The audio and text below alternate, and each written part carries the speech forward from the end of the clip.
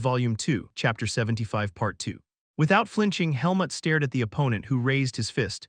In terms of physique, he ranked at the bottom in the swordsmanship department. However, he possessed skills that Helmut would remember. His stance, gaze, and aura were different. This guy can probably handle this pretty well. Don't start a fight. I don't want to be suspended anymore, okay? Asuka lowered his hand while glancing at instructor Allen. He was the one who had started the argument and said something absurd. Do I look easy? He couldn't help but wonder how many times he had been challenged since he arrived in Baden. While Helmut didn't appear docile, the students in the swordsmanship department, including Irun, Sabat, and the current Asuka, naturally seemed to place him lower. I guess because I've been hiding my aura. Helmut had completely concealed his vis inwardly. Although his gaze was sinister, he didn't come across as an exceptionally strong opponent.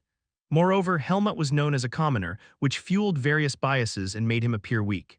Shall I prove it during sparring? He had to consider many factors. That's why his thoughts shifted from not causing any trouble to changing the situation even if trouble arose. A fierce feeling gradually rose within him. Oddly, Asuka changed his expression dramatically, smiling. He extended his hand in a friendly manner and left. In any case, take care, my commoner friend. He doesn't seem entirely easy to deal with. Whether Helmut would fare well or not, Asuka didn't know. He was just here to watch. After finishing his swordsmanship department class and afternoon general education class, Helmut returned to the dormitory. He unlocked the door with his key and entered, sensing someone's presence. The curtain in the center of the room was partially drawn. Although he had initially disliked it when they first shared the room, it seemed that he was getting used to it. Aaliyah was brushing her teeth and looked up when she saw Helmut. How was the first class? Aaliyah asked, seemingly unable to stop himself from inquiring. The way he asked without expecting an answer, Helmut couldn't find an appropriate response. Sometimes Aaliyah's behavior stirred up unfamiliar emotions in him. Aaliyah interpreted his lack of response differently. Did you get into a fight on the first day? Am I giving off a fighting vibe? You, not at all. Aaliyah shook her head. Then why? Well, the guys in the swordsmanship department are generally quite muscular. They probably look down on smaller guys like you. With time, if you show your skills, the issue will be resolved. Besides, you're in a position where you have instructor Ethan as your patron. You can't just fight as you please. But that statement was based on the premise that Helmut would endure until the time passed. Although Asuka seemed to have stopped bothering Helmut for now, the other person subtly provoked him when the instructor wasn't watching, blocking his way or making insulting remarks. Even insignificant things like that could become annoying if they continued. Helmut's solution was simple. It will make it impossible for anyone to argue with Helmut forever, because dead people don't speak. After finishing brushing his teeth and rinsing his mouth, Aaliyah spit out the water and Helmut asked again. Is there any other way? Aaliyah, with a stolen glance, answered. You could provoke them so that they attack you. It's better if there's an instructor around. If not, just let them hit you once. After that, even if you beat them up, they'll consider it even. It's better if there are multiple opponents. Am I allowed to kill them? Aaliyah was slightly taken aback. In fact, Aaliyah had almost never been in a fight. Becoming someone's enemy meant turning his followers into enemies as well. Being scorned and ridiculed by girls was mentally unbearable. That's a bit much. They're nobles after all. No matter how much Greta Academy promotes equality among students, do you think the nobles would just sit back if you killed one of them? It would be difficult to cover up. Aaliyah looked at Helmut disapprovingly. You seem really angry if you're saying such things. In truth, Helmut could have been slightly irritated enough to kill someone even if he wasn't angry. Aaliyah didn't think Helmut was that type, but come to think of it, Aaliyah had verbally sparred with Helmut quite a bit, yet he strangely didn't feel provoked by him. It was a subtle discrimination that even Helmut couldn't understand. At that moment, they heard a knocking on the door. Aaliyah frowned. Don't open it, pretend we're not here. Helmut, I saw you coming in, please open the door. It's Cyan. Aaliyah had warned not to let anyone in, but that warning had been consistently ignored when it came to Cyan. He was too persistent to chase away. Helmut reluctantly opened the door and Cyan casually walked in, taking up space like he owned the place. Where's Aaliyah? He hasn't returned yet. Helmut decided to pretend that Aaliyah wasn't around. Cyan didn't press further and asked optimistically, Hey, how was your day? How were the academy classes? The swordsmanship department class was crowded and uncomfortable compared to usual training, with constant bickering. But the other general education classes weren't bad. Helmut enjoyed the moments of learning. It was all right. Well, if you have any questions or want to know anything, just ask me. Friend or not, I don't mind helping out. Cyan thought that since Helmut was unlikely to become friends with him, he might as well be the one to answer any questions. Although he wasn't close to anyone, Cyan kept himself informed about the news in the swordsmanship department. He knew that the swordsmanship department students weren't particularly fond of this commoner transfer student. By the way, do you know about Asuka? That crazy dog from the swordsmanship department. Yeah, I do. Didn't I mention him before? He's also a commoner. Nobody messes with him. Chapter 76, Part 1. Helmut's situation was in stark contrast. Of course, Helmut was a transfer student with a weak position, while Asuka was a verified skilled student and a current student, but the reactions towards the two were quite different. Helmut received constant attention, whether it was provocation or not. In contrast, no one paid any attention to Asuka. No, it seemed like they were afraid to even glance at him, as if they might get caught. Because he's not a crazy dog for nothing. He's the kind of guy who could turn violent at any moment, so we don't mess with him. He was no joke last year. Just hearing about it gave me the creeps. What happened last year? Well, he got into fights regularly. Asuka would take down several opponents by himself as a basic. If there was a fight, the opponents would end up with broken arms and teeth knocked out, completely wrecked. In the end, he bit off the ear of some noble guy, and blood was dripping from the torn flesh. Those who got beaten up by him withdrew due to the psychological trauma. That's why there are more transfer spots this year. As Helmut listened, he found it quite appealing, this fiery retaliation.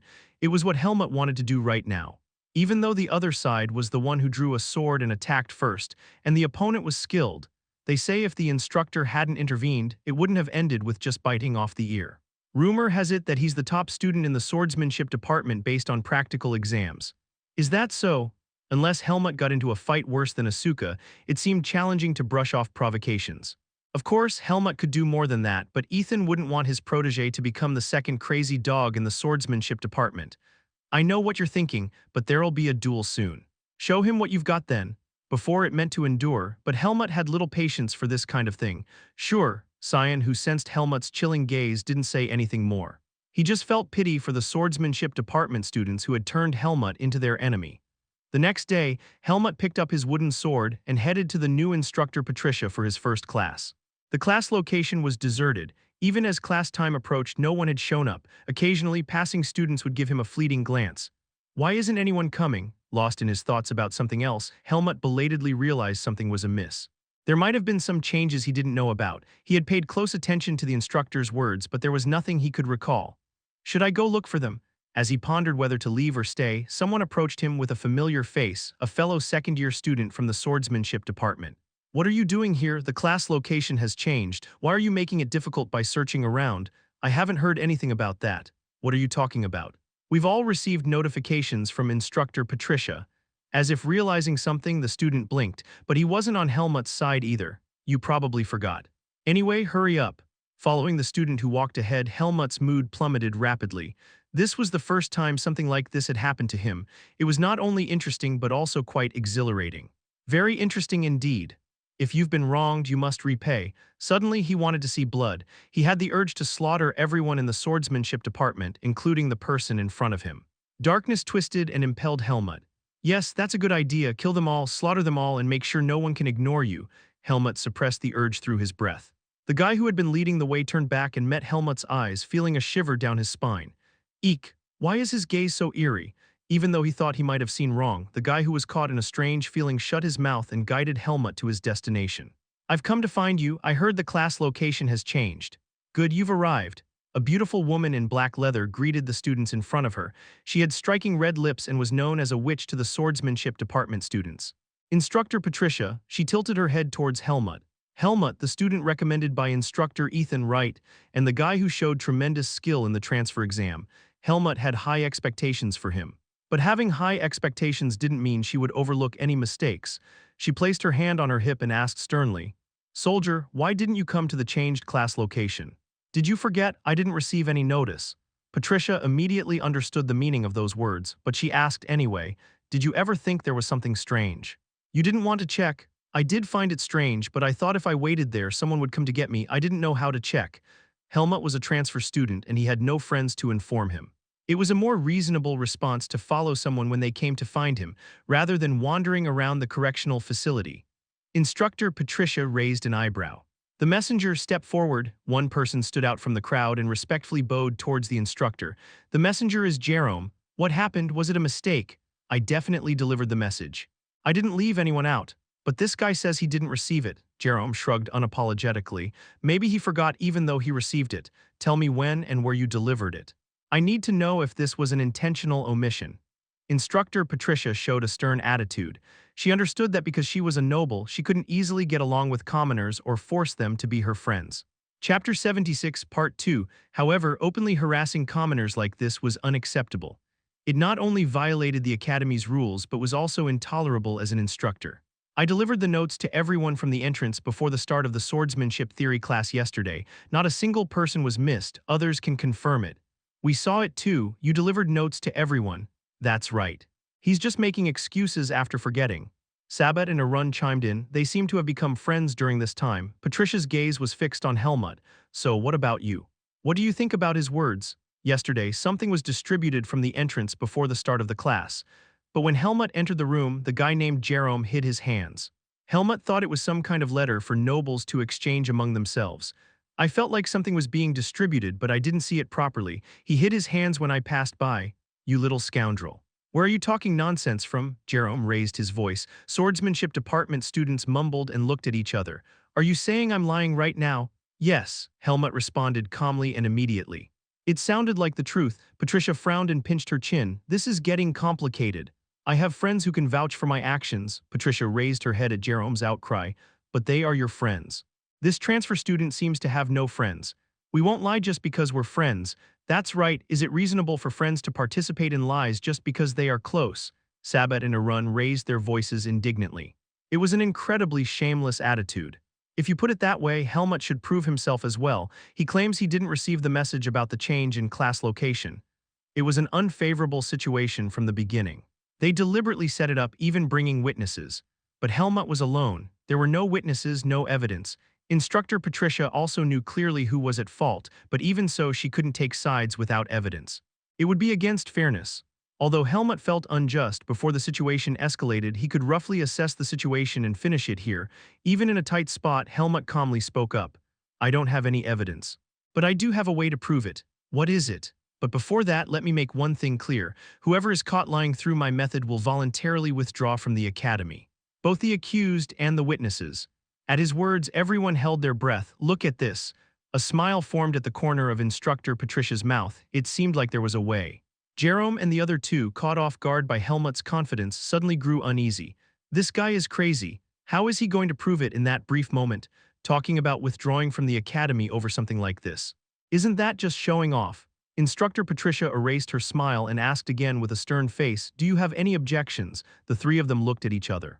But in front of everyone's eyes, they couldn't backtrack on their statements. They all shouted in unison, no objections. Then let's hear the method. Patricia gestured towards Helmut. With everyone's attention on him, Helmut spoke. The Eye of Truth. While taking the general knowledge exam, he had also learned about the Greta Academy. Aaliyah had provided him with detailed information about the academy, including its history, and Helmut remembered it all. Remembering something and being able to use that knowledge effectively at the right moment were not the same. But Helmut was skilled at finding answers within himself. What Darien had taught him was not just about swordsmanship, but also about how to secure victory. I heard there's an artifact called the Eye of Truth in the academy. It said that in front of it all truths and lies are revealed. It would be a more reliable proof than these questionable witnesses. Surprisingly, Patricia, who didn't expect the mention of the Eye of Truth, widened her eyes. Swordsmanship department students exchanged glances in surprise. The Eye of Truth, have you heard of it? It seemed to be a question on the exam. Wasn't it a legendary artifact? Yes, I remember something like that. Helmut now turned his gaze directly towards Jerome, who was cornered in reverse. His calm eyes were like those of a seasoned hunter hiding beneath the surface, concealing his predatory instincts. Rather than unreliable witnesses, solid evidence would be better. Jerome, Sabat, Arun, all three of their faces turned pale.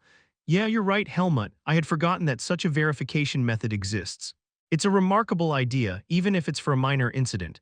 Right now, it seems like the only way to uncover the truth. The Eye of Truth was an important item used in the trials of students who committed serious offenses.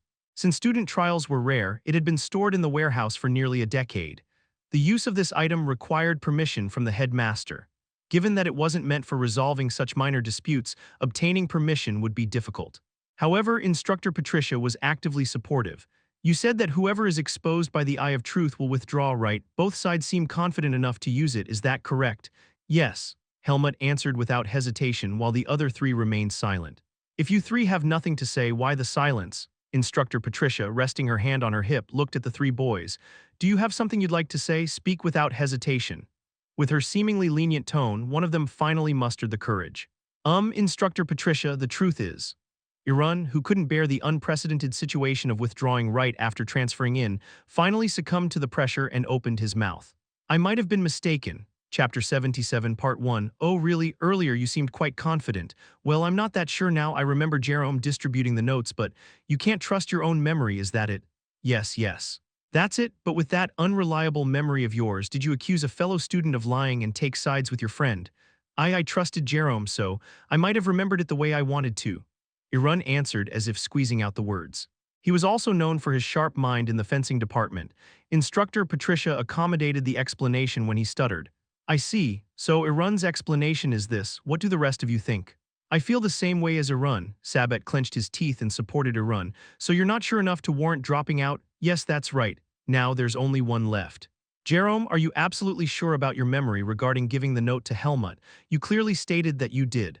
As if this were her final opportunity, Patricia stared directly into Jerome's eyes. Jerome's lips, pale as they could be, moved. I can't hear you. I'm also not entirely sure. So it's possible you didn't give the note to Helmut. And no, it wasn't intentional. I thought I gave it to everyone, but someone might have been left out. Thought isn't the word you use in a situation like this. What's certain is that whether it was intentional or not, you put your fellow student in a difficult position. Patricia raised her voice. Her husky voice carried condemnation, and Jerome lowered his head. Everyone except one held their breath watching this scene unfold. Now, do you understand what you need to say? All three of you, if we have to. Patricia raised her voice, seemingly frustrated. How did you pass the ethics exam, all of you? Upon hearing that, Helmut muttered softly. In this situation, created by your misunderstandings and distorted memories, shouldn't you apologize to Helmut, who suffered as a result? Isn't that right? Well, apologizing to commoners was an unthinkable act. Faced with a situation they had never imagined in their lives, the faces of the three of them, now starting to sweat, showed signs of withering. Patricia cleared her throat. You can't do it. Does that mean you don't intend to apologize even after making a mistake? Saying that would lead to disciplinary education, probably for quite some time. Their remaining time at the academy would be very unpleasant. Oh no, we will apologize. They bowed deeply and approached Helmut. Sorry, their voices were faint like the buzzing of mosquitoes. You didn't even eat a mosquito. Why does your voice sound like that? Sorry, I misunderstood. The voices of the three of them overlapped. Instructor Patricia clapped her hands with a smiling face. Now Helmut. You should accept your fellow students' apologies gracefully, like an adult. He had no desire to accept their apologies and had hoped for their withdrawal instead. However, Helmut felt an unspoken pressure in Instructor Patricia's sharp gaze. Reluctantly, he nodded. All right. Actually, mentioning withdrawal over this matter might seem a bit much from my perspective as the instructor. Apologies were given and apologies were accepted, so it's essentially a resolved issue now. The matter was resolved before we even needed to resort to the eye of truth. The three boys who had tried to push Helmut felt a secret sigh of relief. Having to bow their heads in front of the fencing department students and endure humiliation was not pleasant, and they were seething with anger, but for now they had escaped the immediate crisis. No, it seemed like they had, but it seems like just apologizing might not be enough.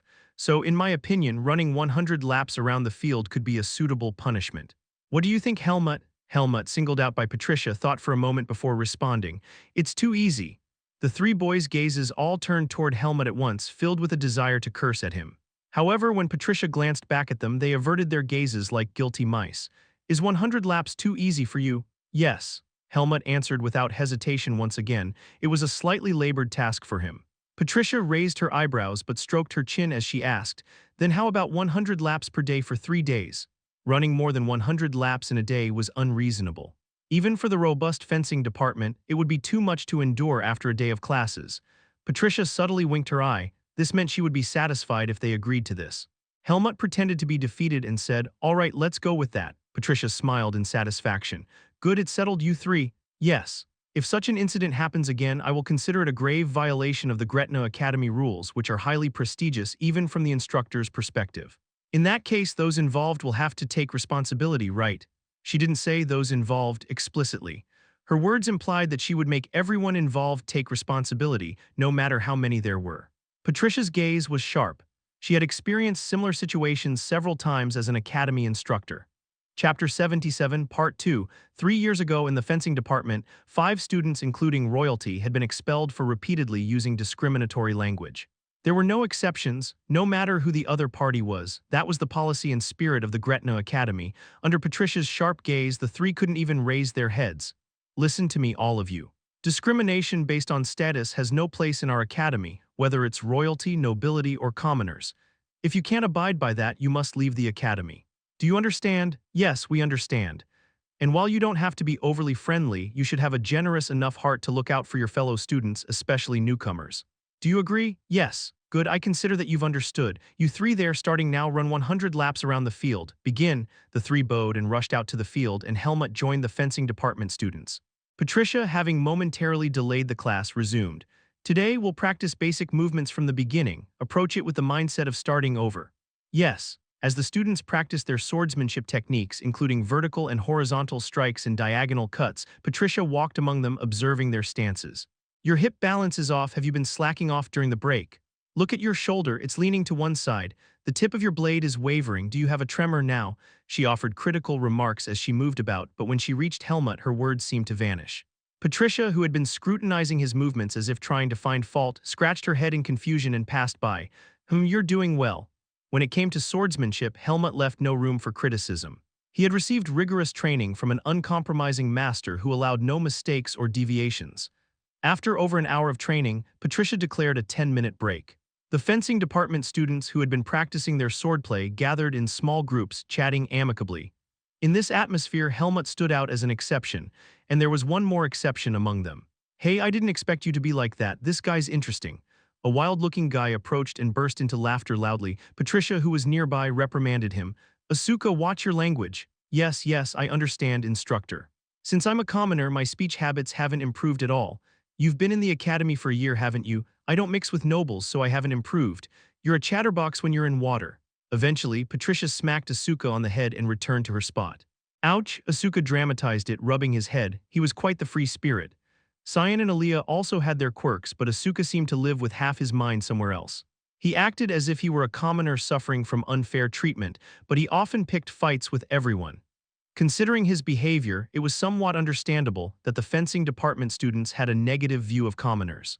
Anyway, I liked you. Asuka pointed his finger at Helmut as if he were jabbing him. I'll keep an eye on you from now on.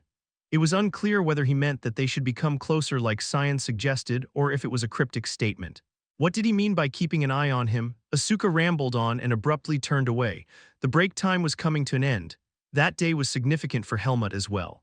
He had achieved victory through words without resorting to violence. The 3 defeated individuals would likely dread waking up the next day after running laps around the field for 3 days.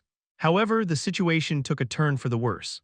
While it seemed like the matter had been settled for the time being, the atmosphere among the second-year fencing students turned hostile towards Helmut. Yesterday's incident had been distorted, thanks to Arun's crafty rhetoric, into something like 3 noble students had to bow their heads due to the clever tricks of a commoner like a scavenger.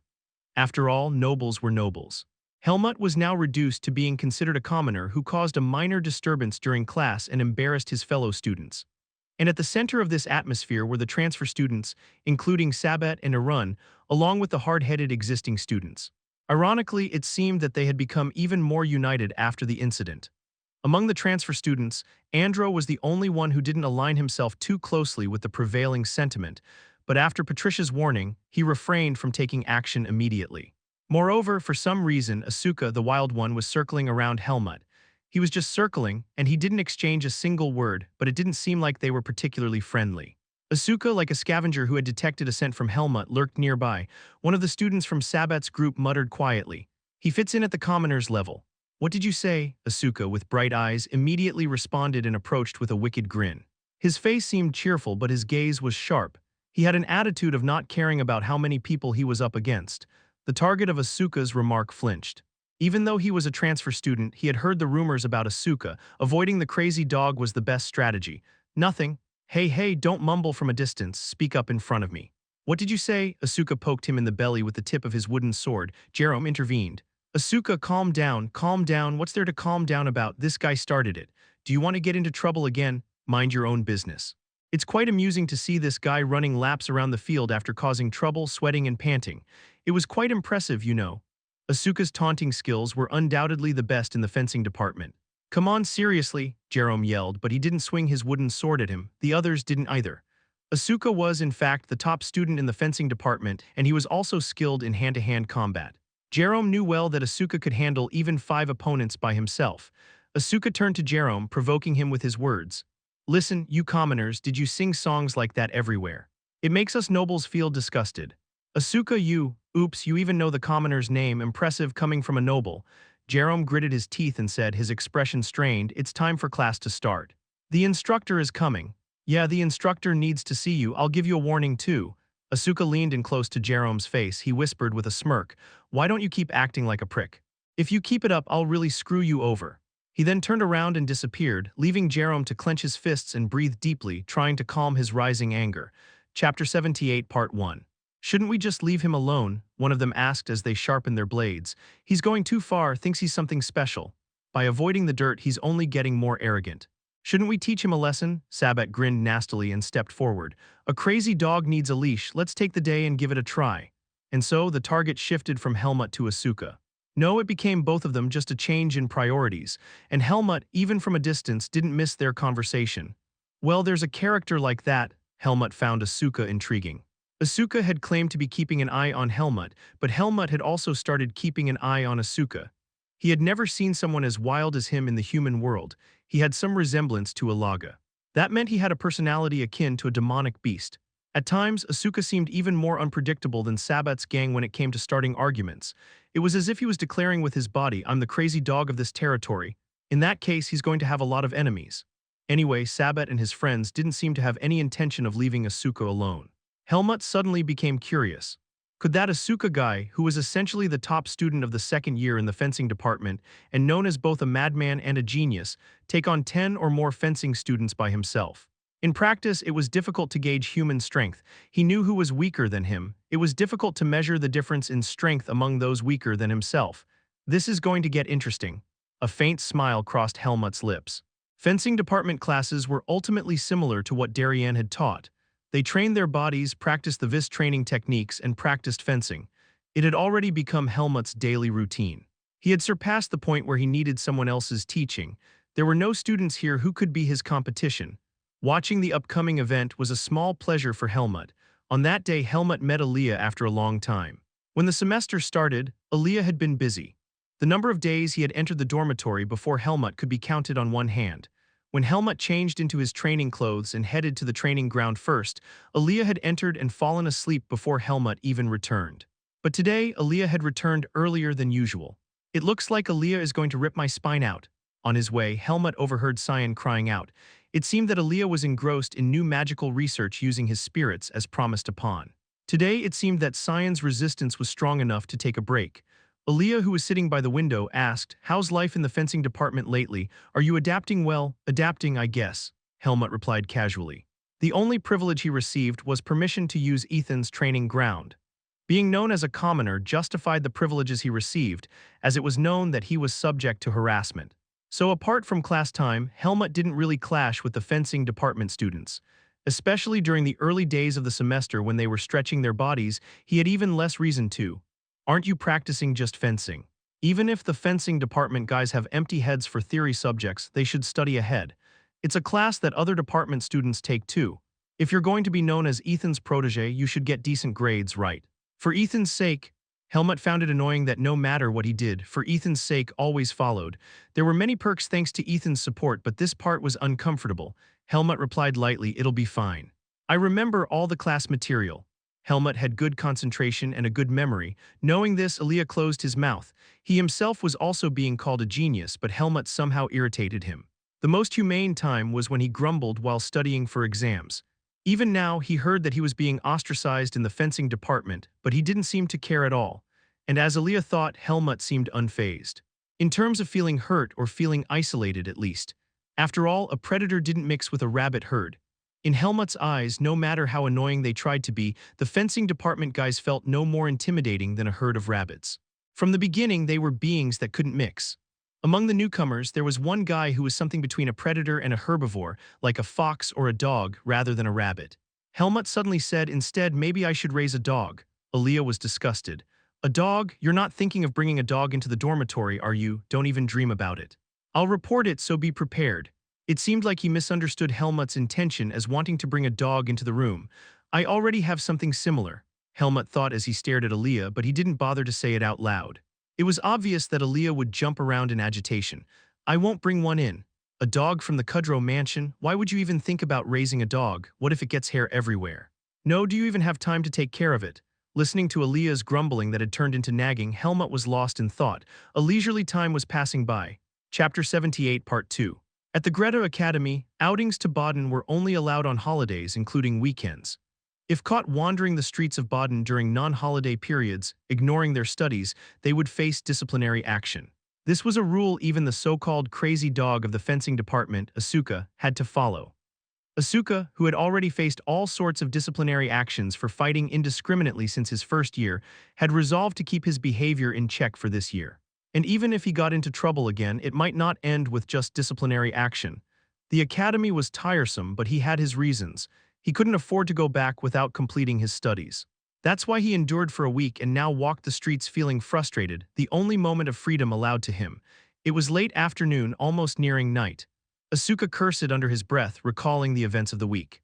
Damn nobles! Life at the academy wasn't bad, at first, but what was hard to endure was the people. It was difficult to tolerate seeing nobles act as if they were invincible in trivial matters, muttering insults behind his back, which he found unbearable. Contrary to his concerns about disciplinary actions, Asuka was picking fights as he pleased, at least verbally. If he didn't even do that, he would have gone crazy. And whenever Asuka went crazy, the situation always got serious. It never ended nicely. Asuka had been feeling uneasy lately. What's with that guy named Helmut? At first, Asuka thought he was a noble. However, unlike other commoners who either flattered nobles, pretended not to be commoners, or acted as if they were dead, Helmut was different. It is not the habit of a man who turns out to be a commoner to bow down to nobles. It's just a survival strategy. Asuka behaved as if he didn't care about what happened after graduating from the academy, acting without a plan, but other commoners had to consider their relationship with the nobles. Commoners had to lower themselves in front of the nobles. They had no choice but to tolerate rumors, insults, or petty harassments, but Helmut didn't do that. He didn't behave like Asuka, picking fights left and right, but Asuka thought that Helmut was not to be taken lightly either. He didn't like how they used their mouths to suppress things like the magic department guys or nobles did. Well, not that we're going to be friends anyway.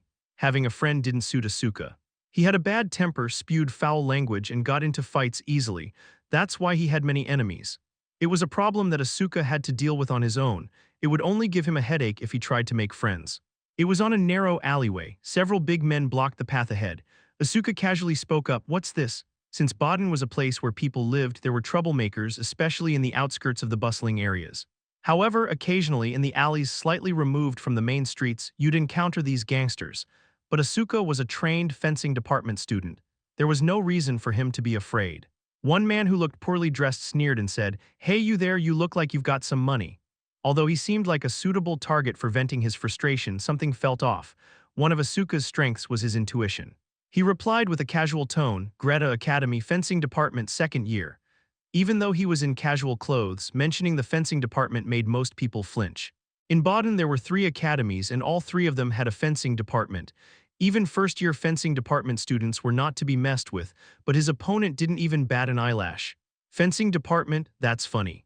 You think you can hold a sword with those wrists? You'll break your wrist if you try to carry a sword with it. His tone was mocking, but it wasn't disbelief in Asuka's words. Still, he remained nonchalant.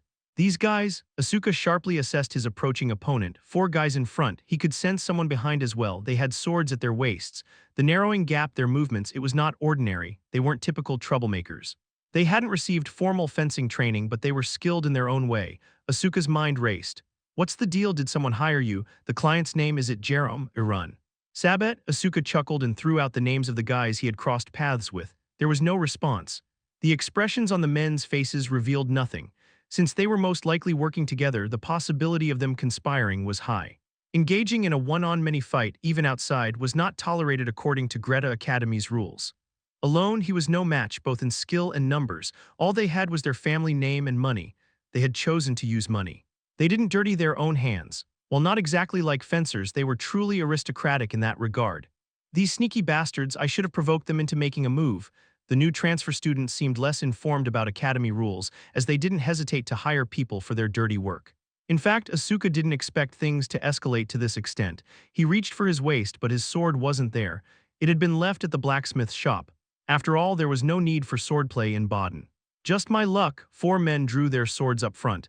Even if they had taken a contract to kill him, it wasn't surprising. They might have received a commission to teach him a lesson. Asuka didn't have a sword in his hand, but he had one weapon left. Instructor Allen, over here. As he charged straight ahead and shouted, the 4 men flinched and looked back. Asuka crouched low, slipping past the men swiftly. His quick legs were his weapon. "You rat, chase him." He heard the pounding footsteps behind him. He knew he could outrun them. But as he turned the corner of the alley, he was confronted by 2 men holding swords. "Damn it, hey, this guy's fast for real. We didn't expect him to come all the way to us."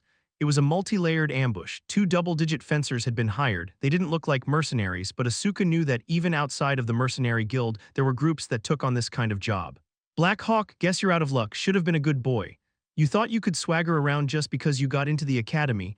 The 2 men laughed heartily as they approached with their swords drawn. Now all Asuka had faith in was the narrow alley. It was a suitable space for fighting against multiple opponents. It wouldn't be easy, but he didn't think he'd lose. Asuka was the top student of the Greta Academy's fencing department, at least in practice if not in official grades. "Let's see what you've got." A malicious glint shone in Asuka's eyes. They would soon understand why he was called the crazy dog of the fencing department.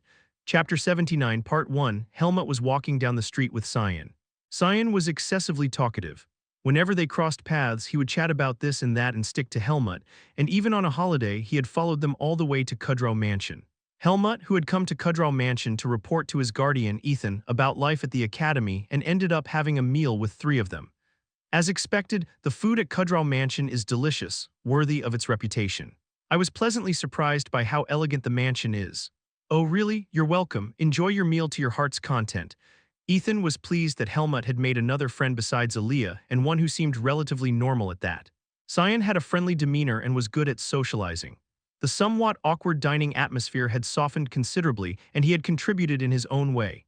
"Since it's a rare holiday, how about exploring Baden?" When Cyan suggested this as they finished their meal, Ethan eagerly agreed. "Yeah, Baden is a big city. It's not just the bustling areas, it's also good to explore different parts." Helmut reluctantly followed Cyan. "I guess this is what Darien sent me to the academy for," he thought while nodding, but his gaze wandered to the training ground. Ethan's private training ground at the academy was even better than Kudrow Mansion's training ground, and he had been satisfied with that fact. It was one thing he could confidently say was good about his ambiguous life at the academy. Cyan spoke indirectly. "Aren't you lucky, or should I say unlucky?" "What do you mean?" "Lucky that instructor Ethan is your guardian. Unlucky that you have to leave this nice manor and live in a dormitory that's like a stable. And that's with an arrogant roommate." Most of what he said made sense, but there was one thing that bothered him. "I have no problem with Aaliyah." "Really? How is that even possible?" It was an incredulous look. Cyan confessed that he had tried to become friends with Aaliyah when he was a first year, but Aaliyah was only interested in his spirit skills and had no other interest, so he gave up. Since then, Cyan had firmly concluded that Aaliyah was a cold-hearted person who couldn't be friends with anyone. He thought that Helmut, who seemed unresponsive, would just go along with whatever Aaliyah said. While that was a somewhat valid point, Helmut had gotten along reasonably well with Aaliyah. With no further argument, Helmut simply said, "Aaliyah comes home late." "Yeah, and he's tormenting me instead. I've summoned more spirits than I have in my whole life. Your skills seem to have improved a bit. You can feel it, my magic power has increased." "Yeah, at this rate, I'll surpass Aaliyah and become the top student in the magic department. When that happens, I want to see the look on his face." Helmut thought it was a rather unlikely goal, but he didn't want to crush Cyan's expectations. They had been wandering the streets without a specific destination, buying snacks from street vendors, but they suddenly stopped in front of a dark alley. Something staggered and rushed out from inside. "What's that?" Cyan exclaimed, stepping back behind Helmut in surprise. It was a familiar presence. Helmut calmly stared ahead. The other party also realized someone was there and raised their gaze. When their eyes met, they recognized each other. "Crazy dog? Who are you calling a crazy dog?" The guy who had made the noise collapsed to the ground, panting heavily. Cyan approached him, looking puzzled. A bright light burst from his hand. The figure revealed in the light was a sorry sight. Blood seeped through torn and tattered clothes. It seemed like he had been seriously wounded. He had clearly been in a recent fight, even in Baden. "What happened?" "You're covered in blood. Why are you still fighting in this state?" Cyan assessed the situation by looking at the guy's condition. It would be unreasonable to rush at him in this condition, even if he were called a crazy dog. Asuka frowned. Who are you? It's blinding, so get that weird thing out of here. The light spirit was shining brightly in front of Asuka. With his chin up, he looked at Asuka with curious eyes. Weird, this cute light spirit. Your words are too harsh. You sissy bastard. At least your mouth survived even if you're about to die, Cyan chuckled. Lately he found himself talking to some strange characters. But why did you come out from there? What happened? Something happened. That was when Asuka answered awkwardly. Over there. There it is. Everyone come here. These persistent bastards. Asuka, who had been sitting down, got up while cracking his knuckles. He clenched and unclenched his fists and spoke seriously. Since we're in this situation, why don't you all help me a bit? His tone was as arrogant as a noble's. It was the kind of attitude that made you want to turn away from helping. Cyan pointed out, you should ask for help politely. Speaking like that will make people less inclined to help. Are you going to pretend you didn't see a fellow student in danger? There's a high chance you started the fight. No. They attacked me in a group even though I didn't have a sword. Asuka pointed his finger at the cowards rushing towards them from the other side. Cyan, who quickly assessed their faces, seriously said, the ones attacking Greta Academy students in Baden. Looks like you've made some enemies. I've made a few, Asuka retorted, and Helmut, who had observed his actions closely, agreed. Asuka snorted, what do you have to say? I didn't do it like you did. Asuka's evasive answer made him bite his lip and glare at him. He had become too weak. Thinking about seeking help from these guys, his temper flared. If you won't help, at least lend me a sword, I'll handle it myself. Stay calm, patient. Let's try to resolve this with words first. Chapter 79, Part 2, Kind-hearted Cyan stepped forward, partly because he thought it would be fun. The men who had noticed someone accompanying Asuka approached cautiously but changed their expressions when they got closer. What's this, kids? Hey kids, leave that guy and get lost. We have some business with that guy. Facing a group of people, Asuka had put up quite a resistance, and they weren't in great shape either compared to his condition. However, Asuka had overexerted himself. Cyan asked in a serious tone, who are you guys who attacked Greta Academy students in Baden? Asuka muttered beside him. That's not gonna work. Greta Academy students, huh? Are Academy students in Baden a big deal? They talk big, the men retorted snidely. Guess talking won't get us anywhere. Cyan nodded his head. Helmut observed them closely. The atmosphere was familiar. They weren't without skill, but they were rougher and more unruly than mercenaries. They were low-quality individuals. There was no way regular mercenaries would take on a mission to attack Academy students in an alley. Helmut had encountered such individuals before. Black Hawk, the men furrowed their brows, sensing that their cover might be blown. What, you know us, then step back. Our business is with that guy over there. Touching 3 Academy students was a potential problem. If they could make the guy they were hired to deal with unable to use his arms or legs, that would be enough. The opponent was a commoner, and even at the Academy, they wouldn't go after the attacker with a vengeance. They would understand that he got into a scuffle and got a bit hurt. Black Hawk had ties to noble families and earned money by taking on illegal contracts. They specialized in secret missions different from those of the mercenary guilds. This was one such contract, and it paid quite well. They could finish the job in Baden and leave without any issues. Although the resistance from their target was unexpectedly strong, they wouldn't have the strength to escape anymore. But just before they could achieve their goal, they encountered an unexpected obstacle. That won't work, I have business with you guys. Helmut drew his sword. Until a moment ago, he had been inclined to watch, but his mood had changed. Black Hawk were active even in Baden. Black Hawk were his enemies. Lately, there hadn't been much fighting, so he had been a bit restless. They were opponents he could easily handle, the sensation of cutting through flesh and bone. The familiar smell of blood rising from deep within the abdomen. Helmut had lived like a herbivore for a while now. It was a life that didn't suit him. Before coming to Baden, it had been more comfortable in the old days, whether he fought demons or humans. Cyan, noticing the unsettling atmosphere around Helmut, whispered to him in confusion. Murder is troublesome. Don't worry, I don't intend to kill. Growing the roots of darkness further would be troublesome, so he had no intention of killing even if he had to cut off a limb. A sinister gleam passed through Helmut's eyes as he brandished his sword. The corners of his mouth deepened slightly. He enjoyed combat. When facing several opponents, it might not be as straightforward as a practice spar, but it wouldn't be boring either. Kid, are you also from the swordsmanship department? The men laughed. There were 5 of them in total. However, Asuka had managed to keep up with them to some extent. Helmut gestured with his chin. Take him and retreat. Cyan grabbed Asuka firmly and led him away. It was best for the injured to stay out of it. Considering the situation, he had to intervene as well. Helmut tapped his sword lightly. Come at me, and the battle began. Amazing, Cyan clapped enthusiastically from behind, his eyes filled with admiration. As expected, he's skilled. Asuka muttered in embarrassment. The men who had crossed the line and taunted Helmut rushed at him, cursing and shouting. They were armed with 5 swords, but the outcome was overwhelmingly in favor of Helmut. The men who had stubbornly pursued Asuka fell one by one, helpless, whenever flashes of darkness flickered. There were sounds of limbs being severed and legs being cut. Helmut had made an effort not to cut their throats. In less than 3 minutes, the men writhed on the ground like toys. Their appearance, with blood flowing profusely, made it seem difficult for them to escape. Even if Asuka had been familiar with wielding a sword, it seemed unlikely that he could have taken them down so neatly. "Scary kid," Cyan stuck out his tongue. He knew that Helmut was strong, but seeing it with his own eyes felt different. It was somewhat intimidating, horrifying, and it made him realize that Helmut had quite a formidable personality. Although he might have been conceited with such skills, Helmut neither boasted nor belittled anyone.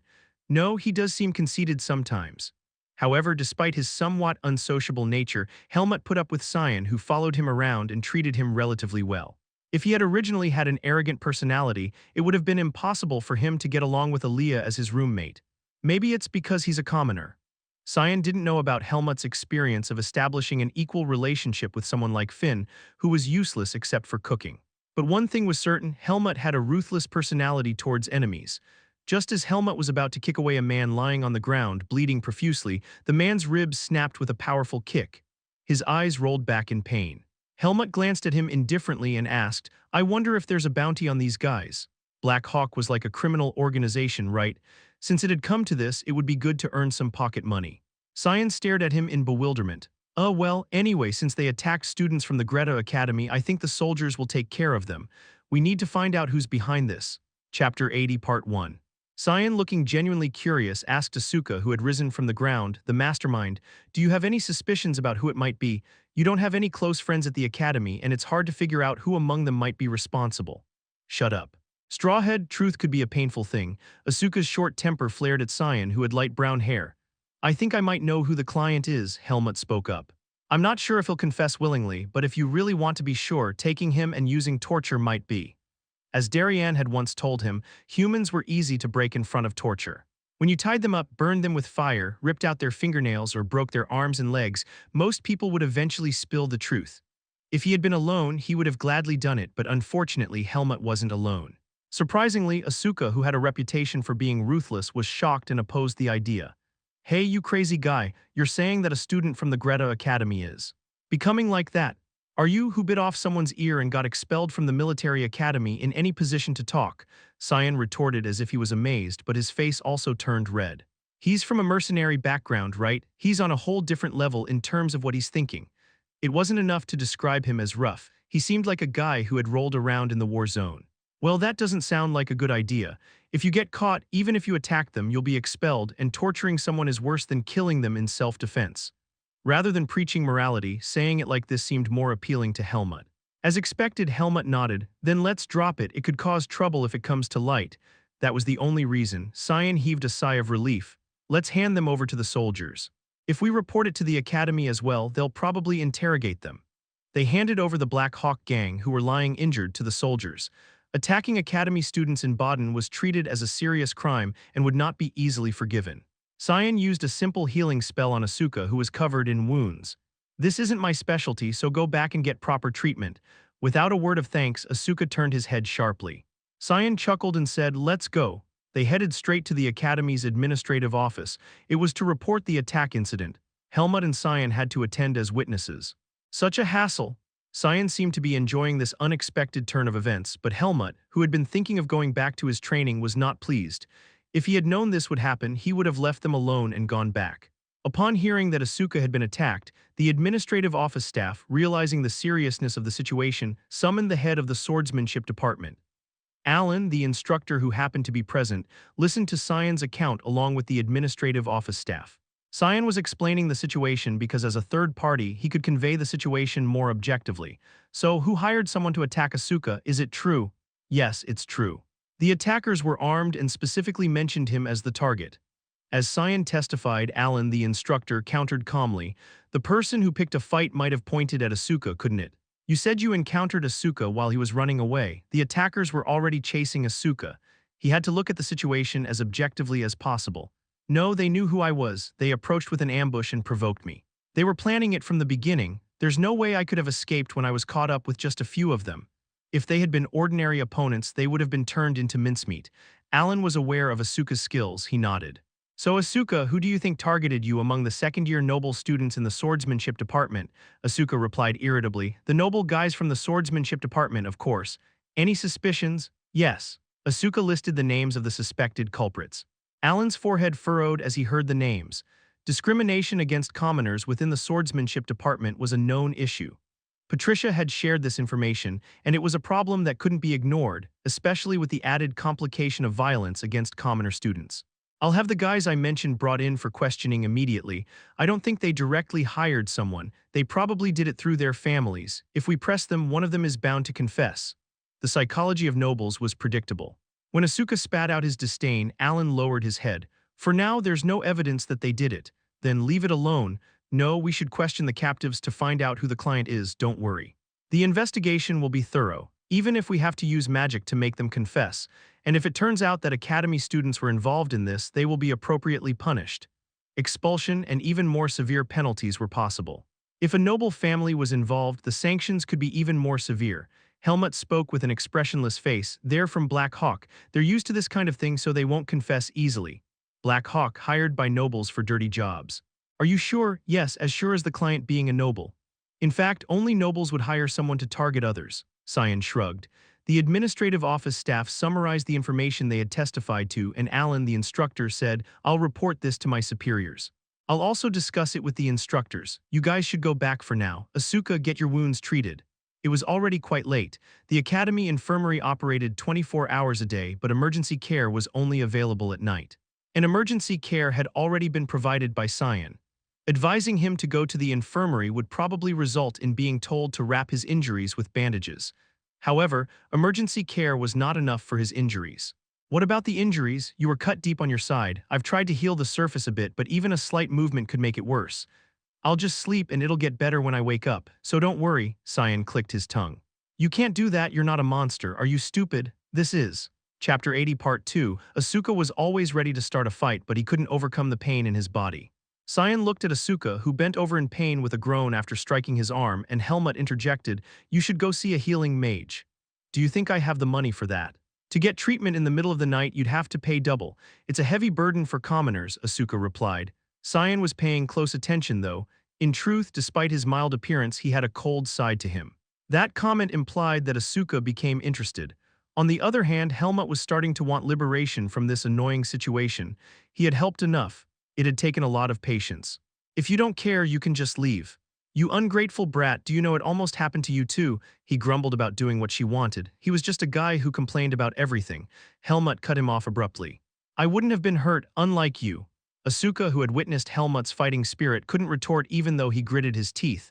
Cyan glanced back and forth between them. Oh, what's with this guy? His reaction was a bit different from revealing his discomfort to Cyan. Perhaps he was holding his breath in front of a stronger opponent, but Asuka, on the other hand, was looking at Helmut with eyes like a whimpering puppy. While he didn't like Cyan paying attention to him, he became sensitive when Helmut turned away from him. There's a way, Helmut, I need your help. It was a gaze that seemed to ask, What now? Cyan smiled, unfazed, knock knock. You can come in. Helmut pushed the door open, partially entering the room. Aaliyah, who had just changed into new pajamas and finished washing her face, was coming out of the bathroom. Aaliyah stopped abruptly and looked at Helmut with a puzzled expression, furrowing her brow. She sensed the presence of someone else behind him. There were two of them. Who's outside? They need your help, Helmut replied, feigning helplessness as he pointed at his back. So you're saying they want to come in here? Both of them? Aaliyah clenched her fist, eyeing Helmut with a glare.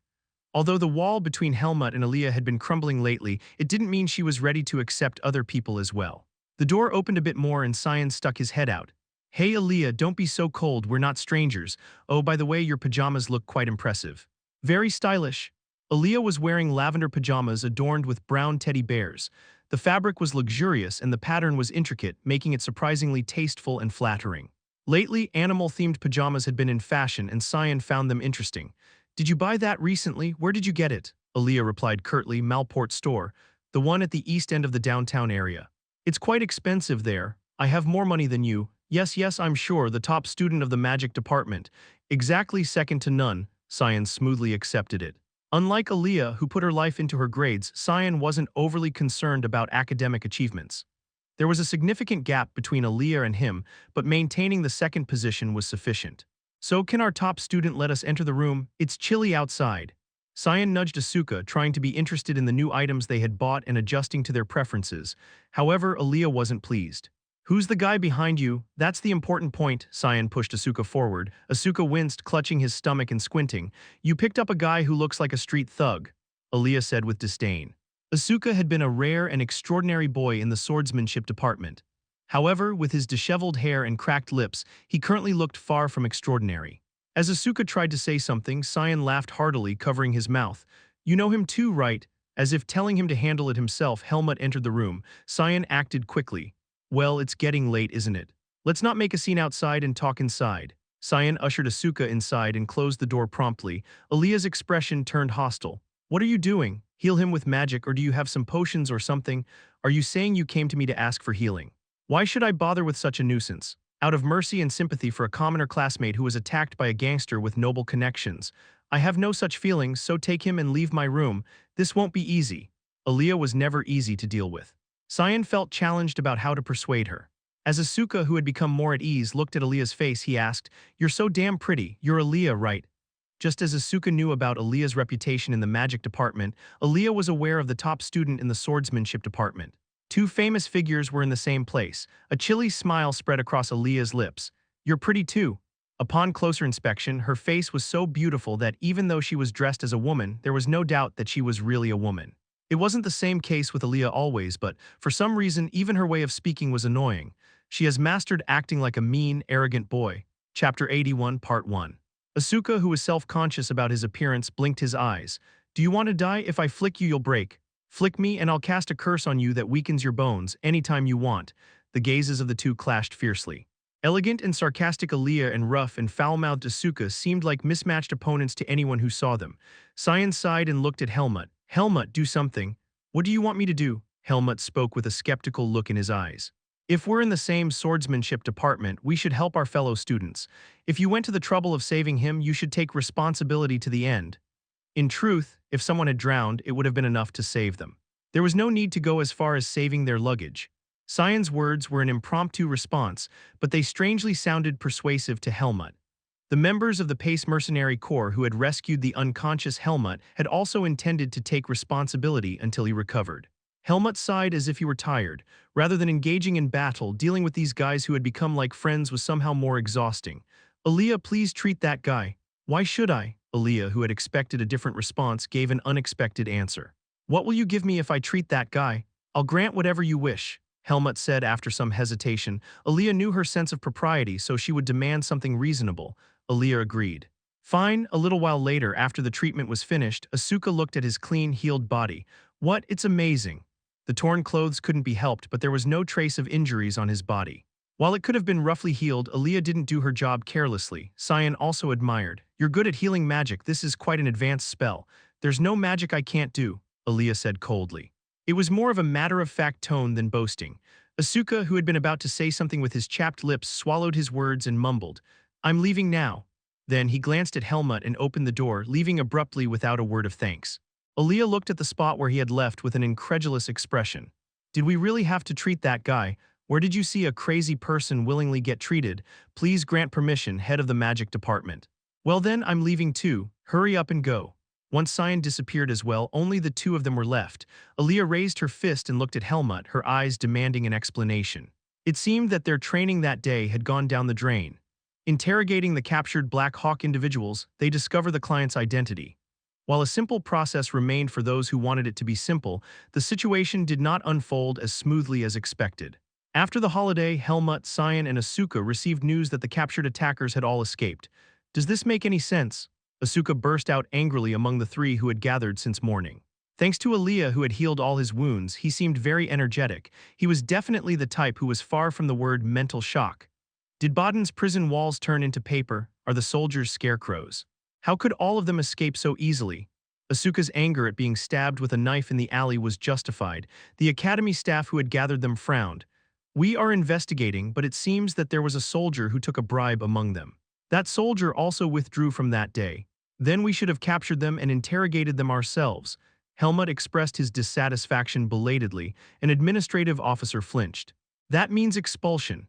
Cyan, glancing at the administrative officer, nudged Helmut's side, but he wasn't feeling good either. He had only tried to officially handle the work on the surface, but he didn't know it would turn out like this. If the attackers had escaped, they wouldn't be able to extract a confession from the client. It might have been better to just close their eyes and leave it to Helmut, because I can bury the bodies as spirits. But it was already over. Cyan asked the administrative officer, "So what are we going to do? Shouldn't we do something?" A student of Greta Academy was attacked in Baden. Even if he was a commoner, it was a situation that couldn't be ignored. Angry Asuka raised his voice. "Well, bring those noble guys in front of the Eye of Truth and make them confess. We should be able to find out who did it," the administrative officer said with an awkward expression. "We plan to call the suspects that the student mentioned and investigate, but the Eye of Truth will not be used in this case."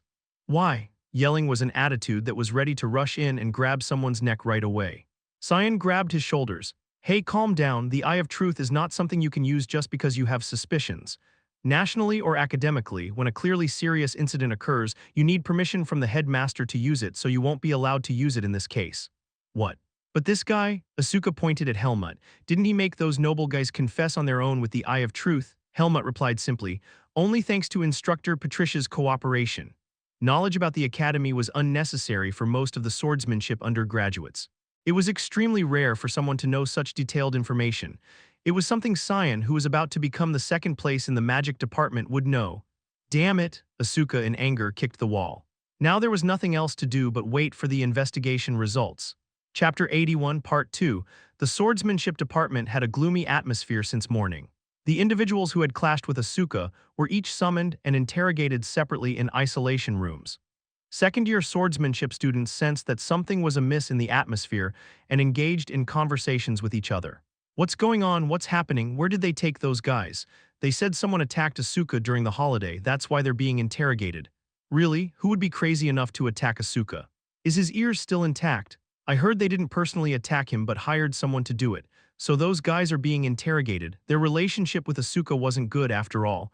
Even if you don't like Asuka, hiring someone to attack is a bit extreme. It's a despicable act. Who on earth would do that? One of the guys who were summoned might be involved, or maybe it's someone who dropped out last year. Regardless of who did it, it's a shameful situation.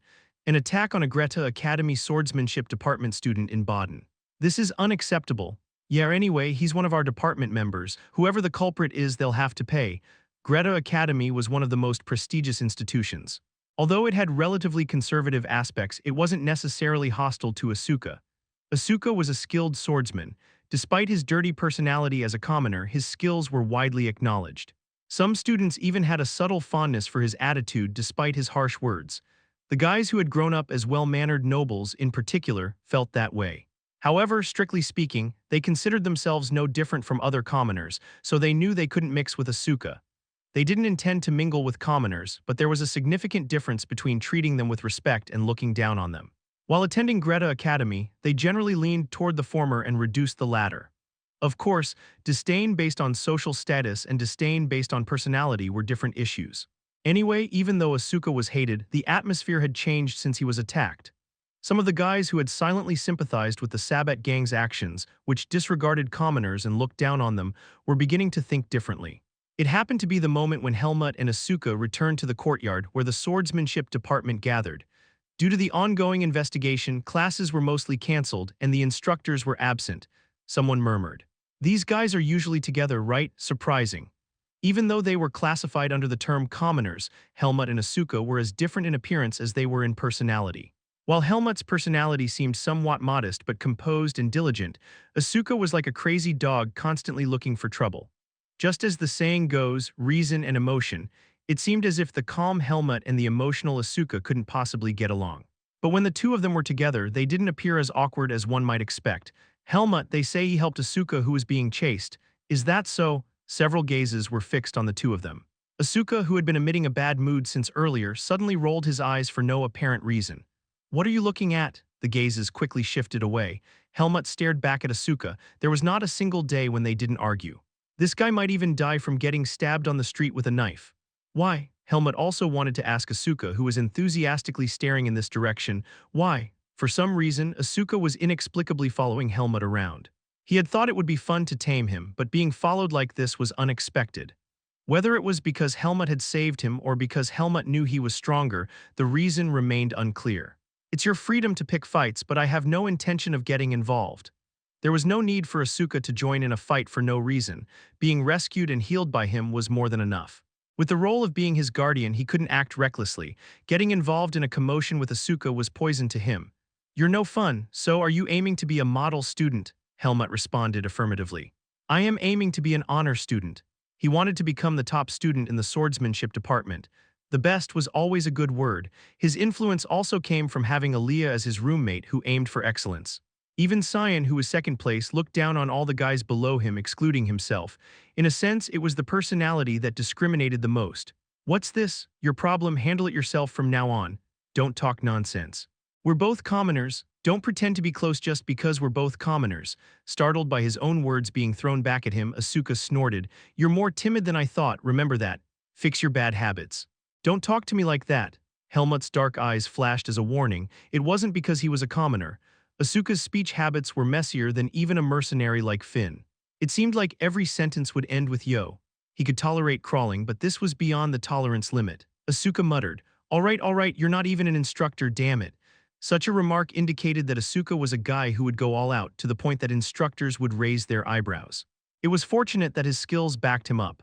Why act so arrogant? You don't even have any friends. It'd be good for you if you stuck with me. So was this an invitation to become friends?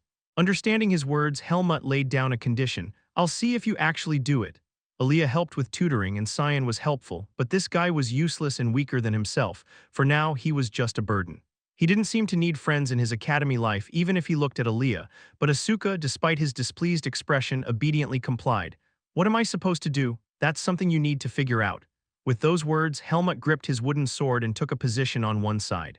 Due to this guy's actions, he had neglected his training yesterday. Today he had to make up for it, even yesterday's share. Chapter 82 Part 1. By the time afternoon arrived, all investigations had come to a conclusion. The investigators from the Greta Academy persistently probed the subjects of their investigation about their activities that day and their thoughts regarding Asuka. They can't treat innocent students as suspects just because of suspicion. However, there was no denying that they had a history of getting involved in trouble with Helmut, making them prime suspects, the so-called leading suspects. Damn it, how can those Black Hawk guys eat up our money and not even handle the job properly? Sabet grumbled inwardly. He had thought of Black Hawk as an effective means to retaliate against Asuka. They were nobles, and there was no need for them to personally confront Asuka. Sabet knew a better way. He had spent a considerable amount of money, paying half of the commission up front, and it was not worth it. Sabet eagerly awaited the end of the holiday, hoping that the commoner they had recruited would prove useful. Those Black Hawk guys are supposed to be perfect for a job like this. Just a month or two ago, as a transfer student, he had lived in a place where commoners and nobles were clearly divided. Asuka, who dared to insult nobles, was an intolerable presence. Killing him wouldn't even satisfy Sabet. The atmosphere at the Greta Academy felt strangely ominous to him. Why bother investigating for those commoners who aren't worth all this attention? It was unthinkable that nobles would be subjected to an investigation just because some commoner had accused them. It was absurd. Sabet knew something was wrong but managed to keep his anxiety in check as he was summoned. There was no evidence left. He had commissioned Black Hawk through his family's contacts in Baden using a letter written in the guild's unique code. His family had secretly made contact with Black Hawk. Sabet didn't even have to say anything, and his noble friends will keep their mouths shut.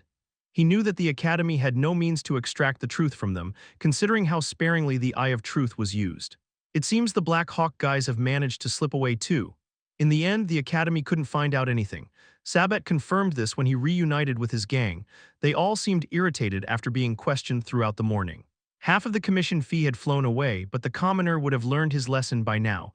You couldn't be so insolent with nobles. Sabet's gaze fell on Asuka as he returned to the facility. As Helmut practiced swordplay, Asuka, who had nothing else to do, was holding a wooden sword and assuming a stance ready to practice. It was an unusual sight. Irun was the first to speak up. Hey commoner, you said you were attacked. What's that all about? They noticed the cracked lips and shallow breathing on his well-groomed face, and it pleased them. Even if his wounds had been treated, getting stabbed must have been painful. Asuka looked at Irun with an expressionless face. It was an unresponsive expression. Other guys chimed in. Judging by his temperament, he probably ran into a blade while causing trouble. Even if we don't know who it was, it's good if he's learned his lesson. Because of you, we wasted half a day. Live more peacefully from now on, if not you might actually end up dead next time. Sabat's gang passed by Asuka with laughter. No, they tried to pass by, but in the next moment thwack. Irun, who had spoken first, had his head violently jerked to the side without mercy. It was a lightning-fast strike. Thud. He immediately lost his balance and slammed onto the ground. Due to the shock, he couldn't regain his composure for a moment. Arg! Blood spurted from his nose as he groaned. Sabat's gang surrounded Asuka with their wooden swords. The atmosphere quickly turned hostile. What's this kid doing? Has he gone mad? Asuka raised his hand with a cheerful expression. Laughter bubbled up. Oh, sorry, his face just looked so stupid that my hand moved on its own. Reason had deserted him and his fist had flown. It was inevitable, wasn't the guy who provoked him at fault, Asuka thought confidently. He sneered at Irun, who was trembling, clutching his nose and trying to get up. With a face that looks like an idiot, you're bound to get slapped by a commoner passing by, right? It's your fault. This worm-like commoner brat, words won't cut it. Huh, you were planning to use words. I didn't know, a bright laugh crossed his lips. Asuka raised his wooden sword, it seemed this was more to his liking. Stop right there. At that moment, a shout rang out from the other side. Patricia, the instructor who had suddenly appeared, was approaching them. Guys, what are you doing there? This commoner guy here. Quiet, you call him a commoner, I'll have to see me privately after a while. Let someone else explain. Sabat clenched his mouth in dissatisfaction and another guy spoke up. Asuka hit Irun. Irun coughed, stealing a glance at his bleeding nose. It was an attitude that showed he was the victim. He had been eager for a fight, but the appearance of the instructor had spoiled the fun. Asuka spoke bluntly. Yes, I punched that fox-like bastard. Explain why you attacked a fellow student, leaving out the insults so I can understand. I just felt like beating him up. Without much thought, Patricia the instructor immediately delivered retribution. Smack, ouch, instructor. Oh dear, my bad, I guess I wanted to hit that thick skull without even realizing it. Chapter 82 Part 2, Don't you see my face? Asuka pointed to his split lip and pleaded. Patricia, the instructor who couldn't possibly be unaware of the fact that he had been attacked during the holiday and ended up bloody, was unyielding. But she said it coolly. You look quite healthy, enough to thrash other students it seems. You better give a proper reason. If you don't want to almost die yesterday and avoid running on the field today, that is. Asuka cursed inwardly, calling her a heartless witch, and muttered with resentment. I went out into the city on holiday and got attacked by some guys called Black Hawk. I was on the verge of life and death. But the bastards I managed to hand over to the soldiers managed to escape. What's up with that? Instructor, please understand. I'm scared that those guys who ran away might attack me, so I've become sensitive. It's to the point where I might develop paranoia and think anyone who argues with me is trying to attack me. His voice was loud enough for everyone present to hear. Everyone listened intently. Instructor Patricia sighed. She didn't know what crime she had committed to deal with this troublesome situation. It was a dilemma she had encountered in her otherwise smooth career as an instructor. Other instructors had also given up on Asuka, so you're saying someone over there started the argument? That's correct. How did they start the argument? They were just enjoying the fact that I got stabbed. Those guys, Asuka's finger pointed precisely at those who had provoked him. Several of them started the argument, is that it? Instructor, he's the one who used violence, not us. That's an issue that should definitely be punished. But is it right to engage in an argument with several people? Yes, and I only punched one of them and forgave the others generously. Suppressing her skyrocketing blood pressure, Instructor Patricia looked at Asuka with disbelief. Irun, who had just stopped bleeding from his nose, couldn't hold back and shouted, Are you going to just let him go like this? He's obviously not in his right mind. He's acting like a maniac. If you tease me, I'll attack you one by one. Asuka, smack, the second strike hit Asuka's head. This time it hurt enough to bring tears to his eyes. No matter how angry Asuka was, he wouldn't confront the instructor. He wrapped his head with his hands and pretended to be in pain. Instructor, please stop hitting me. I'll officially bill you for the medical expenses for this injury. Let's see if you can pay for it. Asuka taunted Irun, who was shouting loudly. Go tell your family about it. Mom, Dad, I got punched by a commoner at the academy. Please kill that bastard. Oh well, understood. My useless son, smack, the third strike hit Asuka's head. After taking a deep breath, Instructor Patricia spoke. All right, gentlemen, get his wounds treated first. Just keep in mind that this guy's a maniac when you talk to him in the future. And Asuka, come with me. Instructor Patricia grabbed Asuka's ear. Asuka, making a fuss and exaggerating everything, was dragged along by her. After they disappeared from view, the students of the swordsmanship department continued their conversation without much enthusiasm. It was quite noisy. What a windy day. Helmut, deeply empathizing with that statement, raised his wooden sword. He had always been confident in his ability to focus on training in any kind of disturbance, but that confidence had crumbled today. He had to admit it, Asuka was truly a troublesome guy. Man, I had to write a 10-page reflection letter. My fingers are killing me, that witch has absolutely no mercy. Asuka grumbled as he approached. His exaggerated complaints were excessive even for someone who easily ran 20 laps around the track. Helmut was sitting on a bench on the first floor of the dormitory with Cyan. Well, to be precise, Helmut had been kind of locked by Cyan, who was on his way to the training ground. His training had been constantly disrupted at the academy, where he was supposed to learn swordsmanship every day. Cyan waved his hand in greeting. Hey there, Asuka, I heard there was a fight in the swordsmanship department and I thought it had to be you. That's why he had grabbed Helmut to ask about it. Helmut gave a brief explanation. I hit this guy named Arun and made his nose bleed. He got taken away by the instructor. The guy who started the argument is at fault. Why should I have to write a reflection letter? Asuka muttered shamelessly. It's doubtful how this guy even passed the ethics test. Helmut thought the academy's entrance exam was quite lax. At this rate, even a notorious murderer could get admitted to the academy without any issues. Asuka looked back and forth between Cyan and Helmut. How do you two even know each other when you're from different departments? This guy just transferred recently. Well, there's a story to that. When he briefly explained the ghost incident, Asuka became interested. Well, that's an interesting story. Cyan had a question too. How do you get along with the guy you share a room with? The fact is nobody would want to share a room with a crazy dog from the swordsmanship department, right? Yet he had never heard any complaints about it.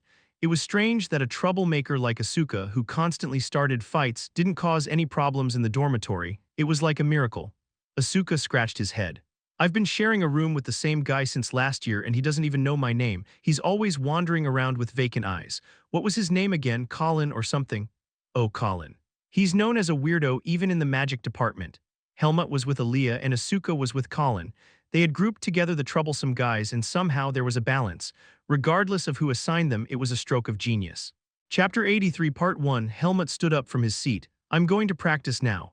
Helmut wanted to practice quite intensely. Since they had become somewhat quite close, wasn't it enough to chat while they trained together? As Helmut was about to leave, Asuka promptly followed him. I want to practice too, Cyan muttered to himself. The dog got a new master. He was in no position to say anything. He would soon be summoned by Aaliyah, whatever that promise was.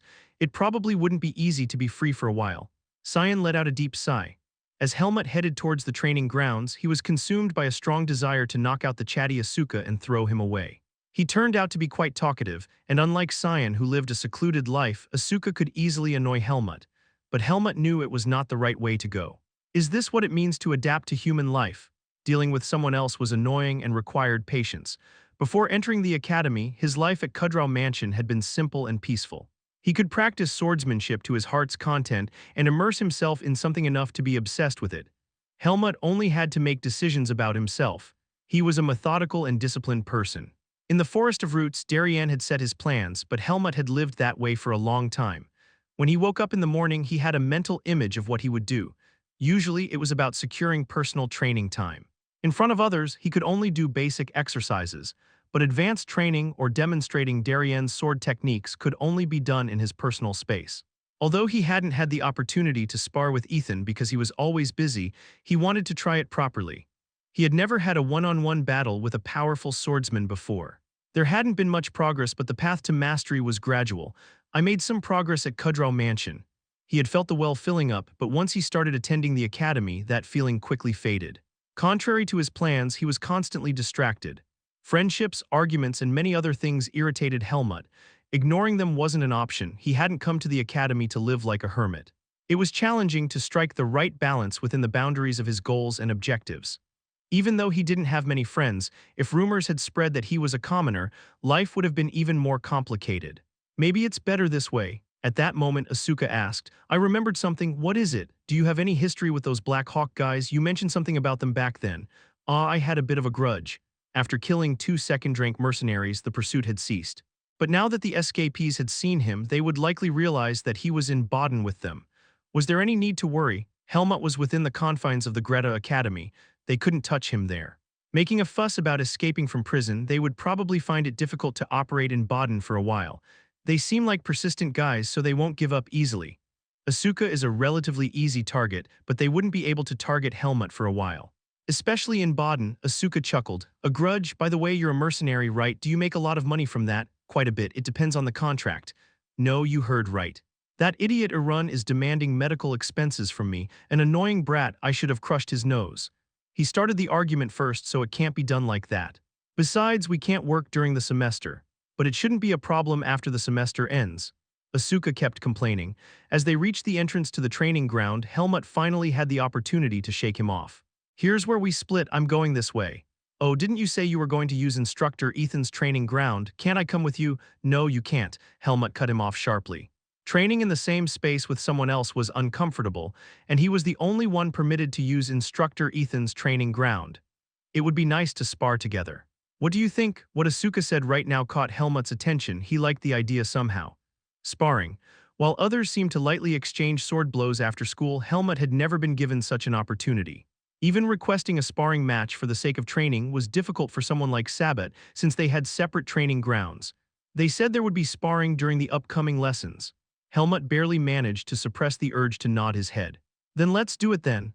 With a brief statement, Helmut turned away. It was time to fully devote himself to training. Chapter 83 Part 2. The next day, Asuka naturally stuck to Helmut. From the morning, Helmut encountered Asuka, who had been waiting in the hallway on the third floor where his room was. Asuka waved his hand with a cheerful smile. We should go for class. Since when had they been going together?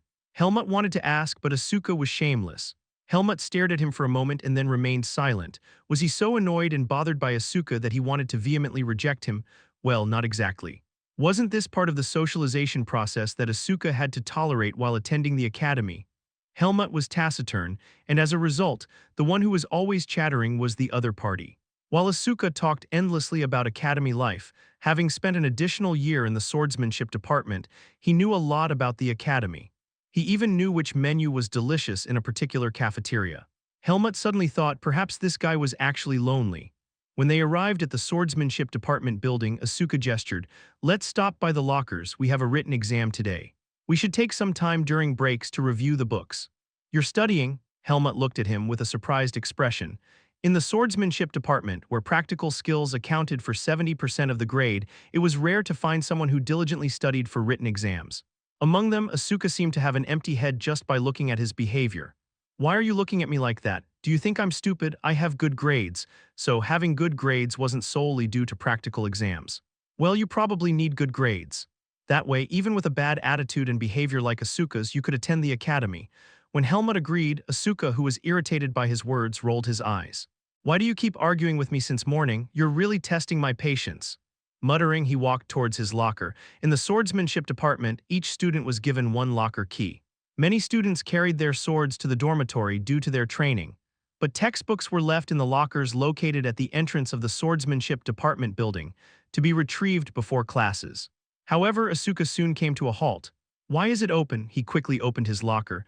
"No, this is crazy. Where are my books?" Asuka's locker was empty. It was as if there had never been anything inside. Helmut asked him, "Didn't you leave it unlocked?"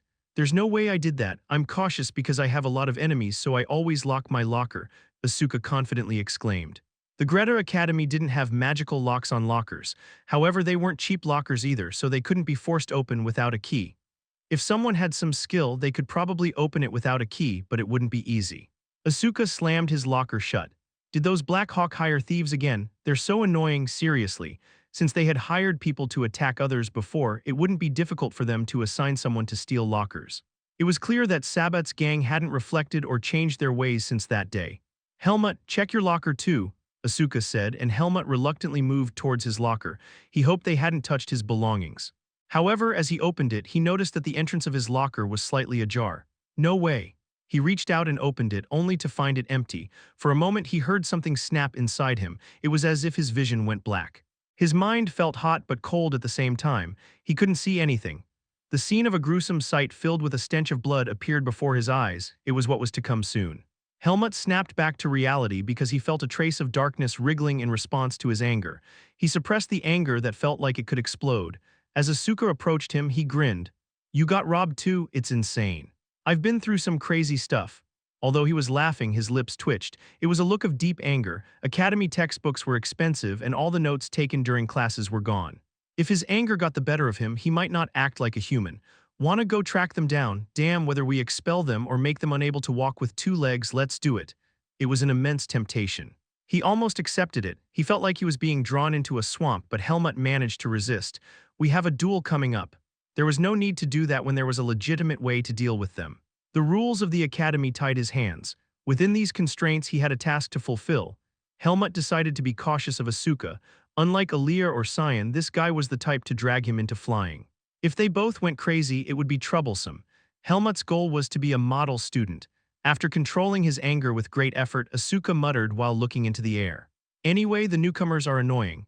It was a statement that included Helmut. However, Asuka turned around first. Yeah, the duel, that's right.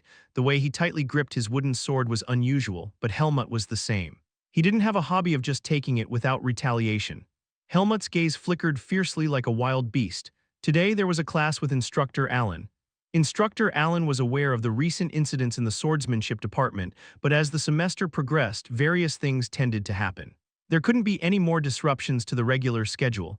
The week for warming up was over and it was time to start the actual classes. Shall we start the duels today? It's good to fight with the friends you're used to, but it's also a good experience to spar with new friends you haven't faced before.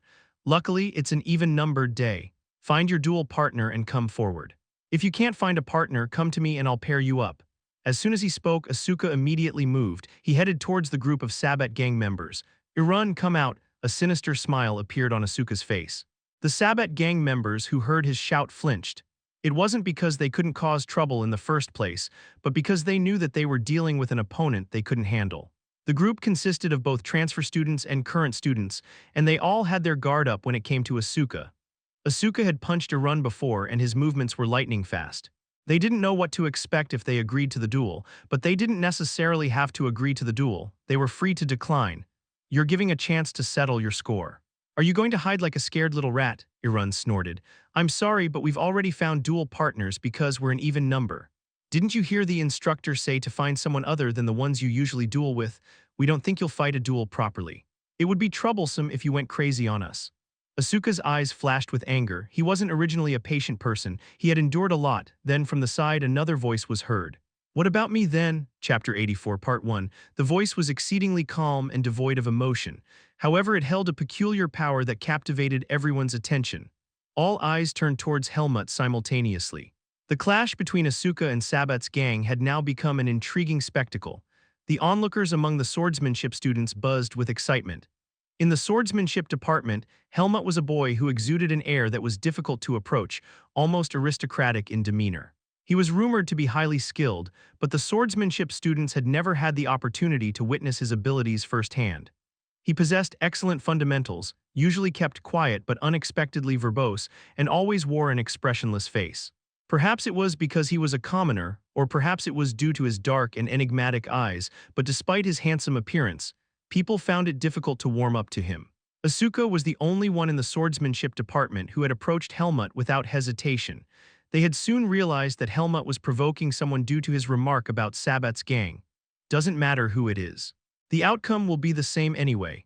His tone wasn't so much provocative as it was a matter-of-fact statement, which made it sound even more mocking. Sabat's gang, who had previously paid no attention to Helmut, were now bewildered.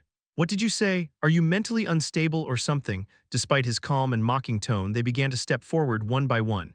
Helmut raised an eyebrow and continued, all 8 of you, feel free to come at me. Forming groups is typical of the weak. Fine, I'll do it. Sabat gritted his teeth and took the lead. He might have been babbling with arrogance, but there was no need to restrain him.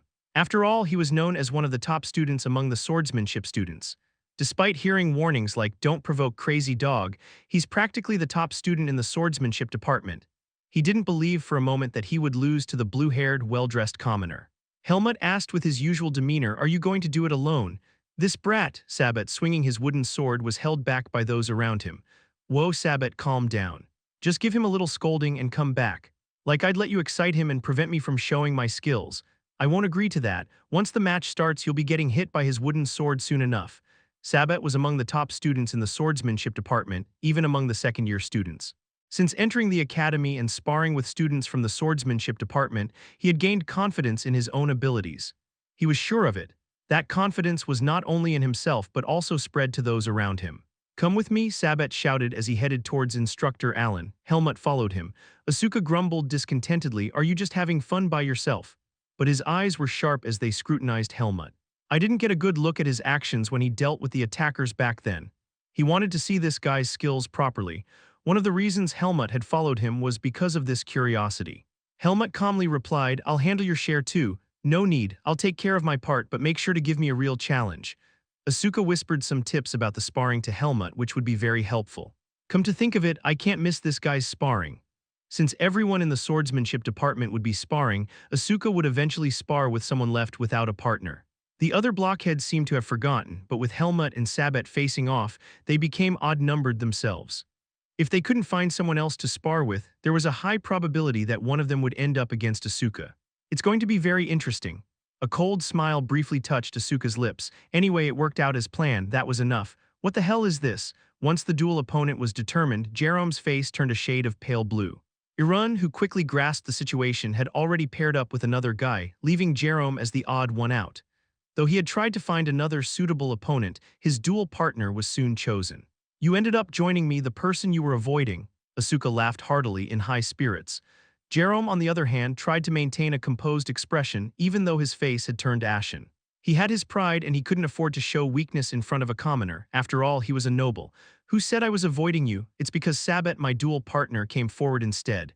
In reality, your leg was trembling, wasn't it? Last year you were beaten by me like a scarecrow. This time, as soon as it starts, shout out your surrender all disheveled. It suits a cowardly guy like you, doesn't it? Jerome ground his teeth. Who's being a coward here? Do you think my skills are the same as last year? It doesn't look any different to me. Well, we'll see soon enough. Jerome gripped his wooden sword firmly. He was starting to feel a strong urge to curse Sabet. Chapter 84, Part 2, Let's see, is everyone here? Instructor Allen scanned the faces of the students lined up in pairs. His gaze lingered on one particular pair for a while. Helmut and Sabet.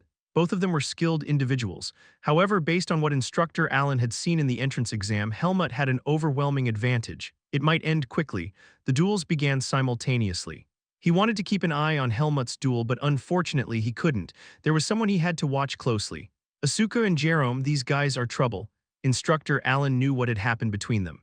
The investigation into the man who had attacked Asuka had become complicated after the attackers escaped. Devious deeds.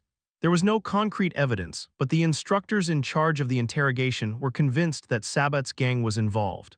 No one had confessed, but the defiant attitude was evident. Without concrete evidence, they couldn't label anyone as the culprit. Instructor Allen fundamentally was a fair instructor. He couldn't just let Asuka retaliate as much as he pleased, but he was willing to turn a blind eye to some extent. Still, if things get out of hand, I'll have to intervene. Asuka didn't know when to stop. It would be difficult if someone ended up seriously injured during the duel. Instructor Allen briefly explained the rules of the duel. The duel will last for 15 minutes.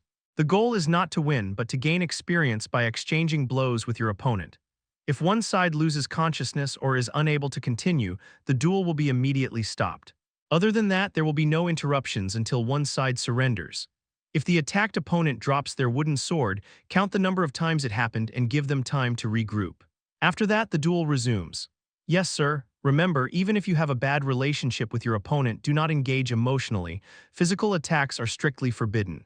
As students of the swordsmanship department, you should duel with honor and fairness. Understood? Yes, sir. All right, spread out and take your positions. When I give the signal, the duel will begin. Yes, sir. With a thunderous response, Instructor Allen looked satisfied as the students dispersed. While Asuka and Jerome had mixed emotions, Sabet arrogantly tilted his head and Helmut stood emotionless. I hope your skills match your boasting. Sabet gripped his wooden sword and assumed an attacking stance. A smug smile appeared on his thick, rugged face. Helmut stared at the ground, waiting for the signal to begin, holding his wooden sword loosely, appearing relaxed. He seemed surprisingly calm. Sabet pushed aside an odd premonition that had crept up on him. After all, his opponent was a commoner. Sabet was a talented sword apprentice recognized even in the Empire. As for Asuka, he might be a genius among geniuses, having attended the academy since last year, but there was no way he could lose to this sudden newcomer. That was a level of blind, brainwashed thinking. Soon, Instructor Allen's voice resonated loudly. The duel begins. Sharp wooden swords moved in various directions. The duel between Asuka and Jerome, which had caught Instructor Allen's attention, ended quickly as expected. Jerome couldn't defend against Asuka's rapid footwork. Instead of drawing his wooden sword, it shot up diagonally from his side. Asuka's sword was as fast as a streak of light. It was his specialty, the swift sword. Oops, Jerome, stabbed in the abdomen, barely managed not to drop his wooden sword. He felt a surge of nausea rising from within. You're dead meat. Asuka's lips stretched into a long, maniacal smile. A wild grin spread across his face. Without paying any attention to Jerome's staggering, Asuka immediately resumed his attack. I'll kill you today, swift and agile movements. Asuka wasn't known for diligent training. However, his talent was exceptional, especially when it came to combat. His sword moved relentlessly, striking head, side, and limbs without mercy. Despite being called a wooden sword, it felt far from it. It was more like wielding a blunt, heavy sword and pounding with it. Jerome, covered in bruises, couldn't resist. Being beaten from the beginning, he had no chance to regain his composure. Tears welled up in his reddened, swollen eyes. He was a 15-year-old boy, big in stature and trained, but his resolve was not particularly strong. Fear was taking over. He had lost track of how long the duel had been going on. His pride and everything else were unbearable. Plop. His mouth, trying to open, was blocked by the words he couldn't pronounce. Asuka's wooden sword had risen as if it would pierce Jerome's abdomen deeply. Deep pain, reaching even his internal organs, left Jerome half-conscious. Vomit spilled from his mouth. Kneeling on the ground, Jerome's face was a mix of tears and snot. Hey, look over there. Asuka's going crazy, isn't he? Is that even allowed? Isn't it dangerous? Looks like Asuka's really off today. Without paying attention to the ongoing duels, some of the onlookers turned their gaze toward Asuka and froze in place. Among them were Sabat's gang members, including Arun. Especially Arun, he realized how lucky he was to have escaped with his face intact. He turned pale as a sheet, shivering with fear. Despite the multitude of eyes fixed on him, Asuka continued to grin and swing his wooden sword. Not there yet. The crazy dog's anger was far from subsiding. He sent his wooden sword toward Jerome, who was half out of his senses. Jerome couldn't even remember when he had dropped his wooden sword. Struck on the head, Jerome huddled, covering his head like a child. Thud. It was a one-sided beating. Jerome's only thought was that he had to surrender. When he tried to open his mouth, vomit sprayed in all directions. Words that were about to come out turned into screams and moans. When he tried to open his mouth, he was struck in the jaw or abdomen. As Asuka relentlessly pummeled Jerome with a savage look in his eyes, it seemed like he had truly lost his mind. Stop, Asuka, stop the duel. From the other side, Instructor Allen shouted and rushed over. Asuka acted as if he hadn't heard. If he didn't vent properly when he had the chance, his own blood pressure would rise and he might collapse. Asuka mercilessly continued to beat Jerome, who could only mumble incomprehensible words without even properly pronouncing the word surrender. From head to toe, he pounded him like grinding meat. I said stop. Asuka's actions only ceased when Instructor Allen grabbed his wrist. It was a gruesome scene. The ground was covered in vomit, and Jerome, covered in bruises, tears, and snot, crouched in a pitiful state. The other students around looked at them with disgusted faces. Asuka, what's gotten into you? Instructor Allen sighed heavily. He had only turned his attention away for a moment, thinking there was an interesting duel, but he never expected such a one-sided and brutal outcome. It was his mistake. Asuka was undoubtedly a skilled fighter, and especially he excelled at overwhelming his opponents. Chapter 85, Part 1. Asuka, with a surprised expression, bowed his head apologetically. I'm sorry, Instructor, I was so focused on the duel that I didn't hear you. Instructor, you can't possibly believe he didn't know his opponent was incapacitated, right? Is he even in his right mind? He didn't even say the surrender word. Asuka shrugged his shoulders. It was a shameless excuse considering he had pummeled Jerome without a chance to surrender. Instructor Allen massaged his temples. Asuka, he's perfectly fine. Look at him. From the spot where Asuka had pointed with his finger, Jerome, stained with vomit, was trying to get up. He seemed too humiliated to even regain his composure. Allen lowered his voice and said, someone guides Jerome to the infirmary. Some of his friends, who weren't particularly close to him, reluctantly stepped forward. Seeing them disappear with Jerome, Asuka shrugged his shoulders. While dueling, you should be aware that injuries can happen. You're too soft on the students, Instructor. This is supposed to be the swordsmanship department after all. This was not a duel, it was nothing more than your one-sided beating. Haven't you learned to be merciful to the weaker ones? Do you think the weaker commoners have any reason to be merciful to nobles? Asuka's eyes, clenched in fists, gleamed sharply. His gaze seemed to say, after all, aren't you nobles the ones who started it? He stood his ground. If he stayed silent, he would be the only one to suffer from the countless insults, taunts, and unjust situations he faced solely because he was a commoner since entering the academy. Should he just endure it? Most of the time he did. Asuka's temperament didn't allow him to remain silent, but most commoners had to either hide their status or endure the unfair treatment they received simply because they were commoners. It was difficult to leave this place after coming this far. The gaze of disdain and discrimination. It was a burden too heavy for teenagers to bear. However, after leaving the academy, he couldn't afford to act carelessly towards the nobles. The reason Asuka fought back on his own terms was because he didn't think about the future from the beginning and because he was strong. Whether it was the heir of the Sword Clan, a self-proclaimed prodigy, or anyone else, he could easily defeat them with his genius talent for the sword. Why was it wrong for him to repay the nobles who tried to trample on him with their own medicine? Clearly, they were the ones who started it. The instructor was not a babysitter, and he couldn't solve every personal issue within the swordsmanship department. Conflict was natural among students in the swordsmanship department, where vigorous competition and rivalry led to skill improvement. That's why conflicts were sometimes left unresolved. However, in the relationship between nobles and commoners, one-sided patience was demanded. Asuka had endured a lot. If he had acted according to his temper, more than half of the second-year students in the swordsmanship department would have been unconscious by now. Instructor Allen had something to say as well. The nobles you're talking about are also forced to be patient with you because they're within the bounds of this academy. What are you talking about? It means to maintain lines. If a noble had behaved like Asuka, they would have been expelled long ago. Considering his position as something of a victim, Asuka received many disciplinary reductions, an untamed crazy dog without a leash. In the face of his power, many students became weak.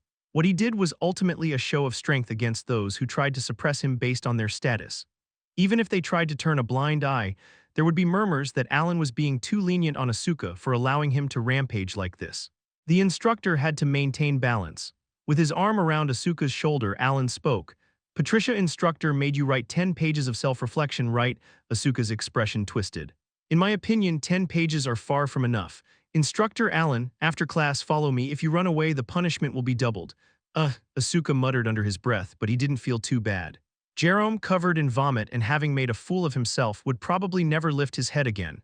Nobles were ruthless to the defeated. They might even quit the academy. Thinking about that made him feel relieved. Instructor, at that moment someone cautiously called out to Allen. What's going on, Jude? Over there, is it okay to just leave them alone? What are you talking about? Over there are still students dueling, aren't there? That guy named Helmut, it's not a joke right now. While this side was in complete disarray, on the opposite side, some students were still engaged in duels. Instructor Allen realized, amid the shock as if he had been hit in the back of the head. He had been so focused on Asuka that he had forgotten there was another person of interest out there that he was unaware of. Wow, Helmut was dueling too. With a curious expression, Asuka ran over to that side first. Sabat and Helmut's opinions aligned in one place. The idea is to fight as far away from Asuka as possible. Anyway, the instructor would pay attention to that side, and his gaze would be less likely to come to this side, where the duel was used as a cover for a fight. Before it started, Sabat muttered with a grin. There's no way he'll surrender. He's not that much of a coward, isn't he? He had no intention of losing. Of course not. Having mastered the sword from a young age at the Sword Clan's Ruga, he wouldn't lose to a mere commoner who probably had a decent instructor. As for Asuka, he was just an exception that appeared with almost miraculous odds. All right. Chapter 85, Part 2, Helmut agreed. Sabat at that moment saw Helmut smile for the first time. It wasn't a pleasant smile.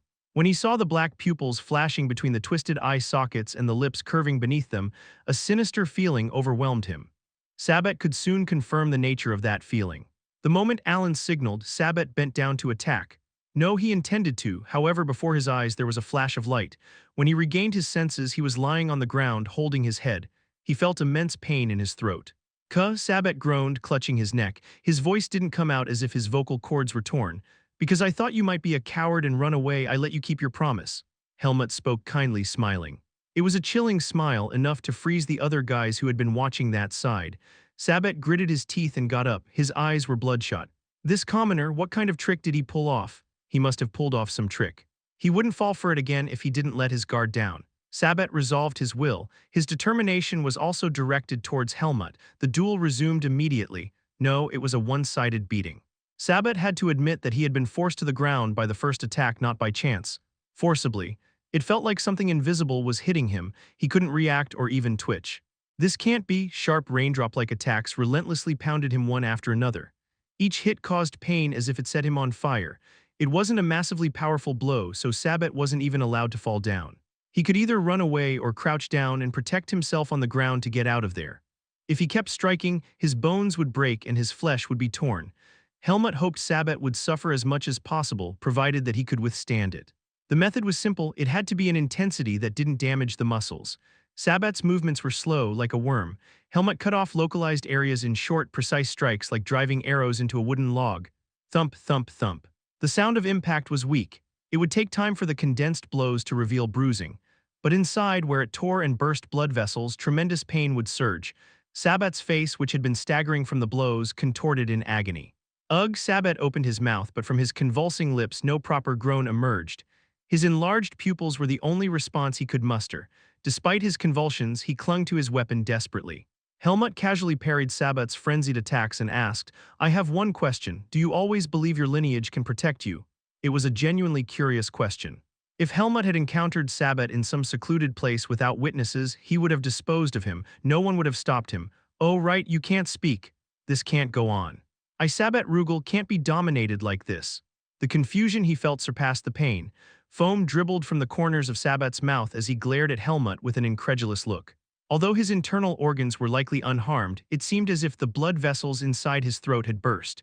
"Remember this. If this weren't the academy, I would have killed you and buried you in the woods." A sinister aura emanated from Helmut's cold eyes. He had executed that threat before. Sabat moved his lips, but his damaged vocal cords couldn't utter the word surrender. Skillfully avoiding only the hand holding the wooden sword, Helmut quietly continued to deal with Sabat. His senses were numb and he couldn't feel the pain. Sabat swung the wooden sword towards empty space. An irrational fear overcame him, knowing that it was the only means of resistance. He couldn't even consider running away. Bruises gradually surfaced on his skin, swollen and reddened. Sabat's entire body turned a deep shade of red, and his appearance was hard to look at. When sensation returned, Sabat would experience excruciating pain as if his flesh was being torn apart. The mercilessness of it drew everyone's attention. Everyone watched the one-sided duel with pale faces. "Ku," Sabat staggered while still standing. It was clear to anyone that he was in a dangerous state. At that moment, Alan, the instructor, shouted Helmut. Ignoring Alan's call as if he hadn't heard it, Helmut thrust the wooden sword forward. Thunk! Sabat was struck in the back and he vomited blood as he staggered backward. It was his first time hitting with such force. No, calling it force would be an understatement. If he had truly exerted his full strength, Sabat's spine would have been pierced and the wooden sword would have jutted out from his back. Maybe it would be acceptable to break one of his arms or legs to finish it off. He seemed to be feeling a creeping fear. Helmut contemplated, and in that moment of contemplation, Alan, the instructor, swiftly arrived. "Helmut, stop. What on earth are you doing?" His tone conveyed, "What's the problem?" Helmut gazed casually at Alan. His expression didn't suggest any guilt or awareness of wrongdoing. "The purpose of the duel isn't to beat an opponent to the point of incapacity." "Well, that's true, but that guy still has his wits about him. And as long as he didn't lose consciousness, he wasn't incapacitated in Helmut's book." Alan realized it. This seemingly quiet guy had a temper just like Asuka, another troublemaker in the making. It was a headache for an instructor. The first sparring session was completely ruined. They couldn't continue the class like this. "Someone guide Sabat to the infirmary, and both of you come with me right now." Asuka, who had been sticking his tongue out and examining Sabat's battered body, quickly followed with a cheerful expression. Feeling much better after venting his frustration, he approached Helmut and whispered, "You're quite the hot-tempered one too. You're really well prepared, aren't you? I might have to learn a thing or two from you." Suddenly, a thunderous shout rang out. "Stop chatting and come along." Asuka pouted but followed. Helmut clenched and unclenched his fist. It wasn't exactly refreshing, but he felt somewhat better. Behind them, the students of the swordsmanship department continued their chaotic conversation. "Hey, seriously, did that guy just turn Sabat into that mess? That guy's no joke either, huh? Is he stronger than Asuka?" Chapter 86, Part 1. Unlike the free-spirited forest of roots, the human world is tight-knit. There are consequences for one's actions, and Helmut was aware of that. If you were to ask whether he easily accepted it, well, that was debatable. In his own office, Instructor Alan, who had seated the two troublemakers, rubbed his temples. "I don't know what to do with you two. No need to worry. Opportunities to teach such skilled students don't come often. Alan let out a sigh after smacking Asuka on the head. He stared at Helmut with a worried look in his eyes. "Helmut, your situation is different from Asuka's. Your guardian is Instructor Ethan. You do know that, right?" "I'm not quite sure. I just had a slightly one-sided sparring match. Within the rules of the duel, I did what I could." "That's right, me too." Thunk. Asuka, who was shaking his head, received another blow. "Why am I the only one getting hit?" "You stay quiet." Even the usually rational Alan found it difficult to deal with Asuka. Helmut tilted his head and spoke. "To be honest, I don't understand why you blame me. Sabat is weak. He underestimated me in a subject where he was weaker and insulted me. I had to teach him a lesson. It was the only way. Shouldn't they be grateful for the opportunity to learn? If this weren't the academy, he might not have had the chance to learn and would have faced death or a situation just as dire." Helmut didn't hold back when it came to reaping the consequences. Even if the seed of darkness became the problem, he would step on it if it crawled up this far. Alan looked at Helmut with a serious gaze. He had heard that there were some ethical issues with him. Although he hadn't caused any problems so far, he turned out to be more sensitive to hierarchy than anyone in the swordsmanship department. Well, he's absolutely right.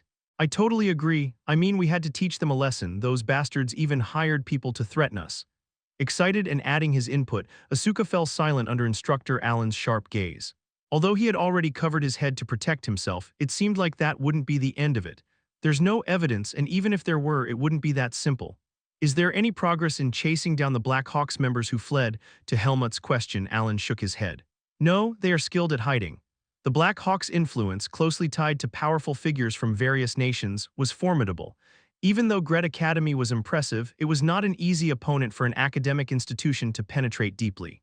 The lockers were emptied today. Those guys are definitely up to something. Are you talking about the lockers in the swordsmanship department building?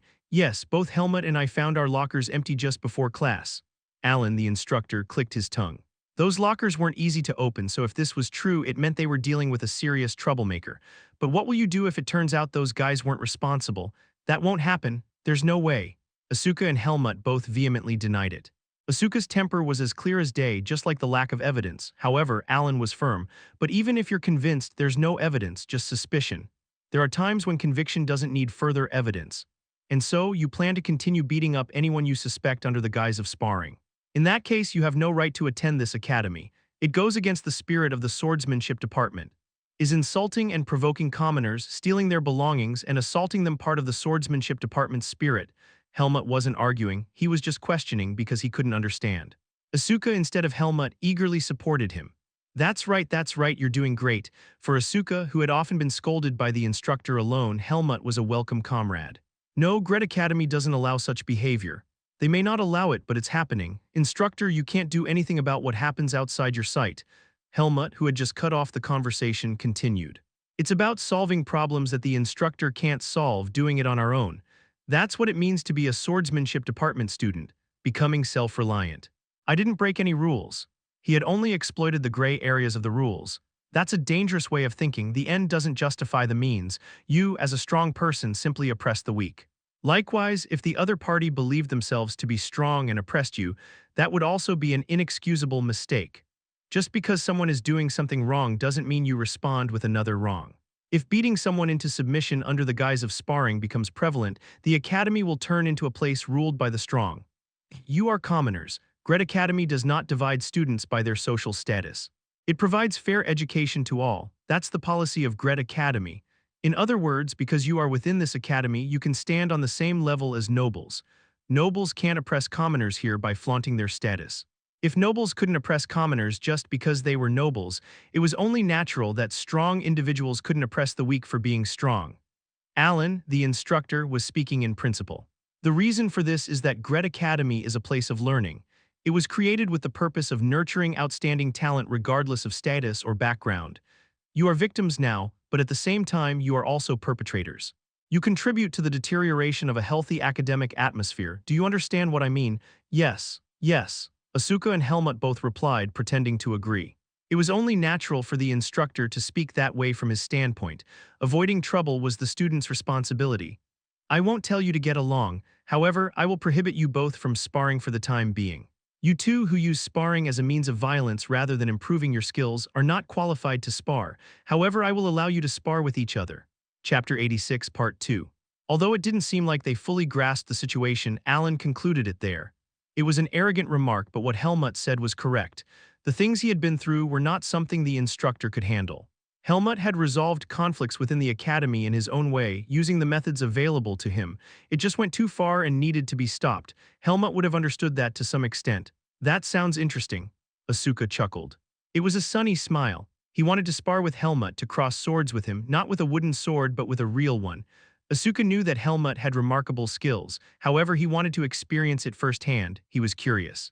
The combative Asuka wasn't afraid of fighting strong opponents. His fearlessness was one of his talents. Can we leave now? Asuka patted his stomach. He had been so excited that his stomach was now growling. He needed to eat something. Alan raised an eyebrow. No way, did you really think it would end with just words? Then what? 50 pages of reflection, you can't leave until you've written them all. Start writing before the theory class begins, and if you finish before leaving, come back here to complete the quota. Asuka's expression crumpled. These days, it felt like he used his hands more for writing than for holding a sword. The only fortunate thing was that he had a comrade. Damn it, my hands are numb. Returning to the dormitory in the early morning, Asuka clenched his hand and muttered in annoyance. Having become proficient in writing reflections, he finished his work about 30 minutes early and patiently waited for Helmut to complete his reflection. Of course, he didn't lend a helping hand. Helmut frowned. After writing 50 pages, his hands were entirely red and tingling. While it might be helpful for strengthening his finger muscles, he didn't want to do it again. Helmut was used to repeating simple movements, but writing reflections was an excruciatingly slow and tedious task. Asuka, who used it as an outlet for his frustration, continued to grumble cheerfully. It was as if a crazy dog had turned into a puppy. Why the sour face? Is something wrong? I couldn't train today because I was busy writing reflections. If he took a short nap after going inside, it would be morning. To maintain his concentration and attend classes the next day, he needed to secure at least a minimal amount of sleep. He might be able to squeeze in some training at the training grounds if he rushed in the morning, but as Helmut organized his schedule for the next day in his mind, Asuka responded as if he were on fire. I thought you might be addicted to training. Do you even think about that after writing reflections all day? Your skills seem pretty good compared to your training hours. Why the sudden compliment? But talent without effort will eventually be overtaken by talent that puts in the effort. Helmut interrupted him. That's what my master used to say. It sounds just like the instructor's nagging, doesn't it? Hey, what do you think I did during the break when those noble guys were resting at home? I don't care what you did. It meant he really wasn't curious at all. Are you trying to get closer to me by scratching me or something? You don't want to be friends that badly. No, with a nearly indifferent meaning, he didn't dislike it. It felt like they were already entangled. What's the matter then? You do want to become friends, right? That's what I gather. Asuka, who drew his own conclusions, grumbled with a brighter face. I failed the written exam. Because of those jerks, I couldn't even read the textbook. I have nowhere to borrow it from. How about you? I did well. When Helmut answered honestly, Asuka's face contorted. You sneaky bastard. While he was peculiar in his own right, Helmut was truly unique. There were many diligent students, but few were as dedicated to their studies as he was. His personality was the complete opposite of his dedication, with a mix of being mild-mannered and having a ruthless side. Looking at Sabat's condition, Asuka also stuck out his tongue.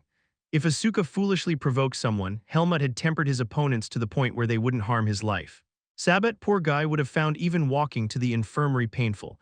Did you see that bastard's smug face? Next time he sees you, he'll run away like a scared rabbit. He might hire Black Hawk again. He didn't have a hobby of tormenting weaker individuals.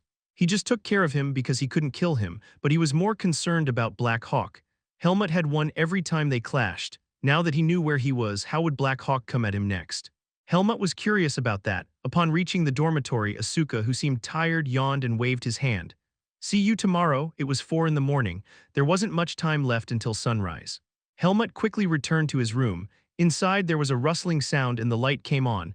Aaliyah yawned and stuck her face out through the gap in the central partition. What's going on? Why are you coming back so late? I had some issues. Who did you fight and ended up writing a reflection? With an accurate guess, Helmut clenched his lips. Aaliyah occasionally showed interest in his daily life. It felt like he had become a subject of observation. Normally, he would have teased Aaliyah, but it was too late. Let's talk about it tomorrow. Good night. The curtain closed again, and the sound of Aaliyah climbing into bed could be heard. After washing up and changing into fresh clothes, Helmut headed for the bed. He had never worn nightclothes before, but living in the Kudraw mansion had made him accustomed to the habits of the nobility. It had been a busy day. But things seemed like they would change starting tomorrow. Helmut lay down on the bed and closed his eyes. It felt strangely sweet, like sleep was beckoning. Chapter 87, Part 1. In a shabby building near the border of the Kinnan Kingdom, several men gathered, their faces all battered and bruised. There wasn't a single person who looked unscathed. Sitting at a desk in front of them, a middle-aged man, Anton, spoke in a cold voice. We lost a spy on the Baden side while trying to extract you. Forgive us, sir, we deeply apologize. The men bowed their heads. Anton was the Kinnan branch director of the Black Hawk. Nobles needed individuals like them to handle their dirty problems. Especially noble families like the Rugal, with high honor, required extra hands to take care of their secrets. That's why the Black Hawk had established quite a strong relationship with several nobles. Their illegal activities were ensured by the backing of the nobles. They had also put considerable effort into the request from Rugal, even though he was just a second-year student in the Gretna Academy's swordsmanship department. It was a simple task taking care of a commoner. 9 of them should have been more than enough. They believed there was no way they could fail. However, the moment he heard that they had been caught, Anton had to touch his forehead. He couldn't afford to lose 9 people. Baden was an academic city that didn't allow the Black Hawk to operate openly. To be prepared, they had carefully infiltrated spies. Anton felt bitter that he had to use those spies who couldn't even perform their missions properly. Anton was a moderate. If he had been a hot-tempered branch manager, he would have shouted, "Get rid of those useless brats immediately," but he didn't. Being called the Black Hawk didn't mean they had an abundance of manpower. Just because they were thugs didn't mean they could be discarded easily. Lately, things had strangely taken a turn for the worse. "Why did you fail the mission?" After calming his anger, he asked calmly. One of the men stepped forward, stuttering as he spoke. The commoner, he was surprisingly resistant and agile, and he escaped before we could catch him." "What are you saying?" "There were 9 of you, 9 at the level of third-rank mercenaries lost a 15-year-old boy. He was injured and we managed to capture him, but then a helper appeared and caused trouble." If a helper had appeared, that could happen. Anton managed to suppress his anger for the time being. "I heard that Gretna Academy students apprehended you. Were they upperclassmen?" "No, it didn't seem like that. They appeared to be the same grade." "There were 2 of them." Anton's tone rose again. "So you're telling me that you were defeated by 15-year-olds? And no, they weren't kids. One of them, their skills, they're definitely not kids. They're at least as second-level mercenaries." "I'm sure of it." Anton scanned the faces of the subordinates who were defending themselves. It didn't seem like they were lying. Unless they intentionally tried to fail the mission, their opponents must have been formidable to overwhelm them so easily. No matter how much Greta Academy is a treasure trove of talent, you're saying there's someone at the age of 15 who has skills comparable to a second-rank mercenary. What's his name? If the person was that skilled, their name would have become known. Asuka, the commoner who had become the target, might have a bad reputation, but a person with a sense of justice from the academy wouldn't just ignore the situation where fellow students were being attacked. Anton contemplated for a moment. He didn't have detailed information about the students who had enrolled in the academy. The Black Hawk couldn't operate openly in Baden, making it difficult to obtain information. What was that person's name? What was it? I think they called him Helmut. The conversation they were having caught Anton's attention. Helmut, it was an unforgettable name. "Tell me about his appearance."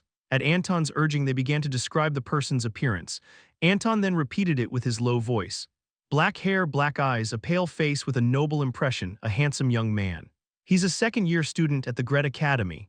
The person who had killed 2 rank 2 mercenaries who were supposed to be part of the Black Hawk. He had taken out 8 of the Black Hawk's members. He had disappeared somewhere, but he was probably in Baden. Anton furrowed his brow. The Gret Academy, they had chosen a hard-to-infiltrate place.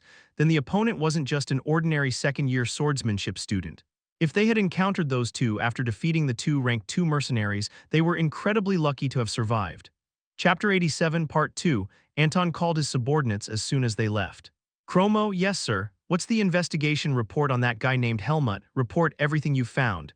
The video was too blurry to discern swordsmanship. However, through follow-up investigations, they would likely find the answers they were looking for. The Black Hawk had expertise in these matters. According to the investigation, this guy named Helmut is a rank 3 mercenary first registered with the Pace Mercenary Corps. Only a rank 3 mercenary? Yes, he didn't take an official mercenary guild exam, but he was arbitrarily issued a rank 3 mercenary certificate by the Pace Mercenary Corps. Helmut took on a high-profile escort mission for the Tarik Mercenary Corps while he was with the Pace Mercenary Corps, and Max and Paul were also part of that mission. So they ran away during that mission and then requested to join our Black Hawk. Yes, that's correct. They faced an attack by powerful monsters, nearly failed the mission, and the client almost died. The Tarik Mercenary Corps suffered heavy losses, and the Pace Mercenary Corps claimed the lion's share. Anton quickly deduced the situation. If there had been someone with such skills, the success rate of the high-difficulty mission would have increased significantly. However, Paul and Max had fled. Judging from the fact that he was a rank 3 mercenary, they had undoubtedly underestimated Helmut's abilities. So when Anton sent him to be eliminated, he had probably complied willingly. Where did the Pace Mercenary Corps get that guy from? We haven't been able to obtain that information yet. As you know, mercenaries are watching us closely. Alright, try to gather as much information as possible. Go. Yes, Chromo nodded and left. Anton furrowed his brow in deep thought, a formidable opponent linked by bad luck. They probably knew they were dealing with the Black Hawk, but even if he had skills, a 15-year-old boy wouldn't be able to take on the Black Hawk right away. There were 2 options.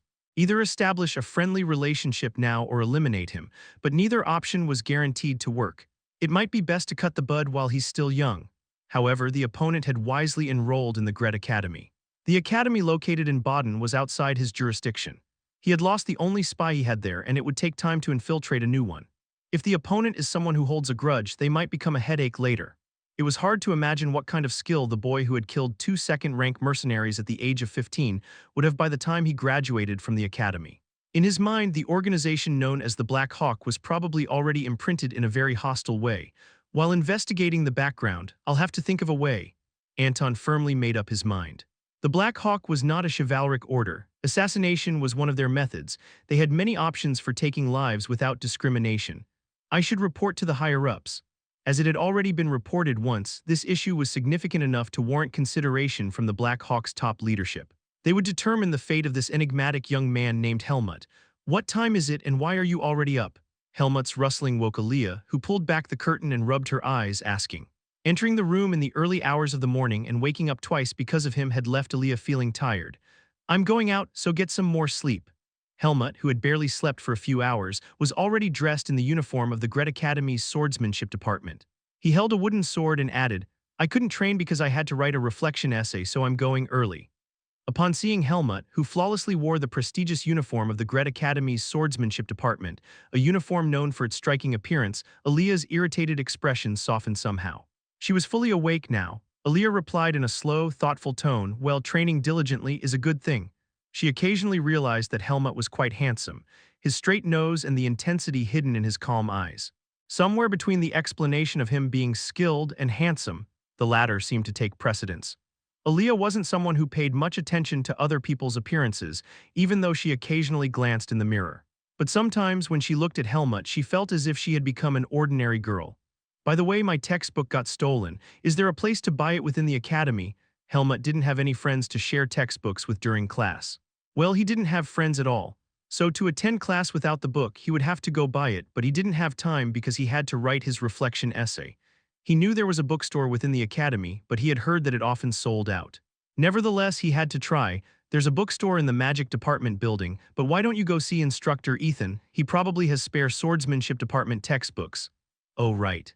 Thanks, as expected, Aaliyah had the right answer. A slight smile appeared on Helmut's face. After dealing with the troublesome Sabbat, he felt much better. Leaving Aaliyah behind, Helmut left the room. Aaliyah muttered belatedly, "What's up with this guy?" A subtle, rosy blush tinged her otherwise snowy white cheeks. Helmut furrowed his brow when he attempted to enter instructor Ethan's training grounds, but the entrance didn't open. Why is this happening? Even though he presented the access pass he received from instructor Ethan, the door remained locked. Was it malfunctioning? Perhaps Ethan, who had heard about what happened yesterday, had revoked it. When Helmut approached one of the academy staff members on duty and explained that the door wouldn't open, the staff member responded, "Oh, you're a student. You want to use instructor Ethan's training ground, right? The instructor-exclusive training ground is currently undergoing a comprehensive cleaning this morning, so it can't be used right now. Maybe you didn't see the notice about cleaning every 2 weeks in the morning.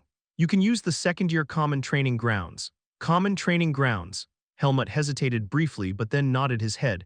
Even though he had already written his reflection essay, he thought that avoiding any confrontation was the best course of action. What did it matter if there was a confrontation? He could handle it. Helmut had already let go of his reins to some extent. Chapter 88 Part 1. The early classes of the second year of the swordsmanship department were a mess due to yesterday's disturbance. The competition at Greta Academy is fierce. In the public training ground of the second year of the swordsmanship department, several students came out to supplement their insufficient training, swinging wooden swords or dueling. Huh. That guy, we can see everything from here. As soon as Helmut entered, gazes poured out with murmurs. The number of people in the swordsmanship department who had spoken to Helmut could be counted on one hand. From the moment he transferred, it was known that he was a commoner, so it was easier to just ignore him. As most of the students in the swordsmanship department, who are mostly nobles, had never even exchanged greetings with him. Helmut, indifferent to the pouring gazes, stood in a reasonably spacious vacant spot and held a wooden sword. The training ground is a wide open space with thin grass on the floor. There was enough space to train. Should I practice the continental common swordsmanship? Although he occasionally practiced it for disguise, Helmut usually practiced Darien's swordsmanship. It was a high-level and difficult swordsmanship that could not be compared with the continental common swordsmanship. Although it was quite familiar to his body, he had not yet realized its essence. By the time Helmut realizes the essence, he will have reached Darien's realm. It seemed quite far off. Anyway, it is impossible to unfold Darien's swordsmanship in front of others' eyes. There's not much progress. There were many obstacles. Helmut's current skill was thought to be about a first-rank mercenary. At best a second-rank mercenary, there is said to be a huge gap between a first-rank mercenary and a second-rank mercenary. Although it is not large in scale compared to its reputation, there were only 2 second-rank mercenaries in the Pace Mercenary Corps. Should I ask Ethan for a duel? Although Asuka has a lot of talk about being a demon talent and virtually the top student, he wasn't a particularly impressive opponent for Helmut. It's hard to say that he has better skills than Max or Paul. Let's start with this first. Helmut put away his distracting thoughts and stood upright. Even without pulling up the bis, an extraordinary energy was felt from the standing posture. Perfect balance of upper and lower body without flaws. He had undergone rigorous training under a demanding teacher. Helmut's hand moved slowly. The continental common swordsmanship unfolded perfectly from his hand. If the stride, speed, and movement of the upper and lower body do not all match, it is impossible to perfectly unfold any swordsmanship. Usually they swing the sword quickly and powerfully to cover up even a little gap. But Helmut was different. He valued balance in the sword. It's okay to be a little slow. It's more important to have no mistakes than to go fast. Only by solidly building the basics can you pull out what you have learned in your body without hindrance in real-life situations where you are likely to be flustered or shaken. In that respect, Helmut had outstanding combat ability compared to his experience, even though he had not fought much in person. He had fought in various ways, whether against different kinds of monsters, multiple opponents, or one-on-one. Monsters have few vulnerabilities in the first place. Strong body, few vital points compared to humans, which made it imperative not to make any mistakes on this side. Humans, on the other hand, had vulnerabilities all over their bodies. Once you became familiar with those vulnerabilities, you hardly showed any openings when facing anyone, no matter who you are up against. After all, most humans move slower than monsters. The top monsters of the Forest of Roots, like Naho, moved their bulky bodies as fast as hawks. Helmut, who had fought such monsters, could somehow cope with humans. Rather than being instinctive, he was taught to handle the sword firmly and thoroughly. Was it okay? Helmut put away his wooden sword. His body was hot because he had swung with all his nerves. He was strained as the muscles in his limbs adjusted to achieve perfect balance. He was taking a leisurely breath and he felt several presences approaching him. Is it a fight? There is no instructor here. It wouldn't be bad to warm up from the morning. When Helmut raised his head, someone cautiously called him. Hey, it's a familiar face. It wasn't the Sabbat gang of the same second year of the swordsmanship department. There is no hostility in the eyes. Rather, he looked at Helmut with a gaze tinged with a feeling similar to liking. Hello, I'm Nabel, a second-year student in the same swordsmanship department. Hi, Helmut replied dryly. As soon as it was confirmed that the other party had no intention of picking a fight, he was relieved. There was a lot of time left until class. He didn't want to go in after just swinging the sword once. He didn't want to be disturbed. Helmut decided to end this conversation quickly. Do you want something? No, just saying hello. It's the first time I've seen you here. My name is Bruce. The boy standing next to Nabel quickly interrupted.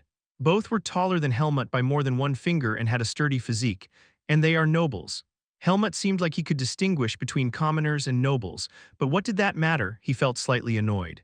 You know my name and I want to practice swordsmanship. If you have something to say it quickly. Although the voice was calm, the content sounded arrogant. However, the second-year students of the swordsmanship department who approached Helmut were not very offended. The hierarchy was implicitly established due to yesterday's incident. In terms of skill, Helmut was superior to them. The second-year students of the academy, not the transfer students, had a dull sense of discrimination according to their status. At first, they shunned Helmut, known to be a commoner, but it was a feeling that could be overturned by skill. Helmut's noble appearance also contributed to that. Asuka has the skill, but his speech and attitude are vulgar, making him a difficult opponent for the nobles to accept. Like a crazy dog, he couldn't resist an opponent without biting them. On the other hand, Helmut calmly accepted the quarrel and retaliated in his own way in the duel. It was a very legitimate swordsman-like method. Regardless of Helmut's intention, it seemed plausible to them. The tone of ignoring the other party is arrogant, but it feels more like a manifestation of confidence than vulgarity. The appearance of practicing from the morning also looked neat and serious like the son of any sword, and the beautiful appearance that perfectly digests the school uniform. If it weren't for Sabbat, who was fiercely arguing whether he was a commoner or not, the students would not have kept their distance from Helmut, even if he was a commoner. Chapter 88 Part 2. Helmut naturally gathered people around him. He's even friends with Aaliyah from the magic department. Perhaps he was a commoner who had noble blood mixed in, but he had a special kind of aura. No, you were amazing yesterday. There were quite a few guys who dueled with Sabat. It wasn't an official duel, but in all of them he either won or drew, but you're the only one who beat him. Other students quickly joined the conversation. Actually, it was unpleasant to see. The academy does not tolerate discrimination based on status, but they were so inciting. It's just that those transfer students didn't want to get involved, they thought it was too much to make a fuss. Iran's words, which made Helmut look bad, played a part, and they didn't want to distance themselves from a guy like Sabat who had a loud voice and skills. There were quite a few of Sabat's gang. Those guys, they've gone too far. They hire people because they can't do it with their skills, they steal textbooks. Is this what a swordsmanship student should do? They have tarnished the honor of Greta Academy. They need to taste defeat to come to their senses. Apparently, the winner was clearly marked on this side. There seemed to be fewer people on Sabat's side than expected. Well, it will be difficult to make a good impression when the new guys come together and act like they are the big deal. Where did you learn your swordsmanship? It seems like you learned it properly. Who is your master? Is he a noble? They start to pry, seemingly wanting to get closer to Helmut on this occasion. The order was determined by strength similar to the Forest of Roots. That's why Helmut didn't feel uncomfortable with the quick change of attitude, but it's annoying. Helmut, who was about to cut off, coldly hesitated, but isn't it necessary to get along with fellow students even if it's annoying? Helmut planned to be faithful to his academy life, and if this was part of that category, he thought he should fit in appropriately. Ethan also liked it when Helmut made friends, but the model student and top student of the magic department, Aaliyah, didn't care about friends or anything else.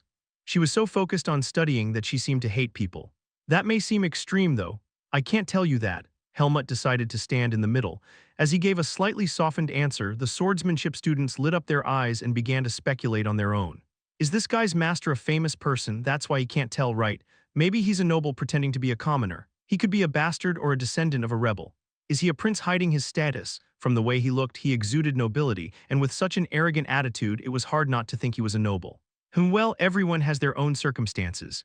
Can you tell us when you started learning the sword? 10 years old. Descendants of swordsmen learn the sword from the time they start walking, but 10 years old is not a late start. You have great talent, but why do you use the continental common swordsmanship? It seems like your master would have taught you a unique swordsmanship. There was a rumor that you were a mercenary, is that true? You must be practicing this training method, right? It was almost a one-sided question and answer. The second-year students in the swordsmanship department, who had been holding back all this time, poured out questions like chatterboxes.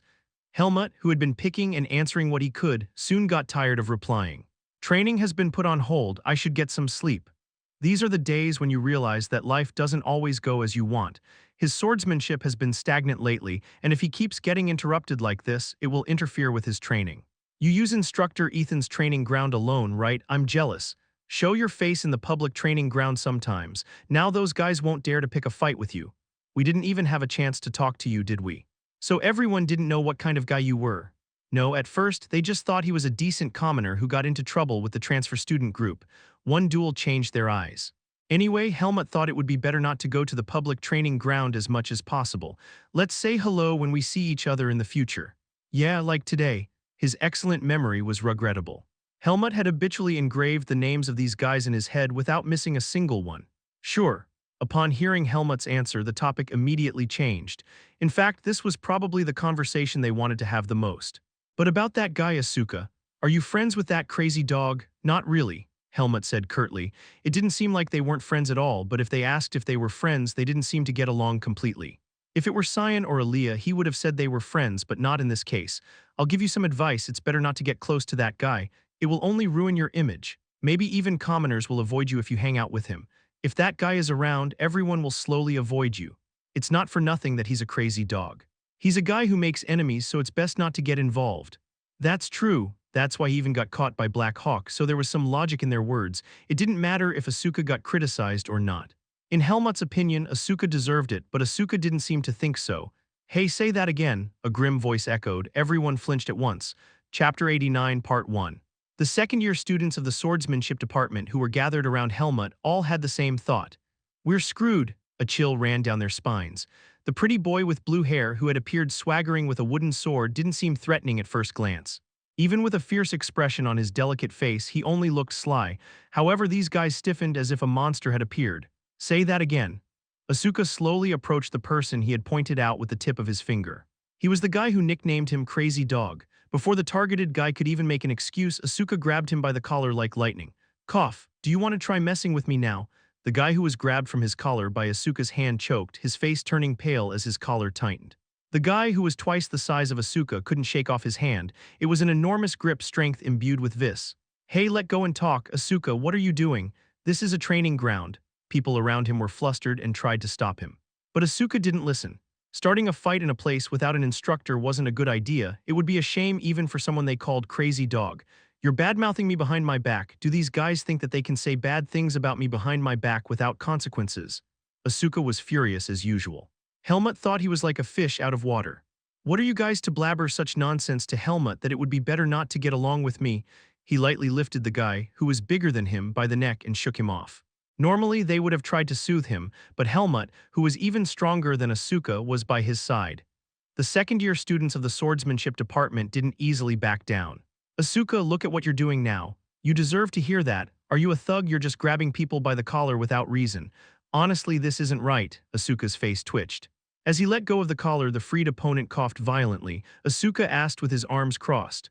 Look at these guys, they can't even squeak normally. Do you think that guy will take your side? Everyone's gaze turned to Helmut. It was a gaze that seemed to ask which side he would take. Helmut had a headache. Since meeting Asuka, he had experienced feelings he had never felt before in his life. It was interesting at times, but it was a hassle to be dragged into it. Asuka urged him, Hey Helmut, what do you think? My thought is this is a training ground and a place for training. It's not a place to chatter or fight in the first place, but it seemed like he would end up playing the role of a judge rather than training. He had no intention of taking anyone's side. Helmut turned around coldly, leaving only one word, do whatever you guys want. Everyone let him go, except for one person. Hey, where are you going? What kind of answer is that? Why don't you take my side, you stupid bastard? Are you scared?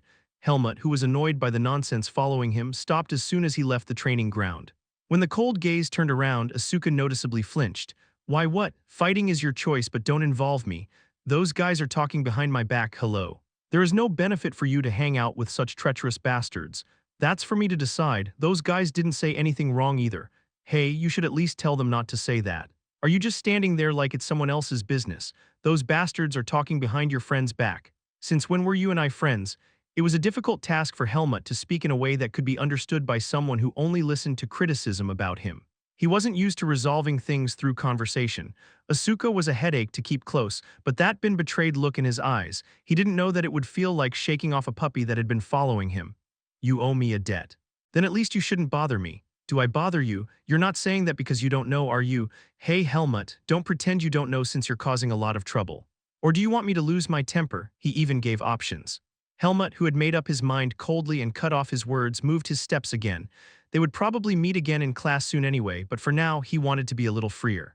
There was about 40 minutes left until the morning class.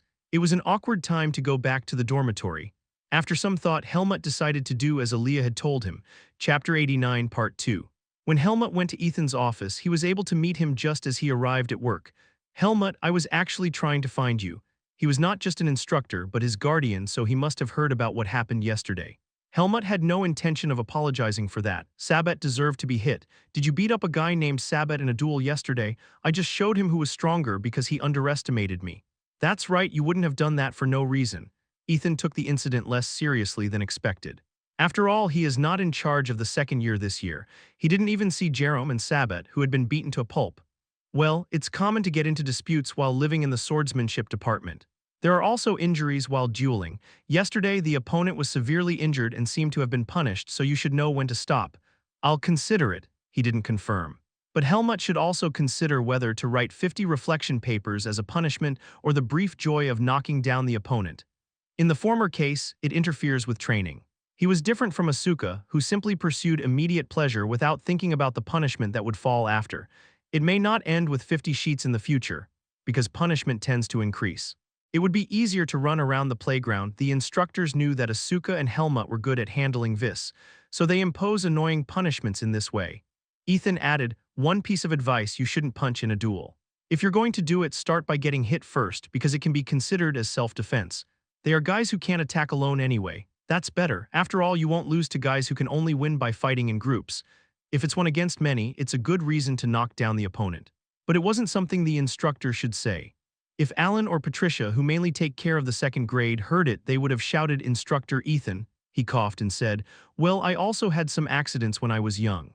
It always happens in the swordsmanship department. Just be careful not to get suspended. Yes. On holidays, bring some friends to the mansion. You don't need to get along with everyone, but you should get along with your classmates. The latter seemed to be getting easier. Helmut replied dryly, yes, and also. Ethan's words went on for a long time. He seemed to want to nag since he met. He seemed to have refrained from taking Cyan on his last holiday. Helmut, who was roughly listening, ran out of patience after about 5 minutes. He finally decided to bring up the main matter. Actually, I came because of the textbook. Oh, did you get your textbook stolen? There was a witness, so they caught the criminal. The textbook is already burned for evidence destruction. You will get compensation from that guy, but take these textbooks for now. I prepared it. Ethan took out a heavy box from under the desk and put it on the desk. Somehow, it feels like it's going smoothly, as Aaliyah said. There are surprising things that the Academy can do too. He didn't expect them to catch the locker thief, especially since it was almost impossible to track down the Black Hawk. Helmut looked inside the box. There are 2 books each. Your friend Asuka also got his textbook stolen, right? Pass it on to him too. It would have been nice if you had come together since you're here anyway. First of all, Asuka didn't like being involved with the instructor. If he came to the instructor's office, it meant he was there to be scolded for causing trouble. Leaving that aside, Helmut wanted to point out, I'm not friends with that guy. But in everyone's perception, Helmut and Asuka seem to be friends. Can't help it. It would be convenient if Asuka's attitude changed due to the previous incident. There weren't many things that went smoothly as Helmut wanted since he entered this academy. Helmut, who was holding the box, asked, who was the culprit? That guy Irun, along with the 2 guys who guarded him, is suspended as of today. He seems to have brought a magic scroll to unlock the lock. Stealing and on top of that, using magic, these pathetic guys. Ethan clicked his tongue. With this, all 3 key members of the Sabbat gang were been caught. If rumors spread, all other students will turn away from them. Satisfied with that fact, Helmut left a greeting. Then I'll go. Helmut, who had escaped from the instructor's office, checked the time. There is still about 20 minutes left. Where is Asuka? You don't need a textbook for morning classes. Helmut decided to deliver the textbook to Asuka and keep his own in the locker. After causing that commotion, he probably didn't stay in the common training ground. No, with his fiery temper, he might have even gone back to the common training ground to finish the fight. The steps heading to the public training ground stopped abruptly. Helmut listened carefully. A familiar voice was captured by his excellent hearing. When he moved towards it, he saw 2 heads sitting on the bench, brown and blue hair. It's Cyan and Asuka. They seemed to have gotten a little closer before and they seemed to be talking. Surprisingly, the one who was talking was Asuka. Helmut approached there. The faint voice became clearer and clearer. What Asuka was saying was, why is that guy so vile? Why are you so angry? No, just now in the training ground. He was cursing Helmut. Cyan responded soullessly, I guess you were upset. Rather, the light spirit sitting on Cyan's shoulder was the one who was eagerly listening to the story. The light spirit, who seemed to have a complaint against Helmut, responded to Asuka's fierce criticism with a vigorous gesture. Helmut was dumbfounded. The friend you're talking about seems to be cursing his friend behind his back. As a cold voice struck down, Asuka's mouth, which had been saying all sorts of things, closed tightly. To know the gaze of all 3, including the light spirit, turned back. Oh, Helmut, Cyan smiled awkwardly. Asuka had a flustered expression. Isn't it worse to be silent when a friend is being insulted? He pointed out coldly, but he didn't feel particularly upset. He didn't have much expectation for Asuka in the first place. It was even stranger that he didn't rush in with his fists clenched right after he said that. Why are you coming from behind without a sound? Take this. Helmut decided to finish his errand quickly. Asuka, who took the textbook handed over in a hurry, opened his eyes wide. Helmut added briefly, they caught the culprit. It was Irun. He's disciplined, so you won't see him for a while. Is this book? Did you get mine too? Instructor Ethan gave it. Actually, Helmut didn't care how Asuka would get the textbook. A smile spread across Asuka's mouth. No matter what Helmut said, he had already interpreted it in his own way. Chapter 90 Part 1. Damn, you're more of a man of action than words. Somehow, it's an unpleasant reaction. Helmut raised his eyebrows. Cyan, who had sensitively detected his reaction, intervened. Still, it's a relief that the culprit was caught. There won't be such incidents in the future, right? I don't know. Will the guys who use people and even steal back off just because they got caught once? Asuka was right. It doesn't seem like this will be the end. The guys from the swordsmanship department were slowly turning this way, but they could turn back depending on what Asuka does. How was it last year? Didn't you have a similar incident last year? Cyan casually asked. In fact, not many people knew about what happened last year. A fight broke out in a deserted schoolyard and Asuka bit someone's ear. That was the known story of the incident. Even in the swordsmanship department, there were few who knew the full story, and the guys who caused the incident were not around as they transferred to other academies nearby or dropped out. The only ones who could answer were the instructor and Asuka, but so far no one has dared to ask Asuka. Well, there were several fights, but the decisive one. Last year they just called me to a deserted place and openly attacked me. Were there 5 of them, it was just a brawl. Honestly, the guys who jumped me last year were of a higher level than this year. It wasn't easy for me alone. What about biting the ear? If I act crazy here, they'll shrink back there. Isn't that obvious? It feels like a beast that deliberately shows its teeth and growls threateningly. Asuka was instinctive. He instinctively knows how to choose what is advantageous for him. The likelihood that he yielded to Helmut for that reason was high. So you wanted to avoid punishment this year, then no matter what anyone says, try to endure it. Helmut is enduring well. That guy, no, he just has no emotions. He's always swinging his wooden sword with a blank expression. He's not a person, maybe he's a doll or something. Asuka quickly changed his vocabulary, seemingly conscious of Helmut's warning to watch his words. It was a somewhat softened tone. Cyan felt that and laughed. A doll, that's not something you should say. Helmut helped in your treatment and ended up owing Aaliyah. Just then, Cyan remembered the incident and asked, "What did Aaliyah ask for?" If it's Aaliyah, she wouldn't just end it with words, she would demand a hefty price. Cyan could guarantee it. Not yet, she said she would tell me when she needs it. Besides, Asuka. We helped you, don't you have anything you want to say? What do you mean? Asuka reacted dumbly. That day he didn't even say thank you but just lost his temper and disappeared. He was a shameless guy. His attitude seemed to be subtly saying thank you, but it seemed difficult to unify it to his mouth. What are you doing this holiday? I don't have much to do. I thought so. Well, I have a good idea for you. You can repay us for helping you. What you mean hanging out with you guys on the holiday? Helmut's gaze was fixed on Cyan. He spoke as if it was a matter of course, even though he had not agreed. As if he had preempted Helmut's holiday. While it was a reasonable assumption, they had never discussed it. So you're not going to wash your mouth out just like that, are you? Unexpectedly, Asuka responded obediently. What, you want me to buy you food? Okay, but it can't be expensive. The cost of living in Baden is high. I'm not in a good financial situation either. We're all commoners, we don't ask for much. I know a good place. Cyan excitedly explained about a place where you can drink cool beer cheaply.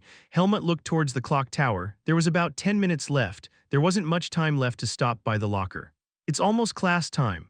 Looking back, he could have just handed over the textbook and left, but he unnecessarily stayed and had his holiday taken away. Or not, it would have ended up like this anyway. Cyan knew well how to subtly get what he wanted from the other person, and as one of the few friends of Helmut, he also earned Ethan's trust. Not that Ethan particularly disliked Asuka. Oh right, I have to go too. I have to put this in the locker. Asuka stood up from his seat. Cyan asked from the bench, resting his chin on his hand.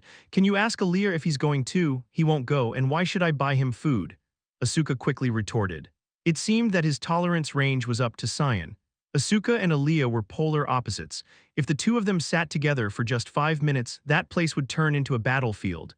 Helmut also didn't think Aaliyah would agree. She hadn't explicitly said anything to Helmut.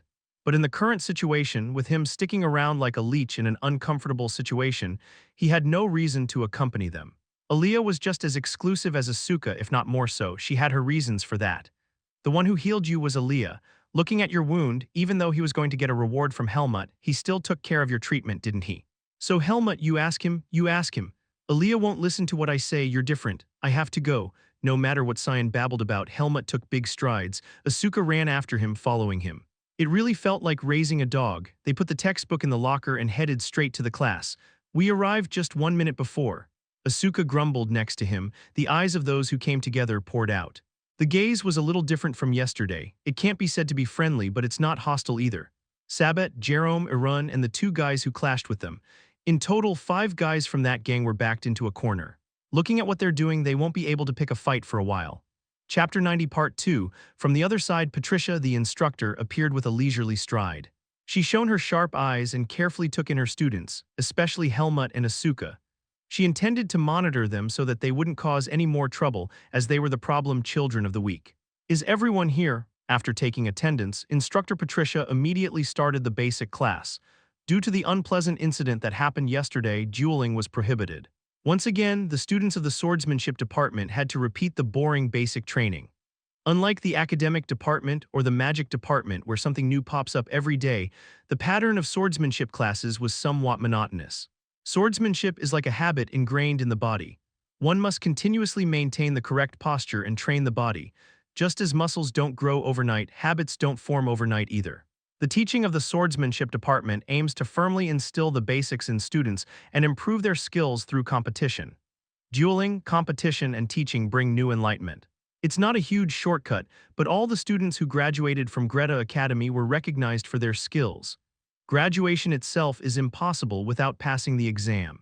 In the same daily routine, maintaining discipline, going through competition and training system, Greta Academy's swordsmanship department provided that system to the students. It's not for nothing that the graduates of famous swordsmanship schools enroll in the academy. From the beginning, Helmut met a harsh and thorough teacher and developed a habit of training on his own. So for Helmut, the swordsmanship class was easy. Even the monotonous and strenuous training of the swordsmanship department didn't feel boring. He easily finished things like muscle training with push-ups or horse riding posture without using bis, and increasing lung capacity by running around the playground at a fast speed. Everyone rest for 20 minutes. Today, Instructor Patricia, who was particularly tough on the students, declared a break, and everyone, including Asuka, collapsed on the ground exhausted. Helmut was the only one still standing. Today, he broke a slight sweat. Wiping the sweat that had formed like steam on his white forehead, Helmut sat down in the shade. It felt like his body had loosened up a bit. There was a slight tingling sensation in his muscles. Instructor Patricia, who was approaching, raised an eyebrow and asked, "How's the class, soldier? Seems bearable. It's not hard." At least for him. However, as soon as he said that, he felt the collective gaze of the others. They were worried that Instructor Patricia would increase the intensity of the class because of Helmut's words. The other guys don't seem to think so. Have you always been training this hard? You look familiar with it. She seemed to subtly dig into Helmut. Isn't this much unspeakable? Helmut pondered for a moment and then answered, but Helmut's answer was unexpected to Patricia. I think I did about 5 times this much. 5 times? Are you crazy? Is that even possible for a person's stamina? The surrounding students murmured. Somehow they hadn't thought much of running 100 laps around the training field before. Now they were astounded by Helmut's words. It's not good to torture your body from too young an age. Aren't your muscles hurt? Instructor Patricia inquired. My teacher didn't think so. He thought that as long as people don't die, they become stronger the more they are pushed to the limit. Helmut, who had the seed of darkness, knew that he wouldn't die easily. High-intensity training is hard to maintain, but Darien made it sustainable. Semi-forced. Beating and rolling around, having a good meal, feeling a bit uplifted, then being thrown back into hell, repeating this cycle until his mind was emptied. There was no one to escape to, and he had the determination to become stronger. Helmut also felt something about Darien's teaching. When he passed through the barrier and almost died, his body was completely emptied, and because of that he was able to absorb more vis. Perhaps the closer to death, the greater the progress. Passing through the barrier was too risky to attempt again, but it had been worth it. Instructor Patricia made a bored expression, but she soon nodded her head. That's a valuable lesson. I'll keep it in mind for future classes. Helmut added on the spur of the moment. Taking advantage of the situation, Helmut added, and right now the training intensity seems too low. Shouldn't we increase it a bit? The reason why he could torment his opponent, whether he was a commoner or not, was because he had stamina left. If they rolled around to the point of exhaustion, they wouldn't have the energy to resist. In the afternoon, the classes are mainly theoretical or cultural, so you can rest your body, so shouldn't you increase the intensity a bit more in the morning? Helmut thought simply. Every day, training at this level of intensity felt lacking. Good point. Instructor Patricia nodded her head at once. As Helmut said, the training intensity seemed weak, but it's still a semester. She was thinking of gradually increasing it, but her mind changed when she heard from the student that the training intensity was weak. From the next class, we'll try to increase the intensity. While Instructor Patricia positively accepted Helmut's remarks, the other second-year students couldn't. What kind of guy is that? Devil-like guy? Are you kidding? It seemed like he was paying back for watching the behavior of the Sabbat gang all this time. Ignoring the glaring eyes pouring on him, Helmut stood up with his wooden sword. The break time was too long, 20 minutes. If you train this easily, a talented guy like Asuka is the top in skill. His body had loosened up a bit, so he thought he'd lightly swing his sword. Asuka muttered as he lay down. Terrible guy. Due to his remarks, Helmut became the public enemy of the swordsmanship department, regardless of his intention. But the opportunity to improve his image came quickly. Chapter 91, Part 1. Gentlemen, can you stop clinging to each other? Before starting the class, the instructor who had separated Asuka and Helmut paired them with different guys. The guy who was paired with Asuka had an expression as if he was being dragged to a slaughterhouse. Originally, in the swordsmanship department, the instructor does not interfere with the relationship between students. However, separating Helmut and Asuka was an extraordinary measure. Those two were harmful when together. Generally upright and outstanding in skills, but Helmut, who has a somewhat twisted corner, and Asuka, who has a combination of skills and a dirty temperament, caused a big incident a while ago. Helmut looked at the guy standing in front of him. His name was Andro. He was the guy who was brutally defeated by Helmut in the transfer exam. He did not participate in ignoring Helmut because he was a commoner, which was fortunate for him. Andro was the only transfer student who did not belong to the Sabbat gang. He quietly mingled with the existing swordsmanship department guys and spent his first semester at the academy without any trouble. That was the academy life that Helmut had hoped for. I look forward to working with you. Andro first nodded his head and greeted him. Helmut also nodded his head in response. Asuka, who was standing apart, kicked the ground and expressed her dissatisfaction. Instructor Patricia, who had looked around, started the class. Well, gentlemen, you all must be aware of the correct posture for swinging a sword. It's not easy to notice your own bad habits, so you need someone to point out your wrong posture. From straight cutting, left, right, diagonal cutting, each of you performs. First, the student on the left performs and the student on the right looks at the posture and points out what is wrong. Sincerely, if you have any objections, you can call me. Asuka first swung his sword dryly. It was loose, but the speed was hard to catch with the eye. The opponent murmured in a small voice as if a mosquito was buzzing. It seems like the wrist is slightly bent to the left. Is there a problem with your vocal cords? Should I help you clear them? No, it's not that. So you don't want to show sincerity to me, is that what you mean? Why are you picking a fight? While Asuka and his partner were arguing, Helmut was also looking at his partner's posture. Andro, who was standing on the left, moved his wooden sword. After finishing his movement, he looked at Helmut with a slight tension. Helmut was practically evaluated in the swordsmanship department as a guy who is good enough to even hold his own against Asuka. Andro knew that fact from the beginning. Helmut pondered a bit. It was his first time pointing out someone. In fact, the posture is twisted in repetitive training, but when you start like this, it is well organized so it does not reveal the flaws well. Still, there were quite a few problems that could be seen. Helmut learned swordsmanship from a master who scolded him for losing his focus even if he did it properly. The standard itself was very detailed. I can't say with that same level. If it wasn't him but Darien in his place, Andro would have been hit on the back of his head more than 10 times. Andro, who was a swordsman, showed his pride when Helmut didn't say anything. Is there no problem? That's not it. Helmut chose his words. How many should he point out roughly? First of all, when you lower and raise your sword in a straight posture, your waist shakes. The distribution of power is not properly done. More power is concentrated on the upper body than the waist. Is there more? When you cut horizontally, on the contrary, too much power goes into the waist. The end of the sword is stiff. If you hold a real sword and collide with the opponent's sword, the shock will be concentrated on the waist. Helmut organized his thoughts and spit out the conclusion. Overall, the control of speed is lacking. It feels like you're in a hurry to just adjust your posture. He didn't mean to criticize harshly, but it ended up that way as he spoke. Andro was a decent level compared to other guys in the swordsmanship department.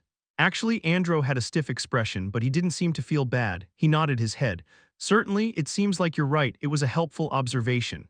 The other guys who were listening around also nodded their heads. These students had never been in a position to observe someone else's posture, even if they had felt something was off. It was difficult to express what felt strange. Darien was straightforward and rarely praised. Helmut learned from him to accurately recognize the problem first. He always asked and heard what the problem was. The voice of instructor Patricia came from the other side. Again, now the student on the left looks at the posture. Start, is it my turn now? Helmut took his posture. Andro watched Helmut's movements. There was anticipation for how well a guy who points out so well would do. Andro, who opened his eyes thinly, soon tasted a sensation as if he was freezing. What, the sword? Chapter 91, Part 2, the sense of immersion as if space is being sucked in. It feels like a battle is being fought. Even the breath is perfectly controlled. Helmut's movements were not incredibly fast, but they were in the flow. Even the speeding up and slowing down seemed to follow the changing velocity. Smooth movements unfold without an inch of deviation. Andro couldn't even imagine how such a movement was possible. I hate to admit it, but even I, a descendant of the sword, have never seen such movement. Although he never saw his father or adult relatives do basic training, he has often seen his older brother and cousin train. But no one ever gave Andro that feeling. It was a movement that could not exist at the student learning level. Helmut, who stopped moving, looked down at his wooden sword and tilted his head. Something was a bit unsatisfactory. He did it as usual, but it was not the same as usual. The balance was not shaken, but it was not enough to draw a perfect trajectory. The wooden sword felt too light, so it was hard to keep balance. Was this sudden change because he had taken a step forward? Before he knew it, Andro was almost out of his consciousness. I don't really have anything to point out. Hearing that voice, Helmut realized again that he was in class. He was used to training alone after parting ways with Darien. Very graceful, good, how can you do that? Andro looked at Helmut with a pure look of admiration. The gaze that had momentarily drifted away flew back to Helmut. Helmut originally had a presence, but he has been the focus of attention since he knocked down Sabbat. What? That movement, it's like water flowing. If you train a lot, Helmut didn't know the exact answer either. By concentrating on swinging the sword, countless times thinking about your own movements, receiving criticism and improving. How many times? I've never counted. Until you're told to stop, you can't let go of the sword. Is that possible? I mean, even if you can do it for a day or two, doing it every day. I did it that way. The second-year swordsmanship students thought that Helmut was a stubborn teacher. Before, he made comments that even those from the Sword clan who were used to rigorous training found annoying. At that point, even commoners will become skilled with such training. He was impressive yet somewhat pitiable. Serious attitude towards the sword, sincerity. These are virtues for a swordsman. Gradually, Helmut, who had all the virtues, began to feel good. Unlike troublemakers like Asuka, who seemed to goof off all the time but had good skills, he was different. You're really tough. Andro had nothing to say, so he closed his mouth. Helmut did not agree with that. His standard for the word tough was different. It seemed that way when he was learning under Darien, but not now. He thought he had played too much lately. The skill climbs in steps, but the stairs become harder to climb as his skill progresses. To climb the stairs, you have to push harder, but adapting to academy life, rather, is just laziness. The word laziness was tough for Helmut. He didn't grow up like that. Should I go into a secluded cave during the holidays? There might be a suitable place in the forest leading to Baden, Helmut thought. And in the meantime, on the other side where Asuka was, there was a commotion. How was my posture? When the partner asked Asuka cautiously, Asuka immediately made an annoyed expression. You have a problem with everything. Learn from the beginning. How did you get into the swordsmanship department? In fact, he didn't even look properly. He just thought it was a rough and unrefined movement with a lot of force. The angry partner glared at him. Isn't that a bit harsh? What's harsh is your posture. Because of you, my eyesight has been damaged. What you were going to say, crazy dog, weren't you? No, who says that? Asuka's side was noisy. Instructor Patricia furrowed her brow. That guy needs to shut his mouth.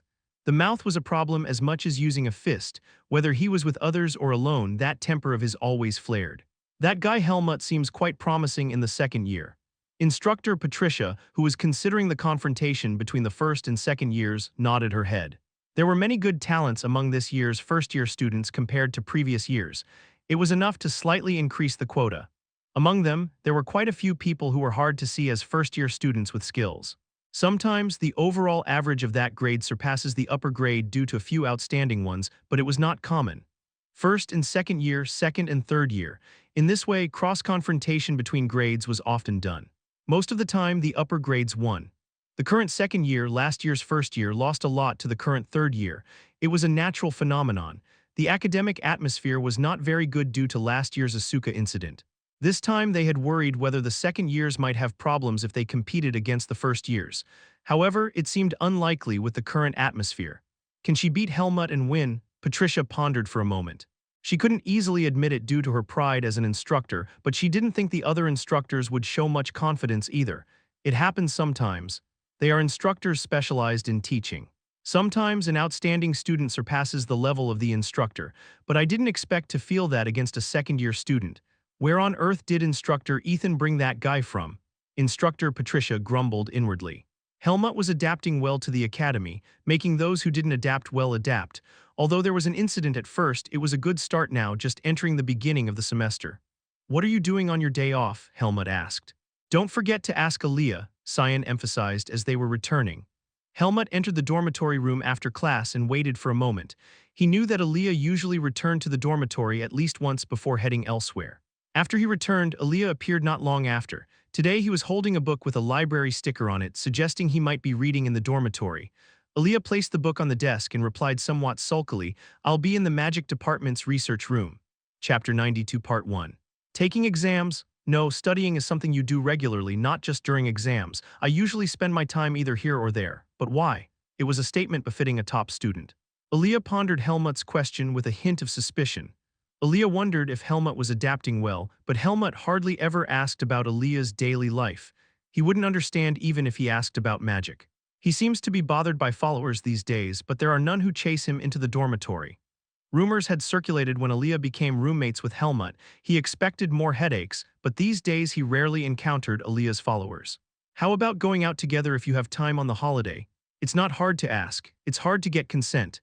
Cyan's persistent attempts to involve Aaliyah remained a mystery to Helmut, but he didn't particularly care whether Aaliyah agreed or not.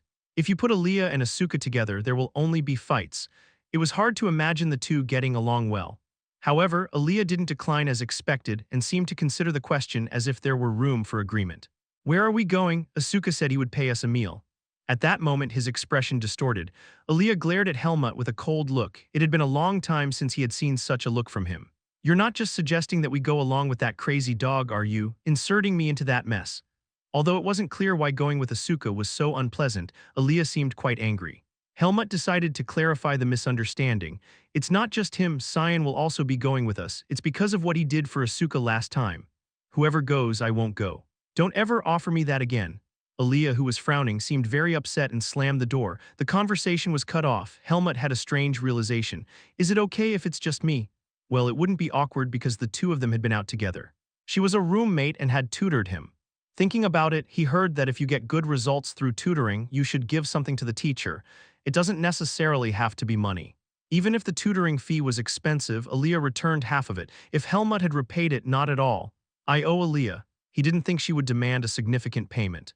As long as Helmut didn't refuse to help with magical experiments or the like, he would be fine. Helmut suddenly realized that he didn't know much about Aaliyah, except for one thing, a secret that few knew.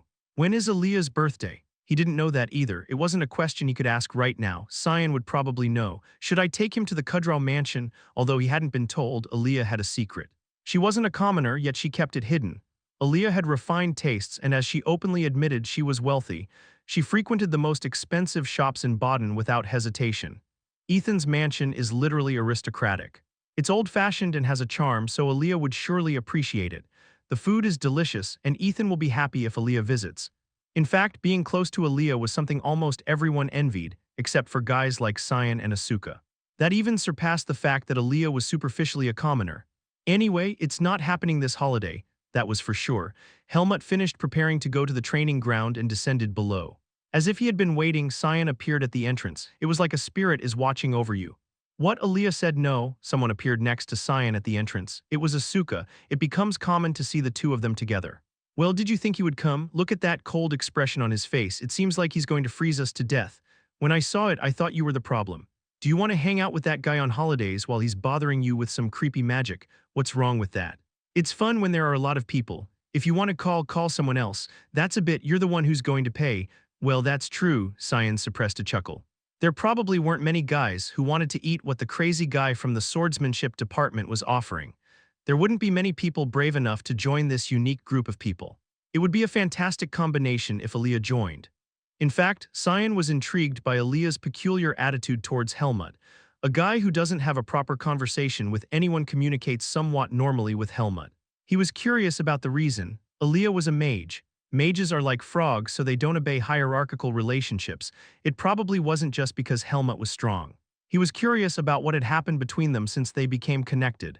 Cyan, a spirit mage, was also curious like any other mage.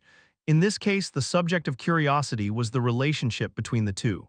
It's strange that Aaliyah accepted a roommate, but it's even stranger that they get along. He had intended to observe them closely, but it didn't seem to be going as planned. Aaliyah was being difficult. Asuka's gaze fell on Helmut.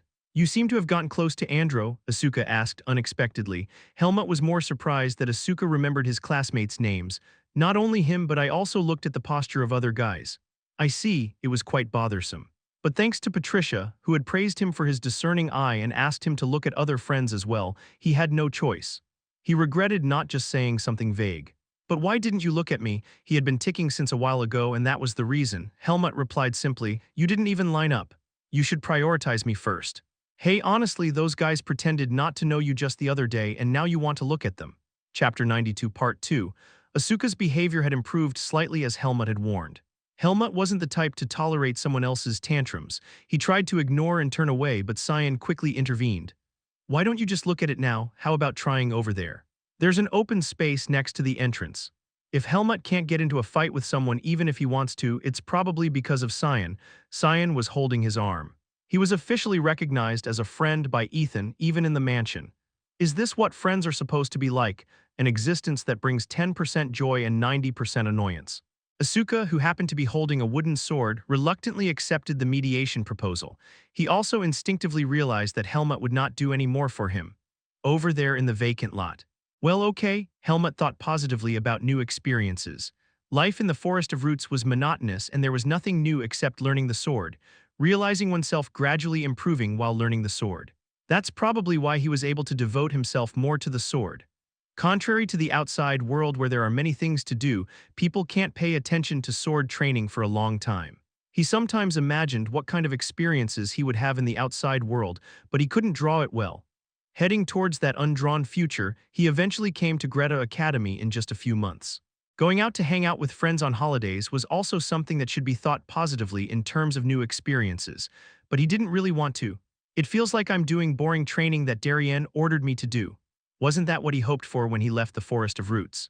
He felt skeptical, and the reason for his skepticism was clear. Helmut was wandering around the alleyways of Baden with Cyan and Asuka, two friends, for 40 minutes. It was a place far from the downtown area, so there were hardly any passersby. Helmut didn't know the geography, let alone where he was going. According to Cyan, it was a small homemade beer shop that does business without a sign. Some guy from the magic department accidentally found it and highly recommended it. So he only knows the location, not the name. Of course, there's no name. Hey, is this the right place? Why did you come to this alley? Asuka, who had been wandering around the alley and almost got stabbed, looked around anxiously. He was originally a person who didn't trust others well, but after that day, Asuka's vigilance became stronger. You're not luring me in for money from Black Hawk, are you? Cyan laughed as if it was funny. He's a guy who speaks without malice. Because it's Cyan, he laughs it off. Fool. If I had taken money from Black Hawk, I would have brought only you without Helmut. That makes sense, Asuka agreed, but the fact that they were wandering in this alley was entirely Cyan's fault. Asuka, who was impatient, opened his mouth first. How about giving up and going somewhere else? Just have a little more determination, you'll definitely be satisfied. Satisfaction, whatever, how are we going to find a place with no name? Look at the street name. Isn't this the right place? The street name is Dauphin. Cyan pointed at a sign attached to a building. This is Dauphin First Street, right? As far as I know, there are up to 3rd Street in Dauphin. So one of them is on the opposite side, right? Asuka knew more about Baden's geography. When Cyan pointed that out, he made an embarrassed expression. He thought there was only one street named Dauphin in Baden. There was such a variable, he laughed awkwardly. Where is it? Did the kid who recommended it give you a rough idea about the place? The names are the same, but they're not all attached from 1st Street to 3rd Street, so one is on the opposite side. Cyan shook his head. No, I think he told me. I didn't listen carefully. The direction is right. He said there was a flower shop with a green roof and white walls, whether it's next to the store or just on the street where the building is. Isn't that it? Flower shop? Just then they saw a flower shop with a green roof and white walls in the distance. The various colorful flowers filled in the jar were noticeable. Oh right, so it must be around here, Helmut suddenly asked. Do you guys like flowers? Both of them heard the question, but they didn't wonder why Helmut suddenly asked such a question, focusing on the fact that they found the flower shop. Instead, they answered faithfully. Well, not particularly interested. If a guy likes flowers, he's definitely not in his right mind. Is that so? That's right. Typical swordsmanship department. Cyan reacted nonchalantly, while Asuka's reaction was very strong. As they walked to the flower shop, Helmut casually asked one more thing. What if someone gives it to you? I don't like it if a man gives it, and I'm grateful if a woman gives it. If a man gives it, I'll hit him, and if a woman gives it. Why would she give it? Asuka, who was thinking seriously, tilted his head. Cyan added, because she likes you. If she knows my nickname and still likes me, isn't there something wrong with her? You know yourself well. That's a big advantage. What are you mocking me? Asuka's eyebrows rose. Chapter 93 Part 1. Do you understand? Oh, I think I see that beer house. Don't you smell the alcohol? Cyan led the way with a fuss. Asuka, who was about to throw a punch, quickly followed.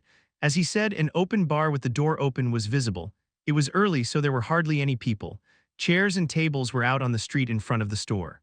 Usually they would have partitions to separate them, but this place had tables and chairs set up directly on the street. Let's sit here. Cyan chose a table as if it were a familiar spot. Asuka and Helmut also sat down and a waiter brought out the menu. Helmut looked at the menu, not sure what to order, and asked, Aren't we going to inhale dust by eating here? It's all the same once it's in your stomach. Are you trying to act like a noble just because you grew up in a fancy mansion? You surprisingly care about this kind of place. Asuka and Cyan looked at Helmut with strange glances. It was an unjust accusation. Without a doubt, among them, Helmut had lived the most challenging life. The first time Helmut had ever slept in a proper bed was when he left the Forest of Roots. I'm just curious why you chose this place instead of the inside. It's stuffy in there, don't you think? You have to eat while feeling the breeze outside to truly enjoy the taste of the alcohol. True, you seem to know something after all. Asuka's words made Cyan nod in agreement. Indeed, Instructor Ethan would never dine in a place like this. He wouldn't even put a sandwich on a plate and cut it with a knife, would he? That was true. Ethan Kudrow was more suited to the description of a noble than an instructor. If it's your first time in a place like this, just leave it to us.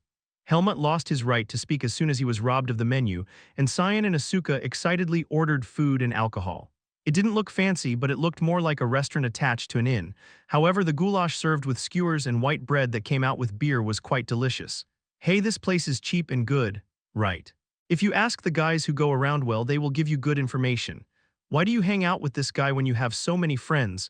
Asuka pointed at Helmut. He's dark and fierce, doesn't talk, and isn't even fun. Helmut, who was pointed out, drank beer without a word. Cyan's face turned red with just 2 beers. With his tongue twisted, he vomited his true feelings. Fun. I'm having fun, I knew at the moment I saw Helmut. What? When I'm next to this guy, a lot of fun things will happen. Although he seemed mysterious because he was deep and flexible and handled most situations well. In fact, Cyan's inner thoughts were simple. Was that the reason? What, are you already drunk? Unlike Cyan, Asuka looked fine. Asuka showed characteristics that were opposite to what he looked like, both the tone of speech, behavior, and alcohol tolerance. I think I'm fine, we're still in the first 2 glasses. Then why are you sticking to Helmut? What do you like about this guy? He doesn't ignore me because I'm a commoner, and he also helps me as a schoolmate. So you were moved? When Asuka asked with a smirk, Cyan blushed. Who said I was moved? I thought all the guys at Greta Academy were bad and useless, but I found out that there are guys who aren't like that, that's what I mean. Helmut remained silent.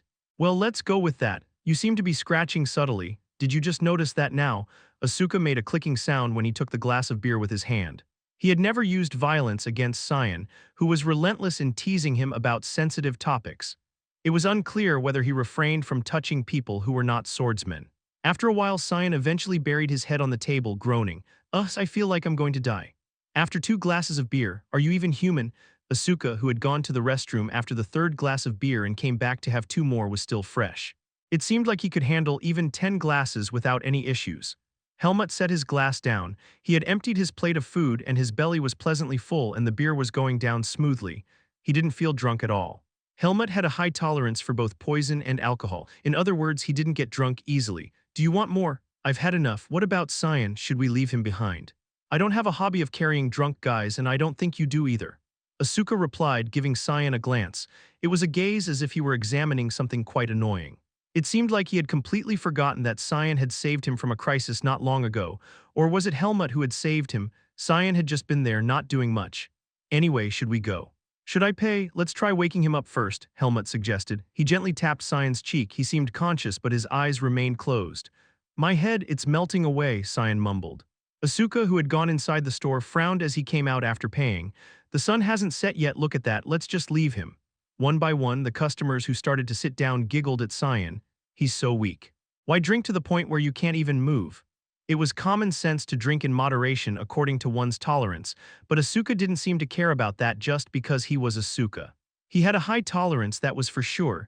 Even if he drank a lot, he wouldn't get drunk, so there was no need to worry about it in the first place. Helmut pondered for a moment. He didn't have the same standards as Asuka, but he also didn't want to carry a drunk person.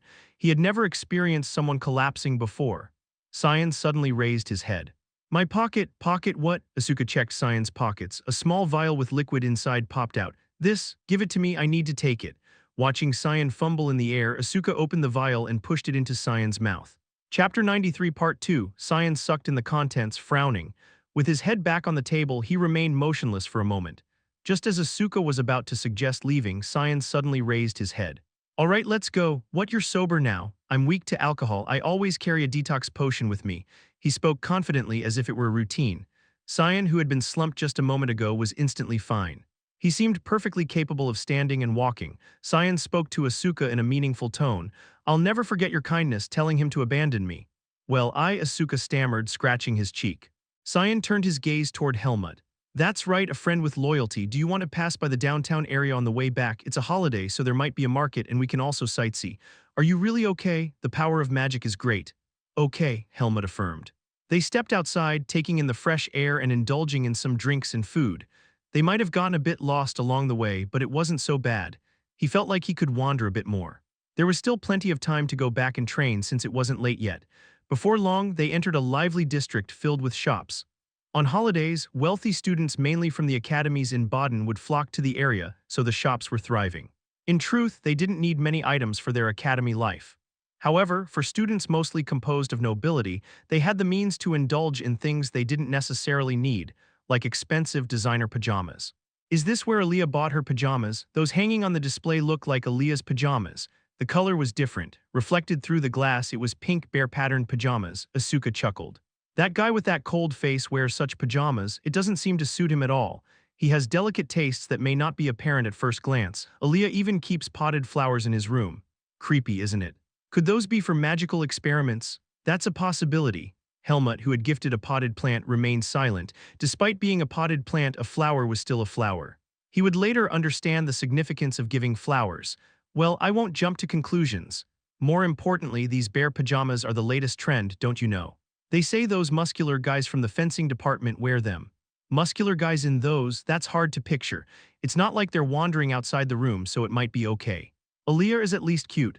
Aaliyah is cute. Who says so? Well, you've probably never seen a guy better looking than yourself. If you keep saying that, you'll get hit. Seeing the determination in Asuka's eyes, Cyan quickly changed the subject. While they're on sale today, should I buy one too? However, after seeing the price, Cyan turned gloomy and walked away. It's too expensive. How can Aaliyah afford it if he's just a commoner? Is he from a merchant family? Who knows? There's no information about that. He might be from a family of wizards. They can make money easily. But why don't you have any money then? Because I come from a rural village. How about putting a coin basket here and doing a circus with your spirits? You might attract some attention. It was a reasonable idea. However, Cyan immediately shook his head. I can't use my precious spirits as a means of making money. Oh, look over there. They all turned their heads in the direction Cyan pointed. Isn't that Aaliyah? The street was bustling with countless people, but through the crowd they caught a glimpse of Aaliyah's shimmering hair. Such distinct silver hair was rare. That's him. He refused to hang out with us, so what's going on? He must be here for some shopping. He's a rich boy after all. As they chatted, they gradually approached Aaliyah. Aaliyah sighed. She had run out of the pen she was using and had come to buy a new one. As she passed by a shop on the way, she spotted an elegant leather-bound notebook on the display shelf. For a moment, her attention was diverted, and she missed the movements of the people surrounding her. The word annoyance was drawn on her forehead as she was encircled by 4 girls. What's up? Move aside. Don't do that, Aaliyah. There's a nice shop over there. Let's go together. We'll buy it. What were you looking at? Is it a notebook? We'll buy it for you. Judging by the hats, dresses, and jewelry they were wearing, they were noble ladies. They looked 2 or 3 years older than Aaliyah.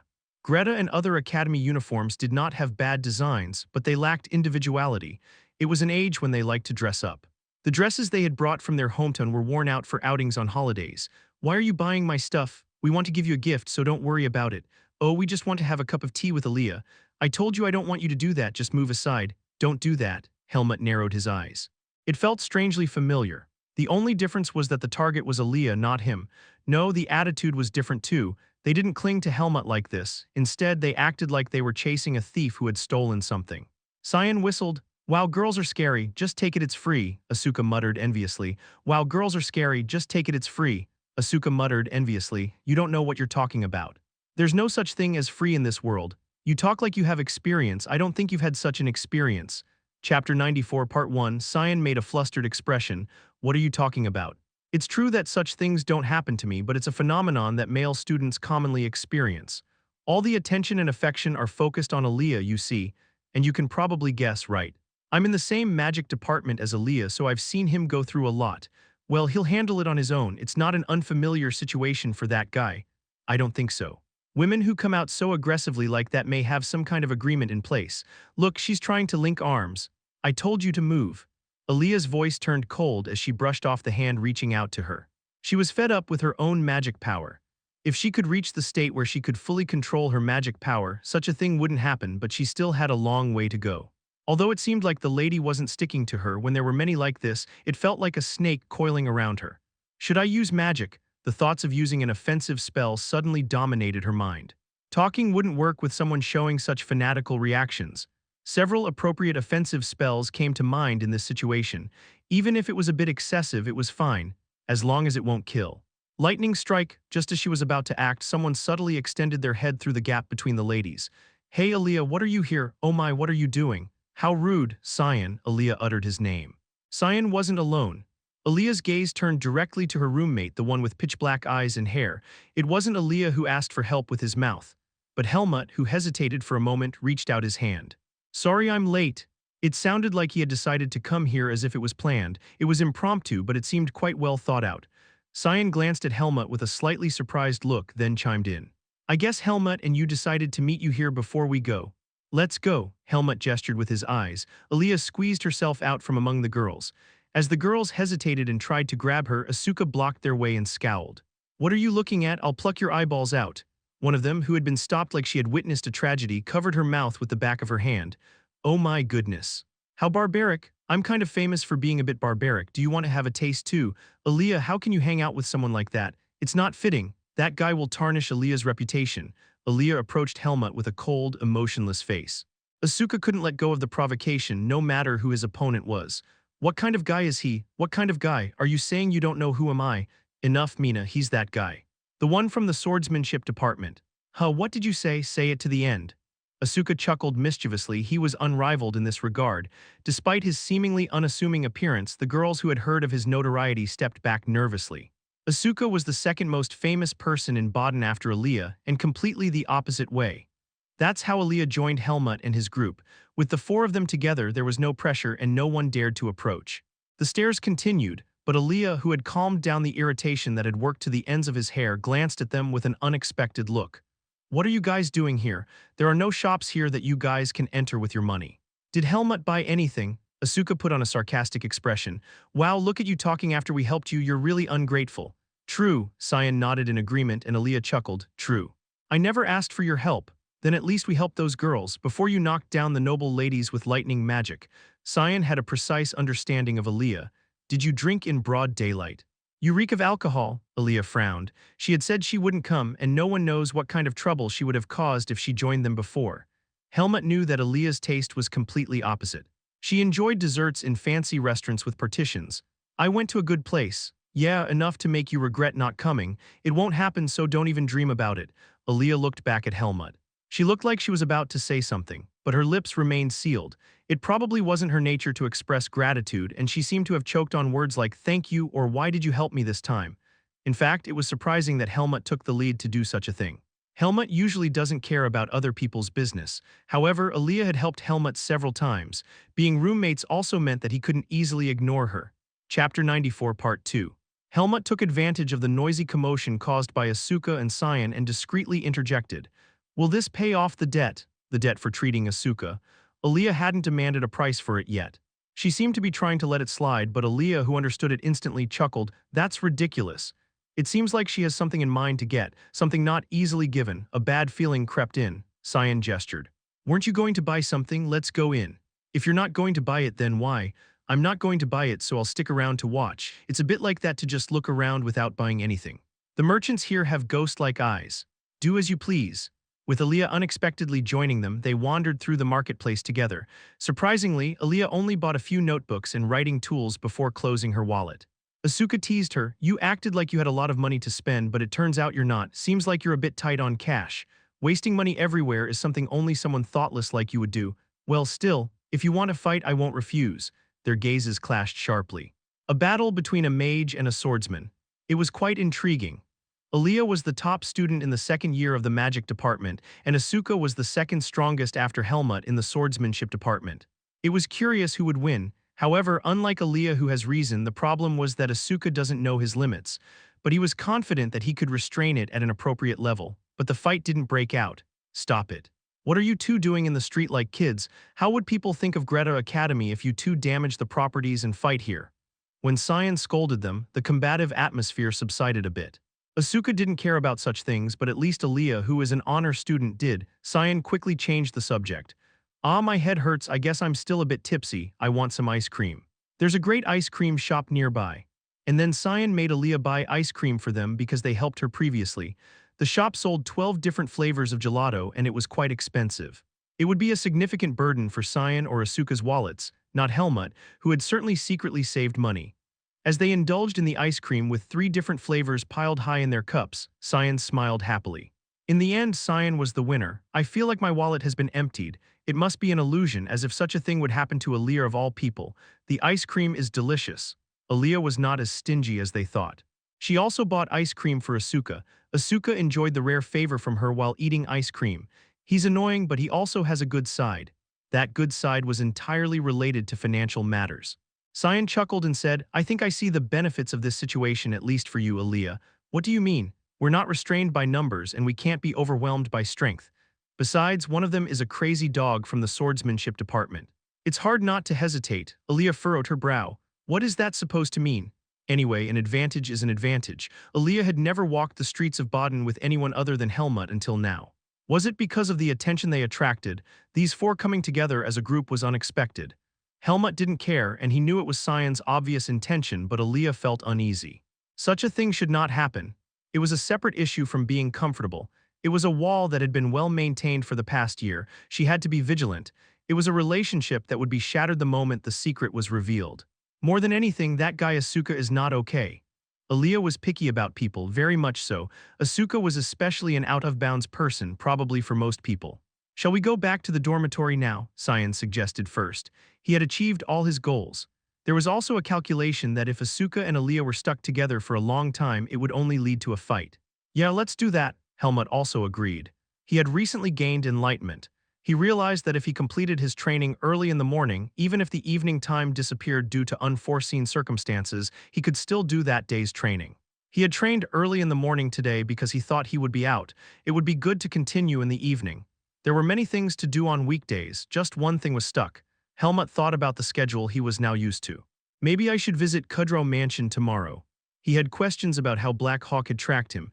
He had a conflict with Black Hawk, and he thought he should tell them that Black Hawk found out where he was because of this incident.